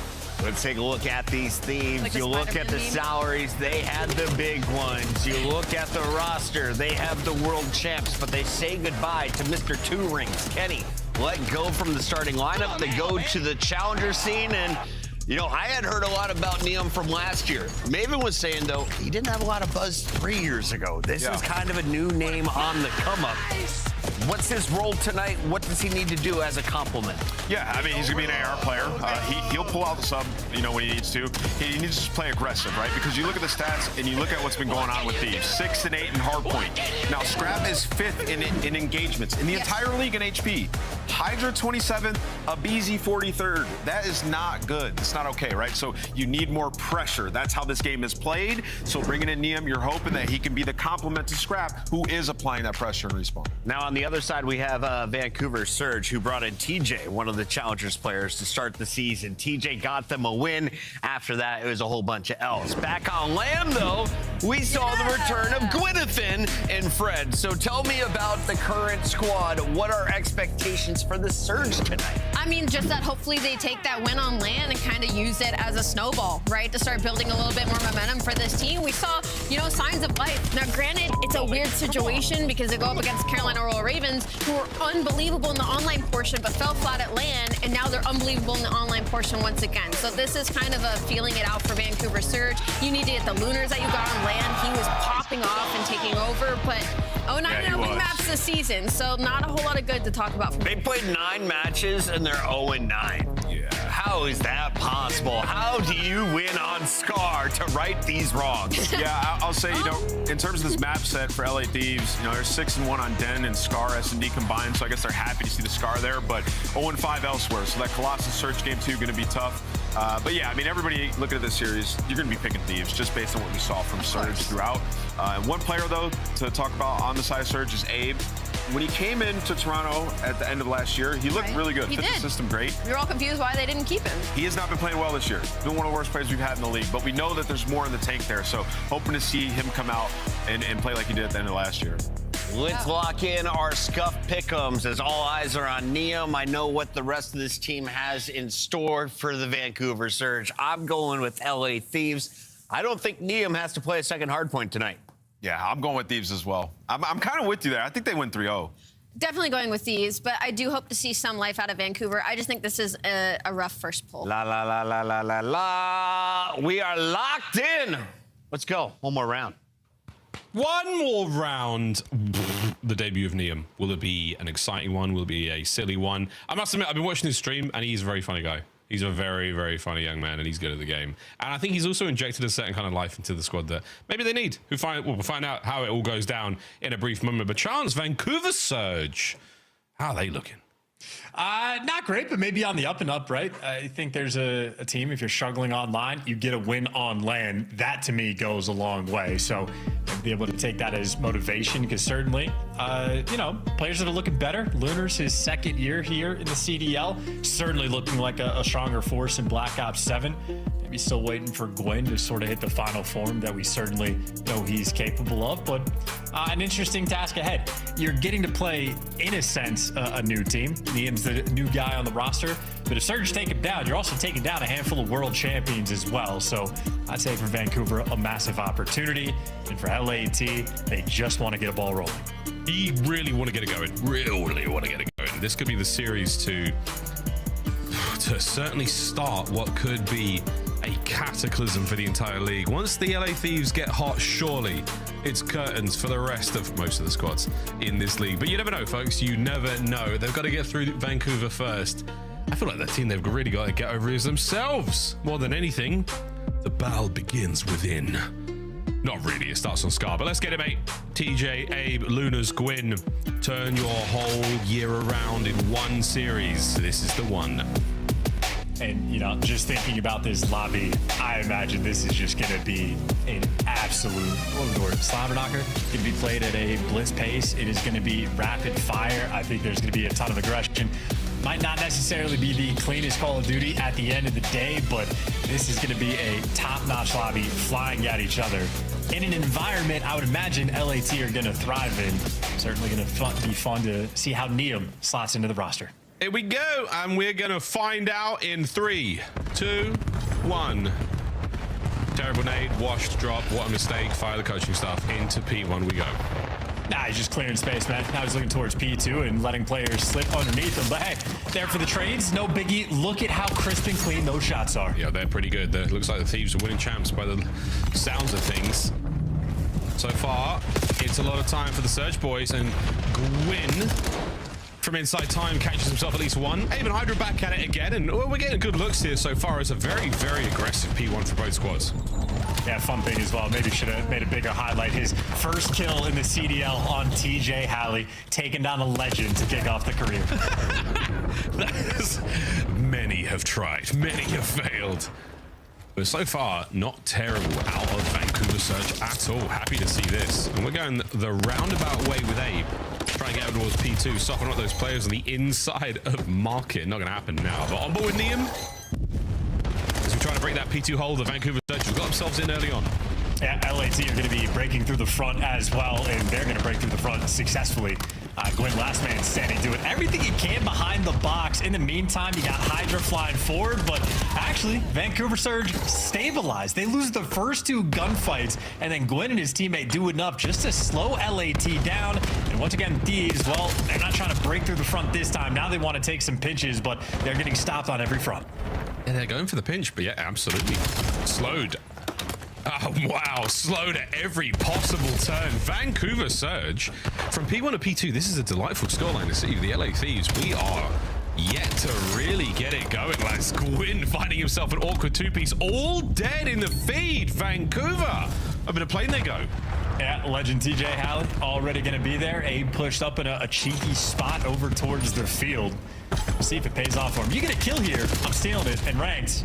Hey, all right. He gets at least 1. We'll take it. We'll take it. Hydra will take the next 2. Luna's now on the cross. Get a lovely work in on the next 2 players. They got damaged up and out, over the head. Oh my god, the head glitch of all head glitches there by Plane as Abe manages to peel at least 1. The Thieves are finally in the hard point. Finally with a hold on it. How long can they do it for? And of course, if you lose the rotation to Plane Heady, you feel like the hill's going to be a nightmare. So LAT just skill diffing them on the way for the break, but a little bit mixy. You got a BZ, I suppose, trying to play keep away down low before he makes it to the time. You go to the Plane Heady, 2 players to deal with. Last man on time is 1 HP, and dead. Hydra secures the time, or it's Hydra. We'll play for the kills. Dead. Another one. Pressure now towards noon. Thieves once again trying to find their way in on it. Vancouver Surge, what a delightful hard point we're seeing so far. The rotation though is complete. Lunas does get taken care of from the window, and now the Thieves will move into blue and turn it that mean shade of red. Yeah, kind of an interesting Plane Hill as well. The LAT outslayed them maybe by like 5 or 6 kills on that hill and basically got no points. But now you're set up to more of a money hill. No one wants to step foot inside of it though. They want to die 1 by 1, and Vancouver will deliver them that punishment. So right now with the hard point, yeah, LAT can get absolutely nothing going. That's fantastic break. That is a fantastic break. Vancouver Surge drowned them out. Abe, he must have heard what they were talking about him on the desk. He's 13-9, starting this hard point off very, very well. On board with Abe. Yes, another. Go ahead, son. There's a couple more red dots outside waiting for you. And here he goes on the big old wrap. Can he get both? Absolutely not. Hard point still in the hands of the Thieves. Yeah, and an important gunfight as well for the back spawn. Scrap's going to win it, but you see Gwyn there for the trades. And maybe a 1v1 for the back spawn. Abe pushed out very aggressive. 2 of his teammates are spawning out, and LAT are just going to get handed the back spawn. So Neem in prime position. White time for the moment here on P5, but LAT, they're going to have the advantage. Absolutely turned. Neem, I'm loving what I'm seeing. We've got the back line here covered for this hard point. Can we turn it in some time? Thieves need it. Here comes Gwyn. Top window, cuts him down. TJ on the trade on a Hydra now, trying to break time. Oh, well, wins a big one there against Abe with a little bit of help from a BZ who makes it 2. Thieves with solid control so far. Gwyn picked. Oh, and the spawn in the back now for Vancouver Surge. This might, I mean, listen, I know it's very early on, but 2 minutes and 45 seconds on the game clock on a Scar. Yeah. I'd be shocked if it came down to it, but it is for the moment a very low scoring game. A lot of white time, teams that aren't super interested in always fighting for the spawn. So a mixy one indeed, but first set of rotations, and it will be Vancouver Surge with a 50-point lead. Keep an eye on it, 242 for the first time it happens this year. We'll see how it goes. Well, first set of hard points complete, and we're close to the 200-point mark, Vancouver. Here we go, the P1. Can you make it a productive one? The answer is probably not. Thieves, now it is your turn to turn something magical here. You got a BZ on time. You get, well, you had blue control. You're going to have Vancouver Surge take that over. So, yeah, LAT doing their thing, running away from time because they know they're going to die, and Vancouver Surge completely take it over. Work out of Teach again. Can't account for the 3 members of the Thieves behind him. The Gwyn's not going to do what he can to keep everyone off time. And it's scrapping the V funny. A couple Abe joins him, or a BZ rather, onto Abe. God, that's confusing. And we've just barely crossed 100 points for Vancouver Surge. The LA Thieves are right back in it on P1. P2 rotation is on now. Tej and Lunas. Sorry, Tej now just trying to get across that threshold in towards the motel. And the Thieves are still holding them at bay. Well, 2 kill, well, make it 3 going their way, and yeah, last in line. So that was a long time effort to get the break on P1, but more importantly, Surge have now set up fully around P2. And this is the hill, the first go around, where they set themselves apart. Still trying. Big kills there from the Thieves. Not a lot of work in the hard point from either squad so far, but Teach and Gwyn are locking it down. And we'll say, Vancouver Surge, you have absolutely silenced the haters so far. Now let's go through listening and see how you sound. Oh, dude, I got stunned. 2, 3 front, 3 front. We're good, we're good. Yeah. Get nades on that. Showing top. Right here, get nades on that. I was gonna be up, you want to top, going to elbow. I hear you. Top, telling me weak, abusing. Not elbow yet, not elbow. Up blue, top blue. I want low. BZ not showing. I hear you. I'm top right now. Top BZ, top BZ. BZ, one top, one top. Off time weak, he's I'm absolute. I hear you. One top in the gen, one top in the gen. Laying down close right. Fuck. In the gen, secret corner still. You push up all the spots. Nice job. You're by yourself up there. You're good. Let's get a roll. I'm playing out right. Missing Paco and 2 on this. Yeah, both there. Playing. Both there. One shot. I hear. I'm just helping you, bro. Right's gonna be open. I hear. Right's gonna be open. Nice. Flipping. I'm top green right now, bro. This is gonna get weird. There should be someone on you though. Could be a guy blue though. Kill 2 corners. I'm blocking green. I'm blocking green. No, one more on me. I know. I can't. I was already here. I backed up. Just anywhere, bro. I hear you. I'm just playing low P5, bro. I'm ironing top green. I'm playing low P5. I'm trying to look your pin. No, yo, B cut. Hydra. Going top lane. 2 P5. I hear you. One shot. Top lane, 8 shots. I hear you. One shot here. Could be mid of me. I know one at a time. Nothing mid. Let's close. He's blue box, I think. He's pushed up, definitely. Yeah, could be. He's definitely pushed up, bro. Hey, Tom. Top lane, hit him once. I'm just trying to hold him, bro. Yeah, I'm one shot here. I'm absolute, bro. They're trying to take down here. I hear you. I spawned out. Thank you, right. He's gonna show me. I'm dead, yeah. He's aiming wood wall. A BZ. 3 ult. Right there, one more. BZ's out. Probably. Yeah, I spawned out. BZ's out still. Nice, get him. Wood wall now. Make up. Dead. I just went through. Wood wall now. Nice, get up, Isaiah. Those 3 foot. Hey, so you're all about this hard point. It's kind of lit. Over to blue we go. Yeah, it's been an interesting one for sure. Even in the listening, it seemed like Vancouver, it was too good of a situation on the playing hill. They did not know what to do. Like the mini map was perfect and they tweaked out just a little bit. So they can't hold plane and now they're not going to be able to hold blue. Lunar's last in line dealt with. Hydra there to take him down. And LAT, now the kills are flowing. Oh, we are flowing indeed. Snaps from Scrap are ideal. Oh boy, looking like 2025 all over again.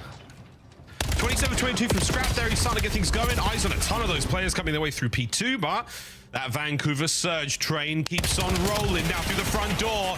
Hydra finds one, backs up immediately. Abizi gets involved as well from front, and that is fantastic. Lead change at the end of this hard point.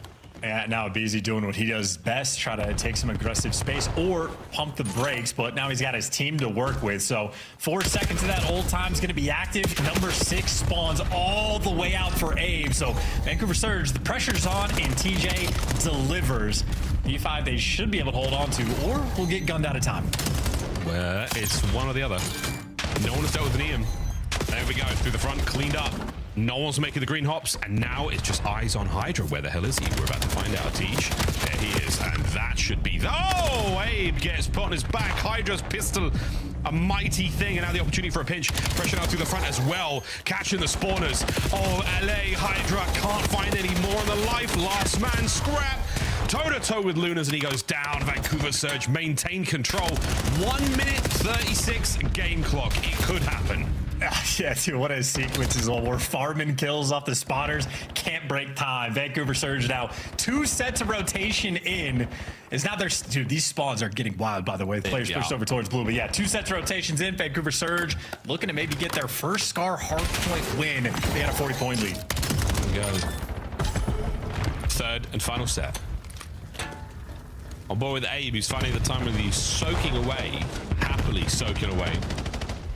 He's in the tub right now. The candles are on. He's got his rubber ducky, and he's enjoyed himself so far. His teammates finding the kills all around him. That is an ideal situation to find yourself in. Not that stress-free, though. Thieves are making a case for it. Gwyn has managed to slip through, not finding a single thing whatsoever. And the moment of Zen is over. The Thieves are on the time.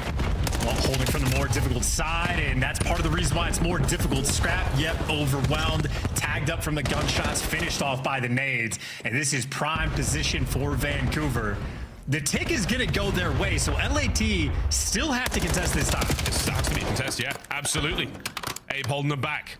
No one's really making an effort for this. You have to get in there, lads. You've got to get in there. There's the contest. We're safe for at least P2. And there's the kills as well. So an opportunity to get on this TJ, though. He could go huge. TJ could find something crazy here. Not a hope in hell he had, and that will be that. P2's open. Thieves are in. Pinch Hanzo is not over yet. Yeah, Lunar's up top. I mean, there's wallbang potential. Yep, shoot a guy in the back potential. Reads the second. Damage is good. Enough for the trades. It's a 2-2 split. Holding on. Yet. Here comes Gwyn. Oh, and he's dealing with absolutely everything. He can't wait for his boys. The rest of Vancouver now getting involved. They have eaten every single possible lethal and tactical that the Thieves could muster. Can Abe find a kill here? Teach playing it slow and steady. And he's down and out. Trades are done. The Thieves' last man he holds for now. It came down to aBeZy versus A for that 1v1 for a little bit extra. aBeZy delivers, and that will deliver us to another hill as well. LAT still got to play a little bit of keep away, but they're successful. You get the kills. Now you got to rotate, but it is TJ Halley that is there first. Oh, he's already there, man. He's already there, and he's found himself a good spot. He's in a good spot. Teacher's going Grande on with Scrap. Wait a minute, aBeZy's Hellstorm. That's going to catch these two players out in the middle. Two players making a run for the hard point, and they're not going to get anywhere near it. Surely we get that man off time. Gwyn's gone. 3 dead. Thieves are on it. And it's a guaranteed blue spawn going to be rolling through. Now you have to break through the front. This is a nightmare situation. Surge only get one try, but Scrap takes the fight to him. Able to get 2 down in line. And now it's just a pinch that aBeZy takes care of. LAT, they have done the hard work. No, not like this. Not like this. The final fight is the LA Thieves. You've turned the entire map around in the final set. And they're playing it cool. But that map was anything but a squeaky clean debut for the new roster. That was a map of Call of Duty right there, if I've ever seen one. And I mean, for Vancouver Surge, it was just the plain hill that butchered them. They won the rotation, I think, all 3 times that they got there. And not only were they winning the rotation, they were winning some of these entry gunfights as well, just simply unable to lock the time down. Granted, the 3rd time, it's a 2-piece with a Hellstorm. So, you know, you're just SOL on that front. But I think that was aBeZy popping off on the P2, getting a lot of kills from time that was able to secure that streak for them. And if not for that, might have been Vancouver Surge winning their first map 1 of the year. Instead, they are 0-10. It would have been ideal. It would have been the best way for them to possibly start this one off. But at 250, 241, it can't get better. We have actually seen that nearly exact scenario for the Surge boys, but that's how it goes. Here's the last few hard points, folks. The Thieves winning the rotation. aBeZy with a nice streak on a wide open hard point. TJ's heroics simply not enough. Yeah, and I mean, Hellstorm on this hill, there's quite literally nothing you can do. You're just hoping maybe Abe can stay alive over towards green, but Neem does actually winds up getting the kill. No, he just dies to the streak, so yeah, couldn't make it inside anyway. Once that moment happens, I mean, it's hopeless. Get guys like this on a heady, and Scrap again doing a really nice job of taking the fight to them. So instead of taking the default gunfights, sort of force the issue a little bit, and that is why Scrap is one of the best slayers in the game. Yeah, that is the perfect moment to send it. Last second lead change, and here are the final moments. Neem, welcome to the roster. You have certainly helped the boys find their dub. But they kept it cool despite the fact that they were down pretty bad. It was a bad start. It was not good. The Thieves pull it all back, and another devastating loss, another devastating comeback there on Vancouver Surge. The game flow is going to sting. Yeah, last possible moments. That 3rd and final set was the death knell for Vancouver. Yeah, and again, at least in my mind, those P3 is a little bit painful. When the rotation to the first one, you end up only getting 6 seconds of time, and that's sort of an introduction for LAT to start working on the comeback just a little bit. Second go around to P3, sort of a similar situation where they trade out the time. Like, it's not like it went horribly for them, but just not able to capitalize on the gifts that they were given. But nonetheless, at least Vancouver Surge shooting their guns. Certainly warmed up just a little bit. They're going to need to stay that way as we go into Colossus. You're going to need it real bad, because this is going to be a nearly must win for the Vancouver Surge boys. Don't want to be going in that den, but we are going to put that brand new LA Thieves roster to the test on den. The Colossus, though, coming up first. Charles, how are we dressing this one up? What do you think this one's going to go? Well, very unpredictable. I think we don't know what to expect out of LAT with the brand new roster, how high prowess of an S&D Neem's going to be bringing to the table. Because in my mind, I'm still waiting for aBeZy and Hydra to sort of figure out their dynamic. Because aBeZy has been First Blood King since the inception of the CDL. He's always been that guy. But stylistically for Hardpoint, there's overlap between him and Hydra. They've had to take turns doing different things in search and destroy, and I mean, that type of dynamic just takes a little bit of time to work out. So we'll see if it's the traditional aggro Abe or if he's going to be mixing it up. Nonetheless, still things for both of these rosters to figure out. A little bit of time in the lab, a little bit of time to figure it out, but with the way that this Major 2 stretch is going, you don't have a lot of time to mess around. So the Dallas Open look for Neum, very, very solid indeed. Only the stream matches, that is, folks. The stuff that we didn't get to see, we didn't get to see. Did we, Chance? No, we did not. But not bad whatsoever for Neum. But will he be the turnaround that you need for the LA Thieves? Obviously helping out in the victory there in the hard point. But yes, indeed, that is where we're going to really put the squad to the test. Not an easy thing to do.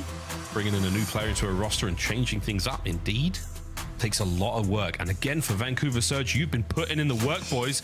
Can you figure it out now? No more losses, no more throws, no more difficult situations that just don't go your way. Let's see Vancouver get back on the board. Well, TJ is going to be the man leading that charge. 4th overall in kills per round. I mean, this is death, taxes, and TJ in search and destroy. It has been more than a decade of this guy just running the show in this game mode in Call of Duty. He is always a force of nature. Fantastic search and destroy player and a good dude. One of those things doesn't matter whatsoever right now. Laser up, and Tej is on it. And big stun's going to slow him right down. And the Thieves, slow and steady going through the outside. They're going to make their way through tunnel where Abe is going to get a ton of intel and IRL strafe his way out of trouble. And that top side of the map is wide open as well. So Vancouver Surge have to be very cautious about their pinch, or they're just going to run straight out of it. Abe gets out of dodge, gets some damage in, enough for the kills to be traded. We're dancing in smokes. Good shot, Squin. Perfect set of trades. Nia, now the last man. And what a storied way to start your time on the roster with a 1v2 clutch. Let's find out if he's got it in him. Over by A. The bomb should get planted here. I'm going to give Niam an opportunity to show us the goods. He's doing this against TJ Halley as well. So you clutch this, you're certified.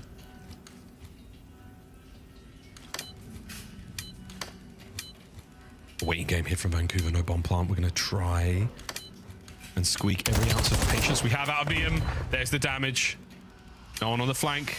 Smoke check. Oh, I like this. On the bomb site. He gets one with a melee and he's still dancing.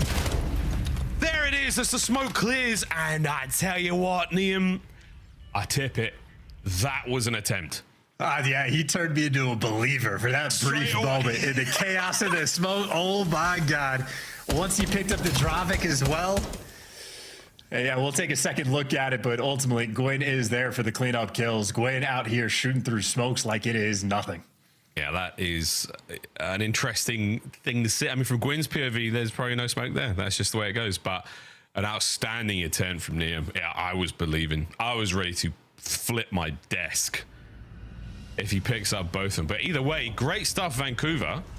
Very mixy trade fest to start the round off. And now, Gwyn with no aim assist, something we've never seen. Oh, first blood for Abe. I feel like that. Abe and Abizi have had that first blood battle, and Abe's been relatively on point so far. At least initially. Does have the bomb in hand, and man disadvantage. LAT gonna have to dig deep. Wide open A site, or maybe just for a brief moment. TJ's repositioned, and yeah, Vancouver Surge everywhere you want him to be. God, timing goes the way of Abizi right now. He's managed to dodge the entirety of the Vancouver Surge roster to check that bomb site. Now a free plant, down a man. Here we go. Over the top, Surge are going to send it together, hand in hand. Nobody home, nobody on the defuse yet, and we're going to go for the kills. We are going to send it for the kills, and we are going to get him. Last man red, and dealt with a perfect retake from Vancouver. Well, I mean, hey, if you had Merc talking about how he thinks the jetpack Call of Duty style is the way to go in this game, that's what that looked like to me, man. Everybody grouped up together, just keep it moving. We'll figure out the rest later, and yeah, absolutely overwhelming. That is a perfectly executed retake, and of course, credit to Abe for that initial first blood. Yeah, he's been the king of the tunnel so far. Starting things off with a ton of damage. It was technically a first blood in the last round as well. I could be wrong, but definitely involved in one of the early engagements. Thieves yet to get anything going. Close, no dice. 2 sprees across the board there for Lunas and Gwyn. Wow. I'm not going to talk about what happened to Tej there. He's gone. Yeah, eviscerated. Those are clean shots, not easy to hit. And now Scrap, almost like the early days of Vault. He's the island player, and yep, he is in your spawn. Now the Vancouver Surge players completely trapped. Yeah, this is very awkward. He's got himself another one. And total surrounded. Thieves get themselves around. Perfect execution there from the LA Thieves. Finding a good look out of them. Yeah, I mean, just again, clean shots from Neum on the P2 hop up. And Scrap is one of those guys, very capable of being hyper aggressive in S&D. He has an open lane, doesn't waste any time, takes the space, gets in your spawn, and doesn't overcommit either. Doesn't get just 1 kill, gets 2, stays alive the entire time. That is a perfectly executed S&D round. Another round's up. To the B-bomb site we go. Oh, Gwyn lands a first with his snipe. Can he get himself another one? Not just yet. Great work from Scrap. Trying to level the playing field as best he possibly can. Neum joins him in the feed as well. So now a 2v2 and a fast wrap hit from Vancouver Surge. Sniper down as well. Neum again with clean shots at range, but they have no intel on TJ or Lunars, both of which are hitting the pinch. Boy's got to hit this one fast, man. Here we go. Get the bomb down quickly. Neum's not turned around. No one has turned. No one has turned as of yet. There it is. It's a little too late. Lunas. Oh, he picks up both. Abe with the good gas for his teammate there on the 2-piece to close the round out. Yep, clean shots. Good call as well. Vancouver Surge players, they're out here showering. Squaring up with a sniper, getting back in the mix, and yep, Lunars with the drop. Scrap effectively just holding the paparazzi camera in that round. No photos, please. No photos. Flashbang them in real life. IRL, yeah, blind. Yeah, Luna's got the brightness cranked, son. Wow. Well, it helps some folks. When you get to the main stage, those bright lights tend not to affect you nearly as much. Nothing affected them so far, though, at 3-1. Gwyn's snipe's been good. I've really seen him crop up in the feed, so his skill was never in question. And one of the more mechanically adept players we've seen in the league. LAT showing him nothing. He had a couple jump peaks from Scrap early on, but you're just looking for the intel. LAT showing respect now that they're down 3-1. Yeah, we're not giving anything away at all. A-bomb site. Most likely. Neum, you shut him enough to just get away, but now he's backed up, expecting something from Vancouver. But right now, we're just watching the time. The smoke's the bait, and the Thieves are taking it.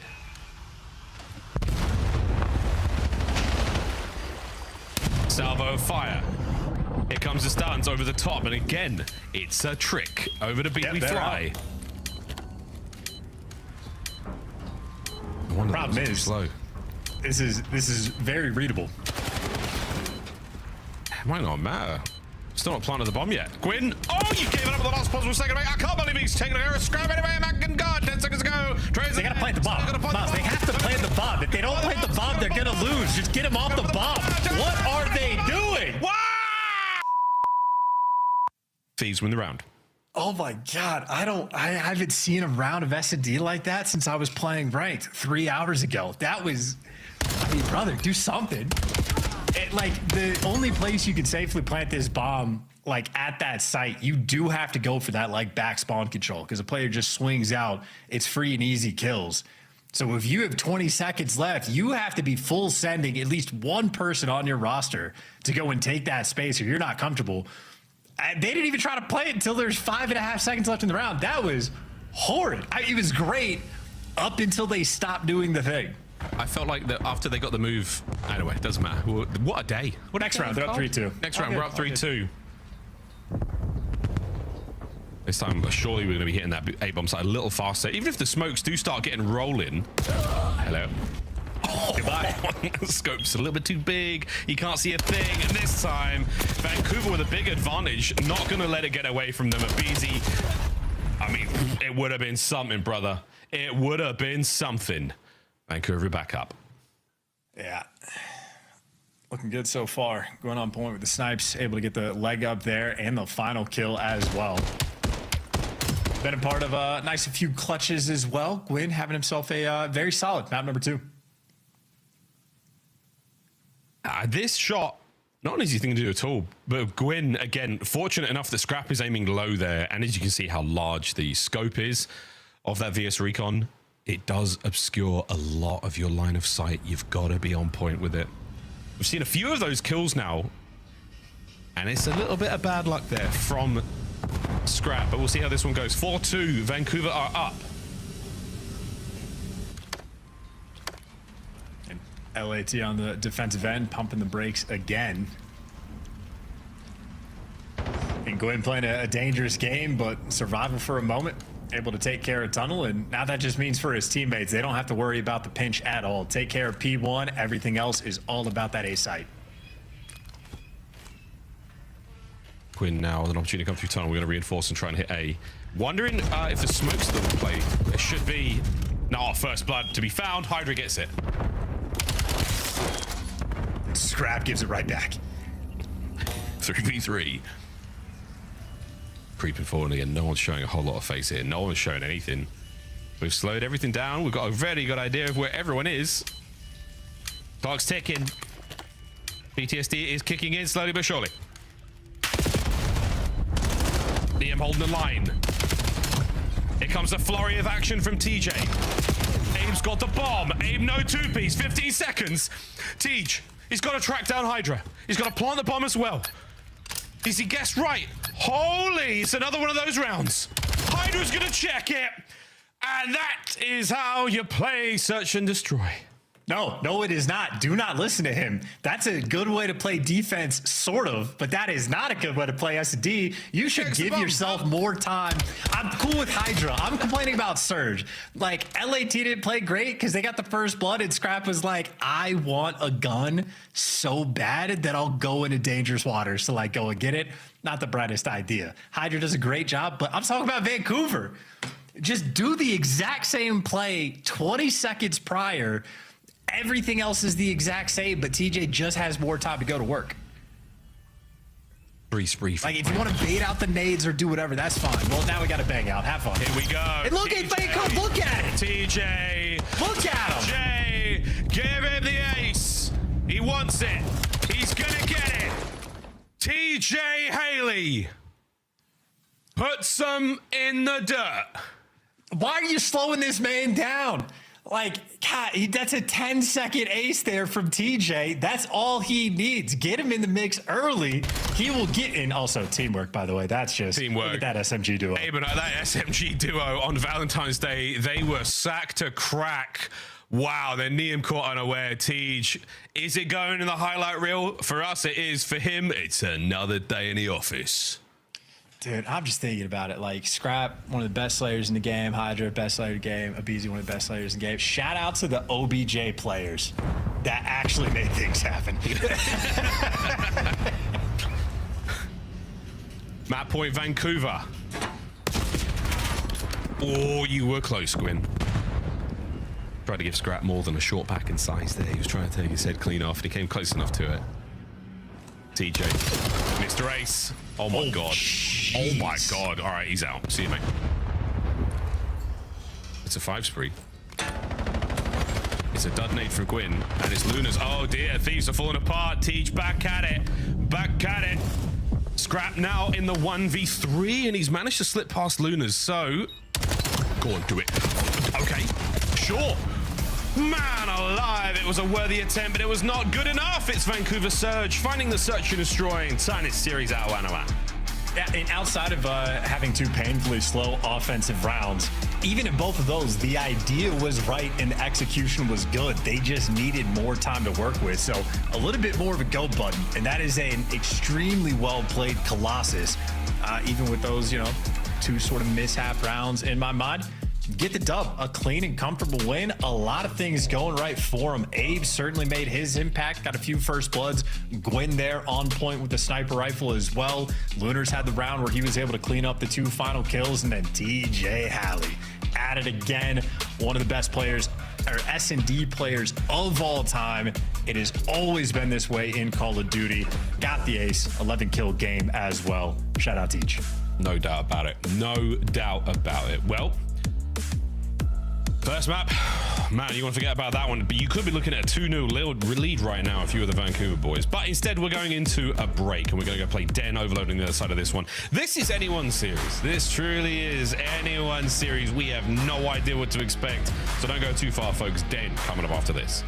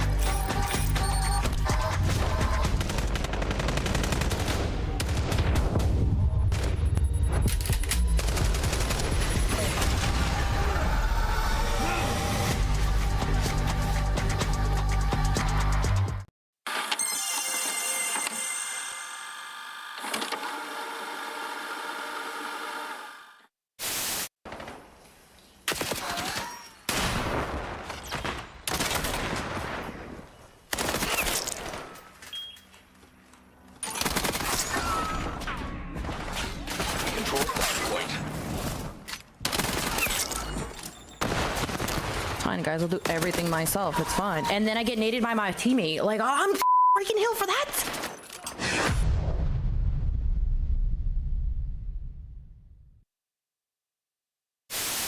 Go one by one. This is not how you play the game. AG hit front by himself. That's the How many times did we praise Optic for their ability early on in this game to understand how challenge the good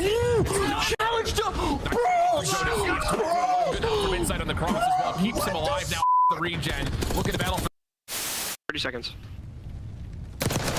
You see him? Got it, one bullet. Got both of them. God, he did one bullet. I just shot the ball. Good try, good try. I didn't know it looked like that, bro. Bro, I saw the guy on the left and I just tweaked. Man, Wixels is just gonna have to slide in with ARs. Oh, nice little deep shoulder coming through. Oh! Wow! No way! He gets the one through the drop, and then all. Still backside. One. I'm not seeing. Stuck. In the corner. Absolutely. Coming. Holy shit. Let's go, boys. What the fuck on? I'll take that. Defuse.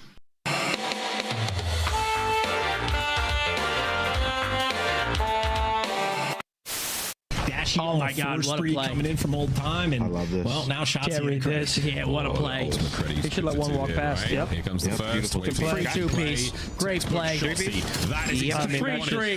Gorgeous. And we get. Is that going to flip spawns? Yo, that was beautiful by the Falcons, and Optic are starting to figure it out. And you know what? That ain't going to show up on the scoreboard. But what a play. You stay L triggered, Merc's there for just two. Broke the hill basically there for the by himself. Kill. This is perfect. Just funnel them green. We have this grandma rotation. 10 seconds left. I think it's certainly right now. COD Champs tickets are on sale now. Come see the best teams lock in for this season's grand finale in fabulous Las Vegas. All 4-day passes come with early venue access. Head to phasevegas.com or scan the QR code to get your tickets now. Look like the pros to play like the pros. The CDL team skins are available now. Scan the QR code or check out the in-game store now. Scuff, official controller of the CDL. Welcome back, friends. It is time for the LA Thieves and Vancouver Surge to play a game of Overload against each other. That's right. Map number 1, what a comeback. Map number 2, we ain't going to talk about it. Map number 3, let's find out.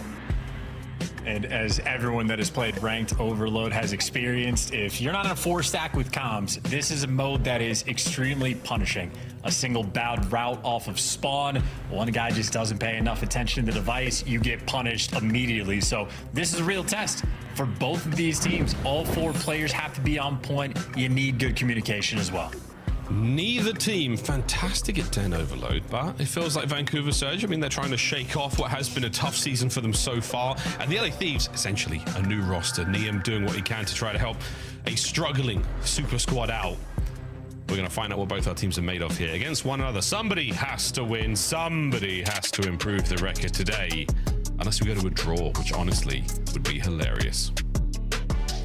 Then we reset and play the map. I'm pretty sure is the rules. So I'm not going to pretend to have read the rulebook in this exact. No, that's what happens. Yeah. If it's a 4v4, draw, time ticks down, nobody touches the device. I think the game just does end in a draw, and you got to play the entire thing again. It will happen at some point. The monkeys on the typewriters are getting up. Oh boy, they have been whipping up something special today. Let me tell you, friends. In we go to the first half of Overload here on Den. Luna's our first man. We're really worried about that rally play here on Den. Looking for the first and second goals back to back. Let's see if we can get it done. And Abe, hello, darling. He's got himself 3. Ew, that's so icky. Yeah, I think something's going wrong. There is one player, I think it was Scrap running through mid-cut or whoever it was, like aimed at the sky. So, yeah, something going wrong there with at least one player. Maybe they spawned on the wrong side. Who knows? But null and void. This is what I'm saying. The monkeys and typewriters. Sometimes you get Shakespeare. Sometimes you get a game that has to end in 10 seconds. Usually, it's that one. But yeah, usually I was going to say a bit of an issue there with the lobby. Well, we'll get that set up ASAP, folks. Get that set right back up. Get ourselves back into action because I'm desperate to find out how the hell this one goes down. I cannot believe what we've already seen in the first 2 maps of this series. I feel like we're in for a long run here. I think a game 5 might be on the cards, but let's see what those see how red hot those typewriters are right now. So far though, Chance, Overload not been treating Hydra terribly. Good kills, good damage. I mean, damage maybe not, but the KD not bad at all. Sure, stats are great. We also did just see how inefficient this team is in the game mode, so you want to gas them up for the KD. That's fantastic, though. Need to see some wins first. Got to see that ball go through the hoop before I really start gassing that one up. Nonetheless, zero doubts of this man's capability as a Slayer or ability to win the gunfights. When he puts things together, it is absolutely magical, and maybe Overload will sort of tail into what happens for him in S&D.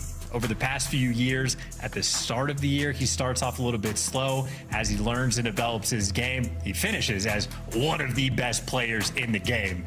And when he brings it together, obviously, phenomenal player that we have before us. Overload might just be the same thing.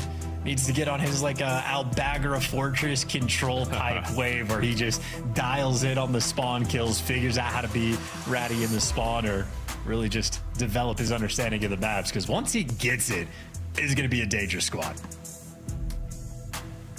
Gotta get it still. Everyone trying to stay warm. There's a lobby reset taking place right now, folks. Thank you again for joining us here on this lovely Saturday. Love is absolutely in the air. Love for a ridiculous map ecology. I mean, ridiculous couple of maps. All the series today has been pretty wild. Super clean 3-0s for Joe Clint and some absolute nail biters for us. I'm exhausted. Tell you ain't I though. None of those Surge boys bounce back in the series, get themselves that much needed S&D win. Still unable to crack the first map curse. Still unable to break that curse, and they've got to figure it out, folks. They have absolutely got to figure it out. Many more majors this year. I got bad news. Major 2 completely sold out. Major That's 3. good news, Miles. Well, bad news for the folks who don't have tickets. Great news for all of us. It's going to be unbelievable. But Major 3, DreamHack Atlanta. You can still get yourself single-day tickets. They are on sale. QR codes, if you can scan them. If not, a quick Google, boys and girls. We'll see you there in Atlanta for Major 3. Also a Pro-Am. Very, very exciting indeed. For many challenges players. Going to really throw a wrench in the mix of our usual flow here at the Call of Duty League. DreamHack Atlanta Major 3. Grab your tickets What a season it's been already, man. Good stuff. Yeah. It's been a good time. And then, you know, fun fact, the guy you saw in that last graphic was Trakes up towards the back, if you're not familiar. He's teamed with Neum before, so unexpected that would even be a possibility. But nonetheless, a little bit of experience there. So, yeah, a lot of intertwined roles and roster moves and storylines between a lot of players in the league. Oh, yeah, man. Oh, yeah, man. It's looking like a Targaryen family tree. We're getting real close in the league. You know what I'm saying? A lot of you know what I'm saying, chat? Roll Tide, Miles, roll Tide. Roll Tide. You know what I'm saying, chat. Here we go into Den, take 2. Who's walking away with the opening salvo? We saw a very, very, very nice start there from the Vancouver Surge boys before something went wrong. This time round, TJ will be fighting out by Hydra towards that mid-cut area, and we're going to dive right on in towards this one and see who walks away with the kills. Well, Winners wins the Chally gunfight. TJ, well, he thought he checked the corner. Hydra skinnier than he would have expected. A little bit. Shell, no good this time round from Abe. He's not going to find that opening break as clean as he wanted it. Hydra caught unaware. Luna's on the immediate snap. Can't get the second. Unfortunately, can't get the third. No one to grab that EMP, so now we're trying to make something happen in Tej. Trying to make something happen, but a solid defense there from the LA Thieves. They make the right call on going back to that B goal. And I talked about a lot of like the routes you want to take off spawn. LAT does a nice job. If you're coming off spawn, only have a single guy up towards the middle of the map, just be safe. Wrap all the way back just to make sure no funny business rolls through. It's a careful, calculated game, and now you're playing for the trades. Unfortunately, Gwen, a difficult one to trade. Takes down 2 before he falls. This will be a little bit more map pressure for Vancouver Surge. Yeah, not seeing a huge amount of space being taken right now from Vancouver Surge. They're still going to have to be working for the kills here. That's going to get the LA Thieves into corners, into position. We're still waiting for anything here on that low side of the map. TJ, he's playing for the mid hit. Oh my goodness, he could get something there. No, gives it up. A couple of players going to make their way through. Thieves doing everything right so far, getting their kills, and that is another man to deal with. Oh, Gwyn down. You're going to still keep that possession if you're the LA Thieves. For a second longer. Vancouver now on the attack. Yeah, TJ lead blocker, but even after getting that white, Vancouver Surge take an extra 5 seconds before they pick the device up. And now they got players all over the map. Hydra picks up Abe on the top side, and if you're trying to force the device low, well, for Lunars, there is nowhere to go. And now he's trying to be helpful. Wrap the device back towards your own spawn. There might not be anything helpful about it. Oh, dear. Yeah, get it nice and close. It should be a dead.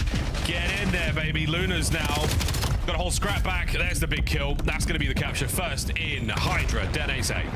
Yeah, nice little assist there coming through. LAT up 1-0, and now this is the problem. We talked about Hydra slaying numbers. It's when he gets in your spawn where he is the absolute worst to deal with. That's number 6. That's number 7. Welcome to Hydra's world. That's unbelievable. That's the perfect rally from the LA Thieves. Absolutely perfect. Top side of the map now. We're trying to make something happen, and Neum is in the right place at the right time. Off the map. That's fine. He gets up 1. Oh dear, Scrap can't get it either. So now, an opportunity to rally for the Vancouver Surge. Well, the routes out of spawn are good. Problem is, Abe, lead blocker, able to get a kill. And, well, yeah, just in time. Winner's able to sneak that one through. So Vancouver Surge able to get on the board. That is certainly a score they desperately needed. Yeah, you got that mid-map control as well. You got presence. You deal with these next 2 players. Keep getting the kills, Vancouver. Can you do it all right? Scraps, oh, he's a problem. He is a problem. Teach still trying to hold it down together. Toe to toe against Scrap, loses it. Big opportunity now through mid. Thieves not giving up anything. Just that pure mid reset. A difficult one for either side to work with. And actually, you're taking space. Neem is already pushed up towards B, so Hydra's on the foot race. But there's just a guy that's going to cut him off. So, yeah, Gwen, easy kill, shuts the play down. Yeah, he just manages to sneak on the inside. Oh, and he gets rid of Neum as well. Gwyn, that is a massive win. An opportunity now to go towards the top side. Oh, Lunas might have picked them up at the right time. It's a lovely 2, and that's the second in for Vancouver. Tied up with 1:10. Yeah, both of these teams have sort of had that moment where they're trying to do just a little bit too much on the map, and it just delivers a score for the opponent. Got to be very careful, but not for LAT. You don't want to be careful here. You want Scrap to get every single kill. Hydra coming up right behind him. Oh, Abe. Oh, he stops it. What a stop from Abe. What a stop from Abe. Can't Look at the next man as well. That's, oh, what a stop from TJ. Another not LA Thieves. Fool me once, shame on you. Fool me twice. I can't believe it. The third time, no, not going to happen. 3-2. Just over 30 seconds to play. I mean, just take out your knife and sit next to the device, you know? Like, just... Wait, another. Oh, goodness gracious. Well, Abe's going to back on up. Allow the possible overtime play to take place here. LA Thieves waiting for their teamwork. Nice nade on the Tej. One more man on the point to deal with. Another one now through their spawn. Their kills are there. Trades are on. We're making a case for it. It's a Beezy with 4 to force half-time LA Thieves. A lovely first half. Yeah, an overwhelming first half, I would say, as well, especially for those final 2 scores. Abizi, I mean, like a rotting back, just trucks through in between 2 players to get score number 3. And score number 4 is certainly a lot more calculated, but here's a few different looks. Some of these scores were a lot easier than others, because certainly when Hydra gets in your base, I mean, this is where he is at his absolute finest. But the wall jump onto Gwyn there as well of 14 HP. That's a stinger for the 7 spree. I'm not sure he got Hellstorm. I wasn't paying attention. I was too busy picking my jaw up off of the floor. Well, this is where things got real messy. In the next round we go. Talk about those highlights a little bit later. Abizi actually nearly getting himself a Hellstorm here at 9 and 12. That 4 spree has been very, very productive indeed. Can he get a thing here? Desperately trying to stay alive for that. It looks like mid-map is not going to treat him very well. In fact, his teammates are getting taken to pieces around him. Yeah, too many things to deal with. Too many players for Vancouver Surge. You got number 5 already pushed out. TJ causing all sorts of problems. They are set up for the goal. Oh, my word. It's done. Get him in there. 4-3. Brilliant start there. We're going to get the rally set up as well. You've got perfect hold here, Vancouver Surge. You have all the numbers. Can you get the kills? Desperately trying to find the trades here. No one on the pickup just yet. Here comes the goods. Here comes Hydra. Are they able to get it through in time? Yes, they are. 4-4 early in the second. I think the Hellstorm, it takes so long to call in. They were very hopeful, but no, if players are over towards your patio, gotta be a little bit quicker. So tied up, 4 minutes to go. LAT might get just an instant recap, though. Abizi with the first blood. So first blood, here comes a fast run, and it is a counter cap. Over the side we go. 5-4. It is electric. We still have a Hellstorm from Scrap as well. So now back to the middle we go. What a game of overload it is on 10. Strap in, buckle up, man. We ain't playing no defense. We are here for the scores. Here is Hellstorm number 2 in the mix. Everybody getting called out, but how many kills will be successful? That's a building that we just destroyed, but the players remain safe, as does the device, still towards the middle of the map. This is the most insane mini-map I've seen all year. This is, we've had a day of it. What a moment. Well, Scrap just runs right past that player. Tej is still hanging out in Dojo. He's hanging out. I mean, he better do something quick, man, because his boys are getting clapped, so he's been getting out there. Oh, no, he's been read by Hydra there. Oh, come on, Thieves, this is your opportunity right now. Grab the rock. Make a run for it. 3 minutes. They're not making a run for nothing. They are waiting for these kills. Hydra with the first blood, 2 players roaming towards the middle of the map. Maybe waiting on Neum to make the full pinch play. He's so close to it. Waiting for it. Reads it perfectly. Through the front. Teacher's down. That surely is the go button. Get a man forward. A goal. Open. Ready. Here we go, ladies and gentlemen. 6-4. Set up for the rally now as well, LA Thieves. Yeah, and not the best positioning from Lunars. He gets the trade on Neum, but you got to be near that objective to try to stop the cap. And that's 3 kills in the feed. Abe's doing the smart thing. He's just playing keep away. Not going to cook up anything great, but he buys his team a ton of time. Great shots out, Scrap. No one's getting out of spawn. No one's getting out of spawn. Here comes number 7. Here comes number 7. Trying to get set up for the rally. Top side of the map. That's exactly where Vancouver are going. 2 minutes to play. We've seen crazier things in Overload so far, folks. Map point, though, for the LA Thieves. Just control the pace. Don't give Abe the 3-piece. That's nice. Trade out of Beezy. What's going on? Why is he alive? We're letting this man live. We're doing it. And he's trying to get the knife kill. Go on, son. Look at him go. What in the... Somebody kill him, please. Somebody please kill him. This is insane. We do manage to pick up the EMP. The EMP is heading southbound. Southbound in Scrap's hands. He's making a move for it. Making a run. The boys are with him now, looking for that kill, but it's going to be an absolute battle. Minute 30 to go. I saw Kenny talk about a game mode. He said he wasn't the biggest fan. I can see why if this is what I mean, dog, they're playing. Abizi was just playing Michael Myers successfully. They were running away from him when he had his knife out. It's a goal, 7-5. Abe finally sneaks one over the line. A minute to go. I'm not kidding. I'm not kidding when I say it could happen. There's no way. You got a man in the corner. Oh, he wins a big one. Niam, what a hero, and Abizi gets his as well. This is it. Yeah. Wait, can Abe sneak another? LA, you're just playing keep away. You're just playing keep away from the device. Abizi, the nuisance, gets another kill doing the exact same thing. Abizi right now bailing his team out, but because it just takes that 10 seconds for the recapture, for Vancouver Surge, this is a near impossibility. Well, that was that. Hydra might have just slammed the door shut on the fingers of Vancouver Surge here on Den. That should be it done. 7-5. An impressive scoreline so far. Defense be damned. It was just shot after shot after shot on those portals. Final seconds to pad the stats. Try and make it a 7-6 if you can, boys, but that's it. Hydra once again seals the deal on a ridiculous game of Overload. I mean, what are the sports comparisons for this? If this was basketball, we just watched two teams just sit there and chuck threes nonstop, just going for the big plays. If it was soccer, we're taking, I don't know, midfield shots. We're taking the goalie out of the box, and we're saying, no, we're playing with 11 men on the field. We're getting aggressive. That was nutty. A nutty game. Hey, that was a great fun. Great fun. And unfortunately for Vancouver Surge, hey, you kept it together as close as you possibly could, boys. Abe got some sneaky plays in there. He got a sneaky capture across the board. Hydra with another brilliant game of Overload. That is why he's rolling up the stats in a big, big way. And the boys win it. Ultimately, that is a win. Good stuff. 32-23. Nice damage. 23 non-traded as well. Not quite enough there from Vancouver, but a spicy one indeed. If not for losing it in the first half, I mean, obviously they get forced out. We get to 4. We forced that first half quickly. Even then, it was so tight. Vancouver Surge just not enough in the tank. I just hope we see the one where I think it was Abizi just runs in between two players. Like, they get all the kills, do they not? The device is down, and we're just up time. Yeah, he just right in between two guys, trucks right through them. Absolute insane stuff coming through from this Overload. I almost want to see Miles the Abuza 2-piece he got with the pistol going for the cap over towards B, just as like a palate cleanser.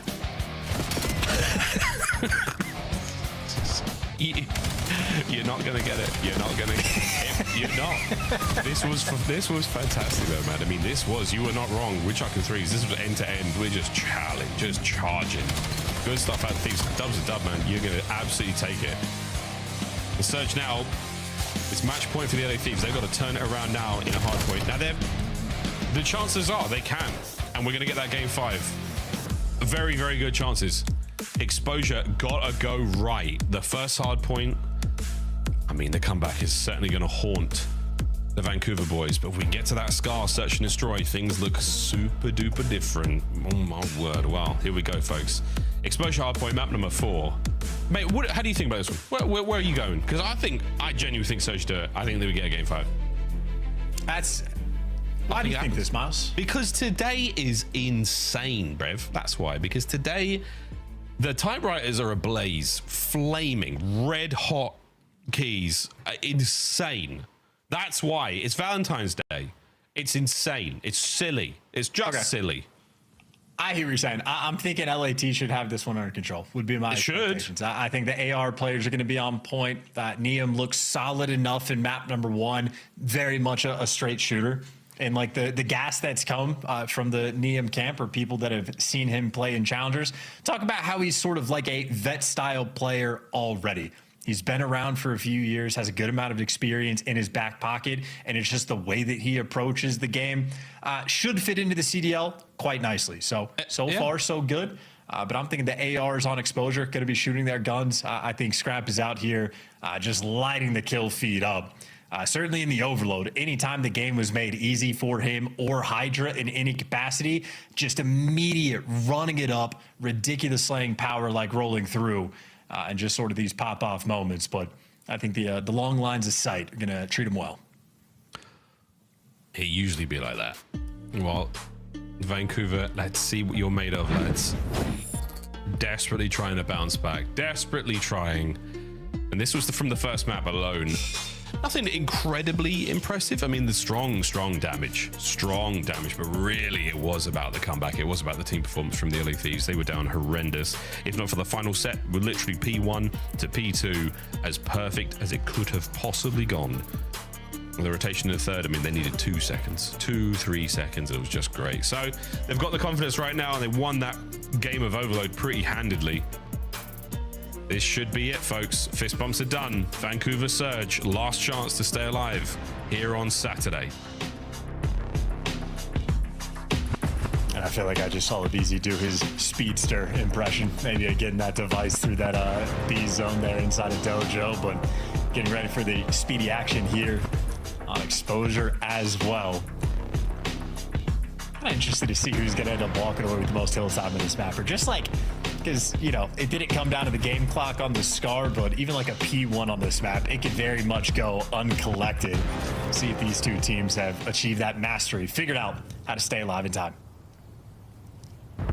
Good luck on this P1. Is that free through the window? Yeah, sure is. Damn, what's that one? Oh, no. What an opening for a Scrap. A lovely 2. Last man, Tej gone. We're in time.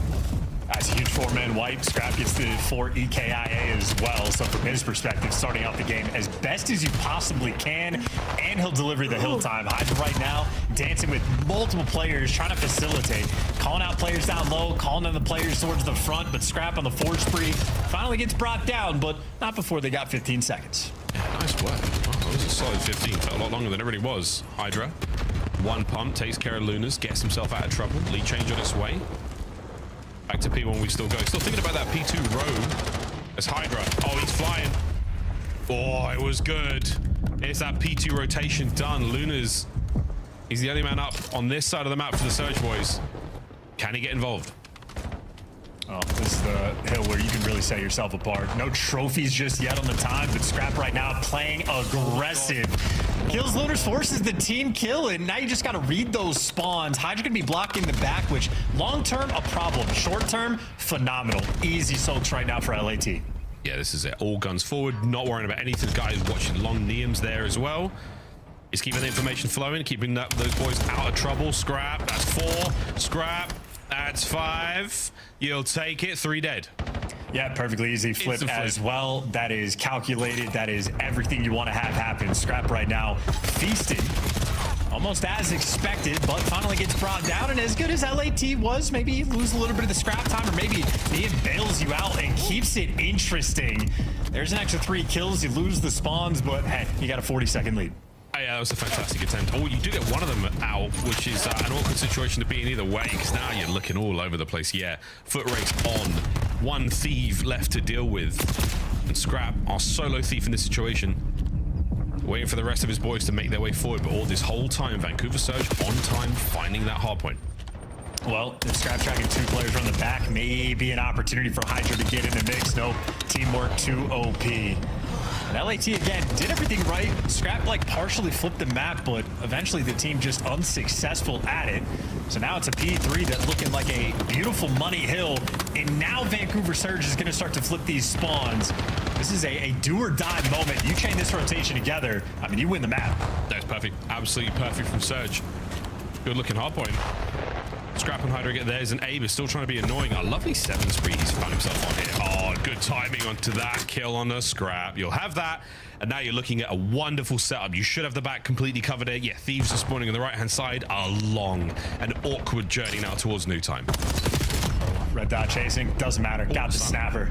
He's got the wraps. You got everything you want. Left side pushed out at least a little bit.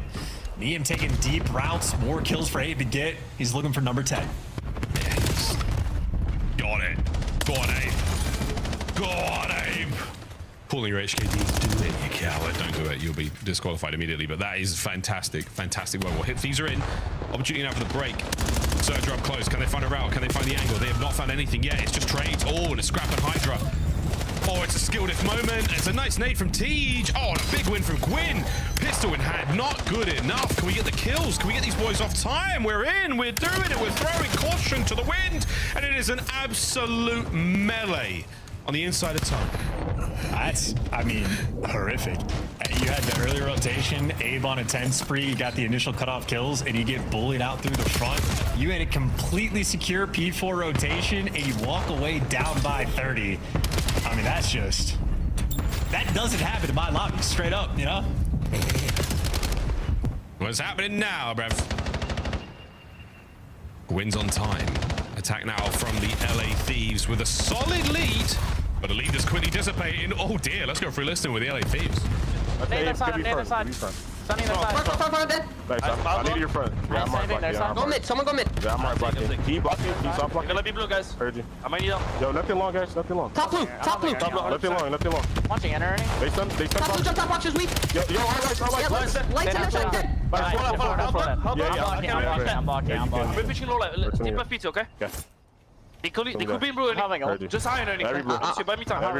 They're nading old. They're nading old. Top blue, looking. I have a little Top blue right now, Nice. Left guy, zig. One shot, 3 boys. Block. Nice. I'll block again. We're doing the same shit. We're doing the same shit. That's fine, close. You want to use soap? Take your time. I'm needing your zig. I need your zig. One zig. Grab your lights. Look at that blue. Okay. Last two. Yeah, I'm trying to go your con. Last two. Yo, I have all your boxes. Stay down. I have all your boxes. Stay down. Every box. Left in boxes. Yo, boxes. 2 boxes. 2 boxes. One shot. 2 boxes. One shot. Play mine. Ace and need. Ace and need. Nice. I'm just laying down time. So I got naded. He could be boxed. Yeah. Blue. I didn't need your zig. Laying down on time. Didn't need your zig, guys. Watch out time. Yo, you want? Hard zig. One box is dead. Zig. Low blue, boxes. Nice. We're fishing left. I'm I got block. Y'all pitch you right, okay? They have to pay for this. No, Watch it all left. I'm staying new. I'm staying new, guys. Heard you. They're all hitting y'all. Last guy. No. You shot me down. Yo, what the fuck? Okay. Alright, I'm gonna take a right route. Yo, two con. I'm taking a deep right route. Cutter, no weak, dead. Nice, that's one, guys. Yo, I have a cruise. I hear. Yo, I'm cruising. Yeah, you should. I hear. I'm playing too deep. One offside out. Offside out. Cruising. Gonna be. Still spawning quads. What's Eno on me? Yo, Arner's going dead. Nice, stay alive. Yo, ready? Yo, to one they're inner, one's like under their quads, and one they con. Under their quads? Yo, like, on quads. Under quads, one shot. Under quads, one shot dead. What's spawning out, they're Yo, con, guys, stop. Last guy win. Flip. Last guy win. Yeah, last guy. We can hold my mid, hold my mid. Okay, I got you. One streak. I'm taking a chop. Taking a chop, weak hitter. Enter. I did chime that. We have another streaker now. Yeah, streak. Challenge time. 2 on time. One pick up. I'm gonna need time last one. In time. 2 pick up. That's a great run from the LA Thieves. And Chance, your question about who's getting the hard point time so far is Abe. I mean, well, true. Yeah, there you go. I was about to say it was a P1 from LAT. That was a masterclass. Hydra just over here commenting. I'm doing the exact same play again. So dominant, nobody can keep up right now. Vancouver Surge certainly on the back foot. Doing a great job of hunting players down in spawn. That's the easy job. Hard job, breaking time. Yeah, breaking time, not easy. Hydra need him. Last man Gwyn, and he should be gone. That is indeed LA Thieves firmly in control. This is cruise control, man. 100-point lead, no looking back. Kills just flowing their way in a map where, I mean, just to be frank, Hydra and Scrap have looked unstoppable. Yeah, this has been a Hydra. I mean, Scrap indeed. We heard the listening. The Deads were there. Every gunfight he took was immaculate. Complete and total takeover. LA Thieves' confidence key in this map of exposure. We're sending it. We are truly sending it. Late break here from Surge, desperately trying to stay alive. Yeah, hitting ult for that 5 seconds, but you can absolutely do that when your teammate has the rotation. Yep. Would have been his first. Thought about it. Got a 2-piece instead. Neum, welcome to the big leagues. That is exactly how you want it to go. A delightful start to his time here on the LA Thieves outside of what was a very, very difficult game of search and destroy. Respawn for the LA Thieves still looking good. They walk away with a dub there, and Vancouver Surge struggles continue. undoubtedly still haunted by their map 1 record, 0-10 to start off their series, and the first one they had there on Scar, probably the closest that they had been, but no dice there. And instead, it is an LAT, 10 extra CDL points, starting off their split right, getting a win with the new roster as well. Has to feel good to see that ball go through the hoop. And I mean, not that anyone's necessarily surprised, but like, Neem looked good. Did his job, decent amount of kills, even there on that map, 18 and 17. Feet up, because Scrap and Hydra was what, 55 and 33 combined. And Scrap, of course, doing this while soaking up some time as well. One of the better maps we have seen from Scrap this year. He feasted, did whatever he wanted. Yeah, 100%. That's the good Scrap. That's the Scrap you paid for. That's the Scrap you fill seats with. That's the kind of Scrap you really wanted to see LA Thieves fans. 3-1 final score outside of the Colossus. Not a bad series whatsoever. The comeback on the first map, like, that was the real tone set for me. Well done. When the pressure was on, those big names, they made the big plays. Fantastic stuff. To the desk, to the desk, to the desk we go. Well done, fans. We did it again. Correct picks across the board. Unfortunately, though, I have to ask the question. Everyone's running with the storyline. Neem is the right fit. True or false? The same result would happen if you had Kenny in the lineup. Yeah, I mean, probably same stats. It's hard to say. I mean, they're playing Vancouver, so more than likely. I will say though, that last map was like the best hardpoint performance and kind of what I've expected to see from LA Thieves from last year. Like hard blocking, letting Hydra make plays. Everybody remembers on the P5, Hydra reflanked them twice. And then even in listening, you heard it, like Scrap talking to me. I'm like, yo, just do this for me. He's like, just play my I'm already here. He's like, I'm already here, right? So I'm not saying Kenny wasn't doing those things, but it does seem like they're flowing a bit better. That was an easy match, though. Yeah, you're playing the bottom of the power rankings right now. Vancouver, a unexpected S&D win, though. So let's take a look at Game 4 highlights as we close out the final series on the night. TJ pops off in the search and destroy. Abe has a great start, though, for Vancouver in this Game 4. Where did LA Thieves take the game back? Because it was a blowout if you look at the final score.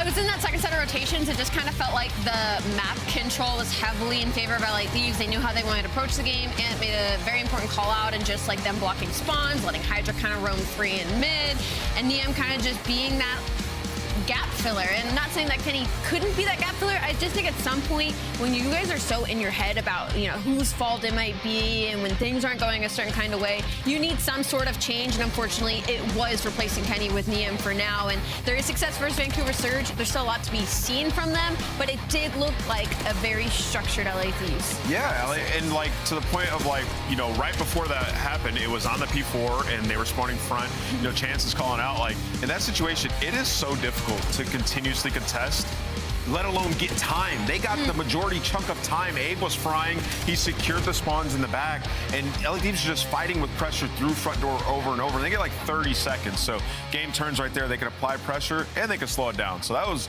by all accounts, a phenomenal performance. LA Thieves with another 10 points towards their overall season standings. Their first 10 points, though, in stage number 2. And they've got a fresh face joining us live. Neem, welcome to the show, my guy. Congratulations on your first win at the CDL.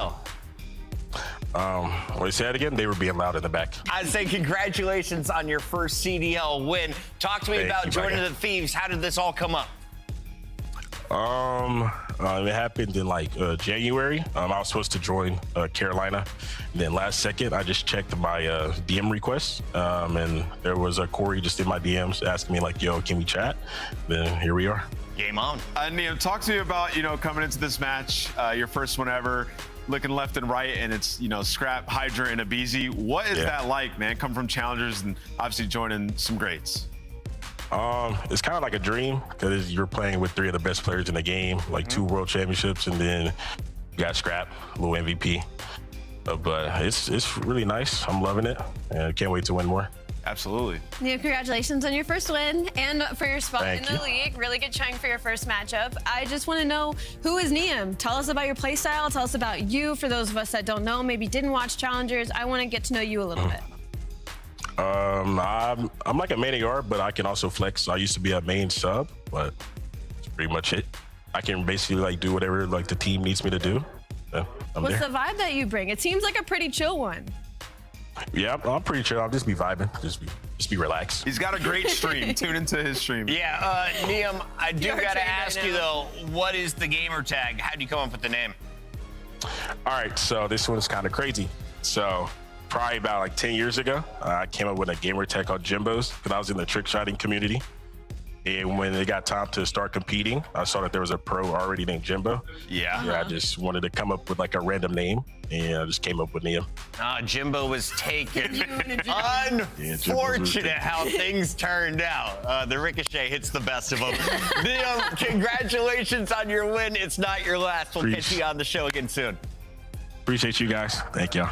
Jimbo is taken. I feel like he can take it back now, though. You know what I mean? Right? Let's bring some honor to that name. Neum feels good. It's short, sweet, and it hits. That is the finish to our 4-match day, which means that we got to update everyone on what happened going all the way back to the start of the day. Alley Cat, this was the banger matchup. You had your Gentlemates back in action. I did. Riyadh versus Gentlemates. It wasn't as fun of a watch maybe as we were hoping for, but for Paris Gentlemates, it kind of just solidified like we're here to continue, you know, what we showed at Major 1 and looking to hopefully be a favorite heading to Major 2. Exnid dropped some big numbers. Did you see enough from them today to silence the rumors that they need a change? Yeah, I mean, I think, you know, Exnid is just going to constantly be like when we have that breakthrough where, you know, he can slow it down, especially the search and destroy. But today I have no massive complaints about how he played. I thought Riyadh actually had a good performance today. Right. Like, realistically, the overload came down to a sudden death. Came back nasty a little. You won, you know, the first hard point in your pick, and then the game for hard point, you know, a couple plays away where it's like, man, they could have been in a better situation. So for them, they were just hoping to get to that game 5, and they don't. They went up against the champs. So Riyadh's still trying to find their top form. Paris stays on top, as does Optic Texas, as we saw them back in action. A little bit tighter of a fight, though, as it was nearly a spoiler from G2. This one went all the way to a round 11, game 5. Now, this was the most fun match for me, I think, on the day. I mean, specifically, you got G2. They finally win a map 1. They go up early in the series, and then you get to this overload, and things just hit the fan. On one side, G2, I was impressed because their online showings haven't been that well, and I felt like they had a really strong showing those first 2 maps. But the game 5 woes, man, it will not escape them, man. But there is wins here. Like, you look good in this series, look like some progression, like you can keep this up. True. And then they also got 2 maps. When we talk about the tiebreakers, you play everybody, it's going to come into effect later on. So just a great match for two of our top 4 teams, and, you know, G2 proving that they're still here to play. G2 taking our second best team in the league to a game 5, round 11. I want to see the matchup against Paris, and the good news is we will see that here in our stage 2. We also saw a third match on the day, though, and this was the speed run of Booza and friends. Found their flow state going up against Koi, who are definitely on blow it up watch. Something is off in Toronto. This could be the last time we've seen the duo together in Kleenex. And I don't know. I don't put any bad omens, but it does feel like that camp is headed towards something. Something has to change. You know, it's kind of like that LAD situation where it's like, okay, we wanted it to work, it's not working, and so there has to be a change somewhere, whether it's in roles, whether it's a player. Something has to hit the fan for Toronto Koi, because this is, at this point, it's not even just a bad showing. Like, this is an organization 7 losses straight that has always competed with the best of the best, and so now to have this dip, you know that something's. And they're just getting like cooked, Yeah. like blown away. Like the maps, the search and destroy wasn't even close. Like the hard point, they're just scamming left and right. I don't know what's happening with them. We don't know what's going on with Koi, but we do know that Vegas is celebrating. You can join us July 16th to the 19th. We'll be in the Michelob Ultra Arena for the World Champs. Only the top 8 will make it there, and we got to see where we're at currently with our standings. It's pretty early here in stage number 2, but your leaderboard is starting to shape up, Alley Cat. Yeah, it makes the movement. We still have about 6 more weeks to go, but we're going to see a lot of team. Graphics are broken, which means it's the end of the show. Here we go. No, we're good. We got one team 2-0, and it's Optic Texas. Nobody's shocked. 2-0. 2-0. Heretics, though, 3-0 start when it comes to map count. Carolina Royal Ravens got a win. And, of course, the Gentlemates get it done in a game number 5. All the teams will be back in action next week. But tomorrow, here are your 8 that'll be facing off on the stream. Carolina taking on the Thieves. That could be the match of the day. Also, we get our first look at Cloud9. Are they able to go to game number 4? My bad, Thieves. Ladies and gentlemen, that is going to do it for tonight. Happy Valentine's Day. Go to dinner. Send some flowers. Buy some Belgian chocolates like a Booza would. We'll see you next time. Like a Booza.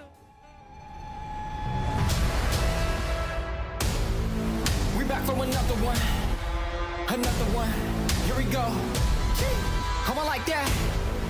We back for another one. Here we go.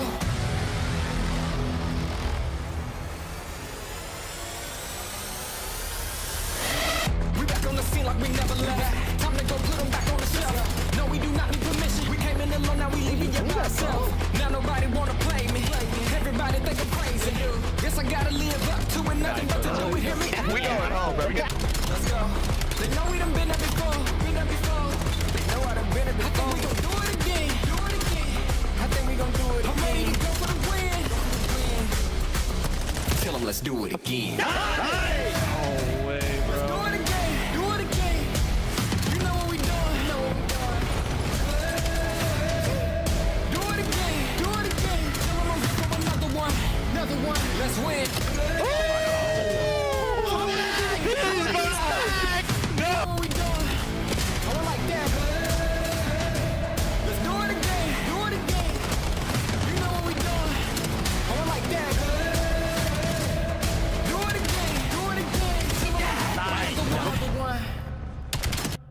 Let's do it again. There's two front doors. Okay. Like, what are they doing?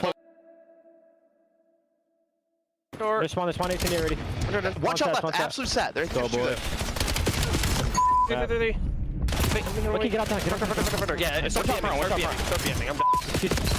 Get off time. Get off. Nah, bro, we're getting this on, bro. We going home, bro. Get the out of here, bro. Going with Get my 10. I'm about to. GG's, bro. Bunch of beasts, bro. Yeah. That map was dog shit, dude. Oh my god, dude.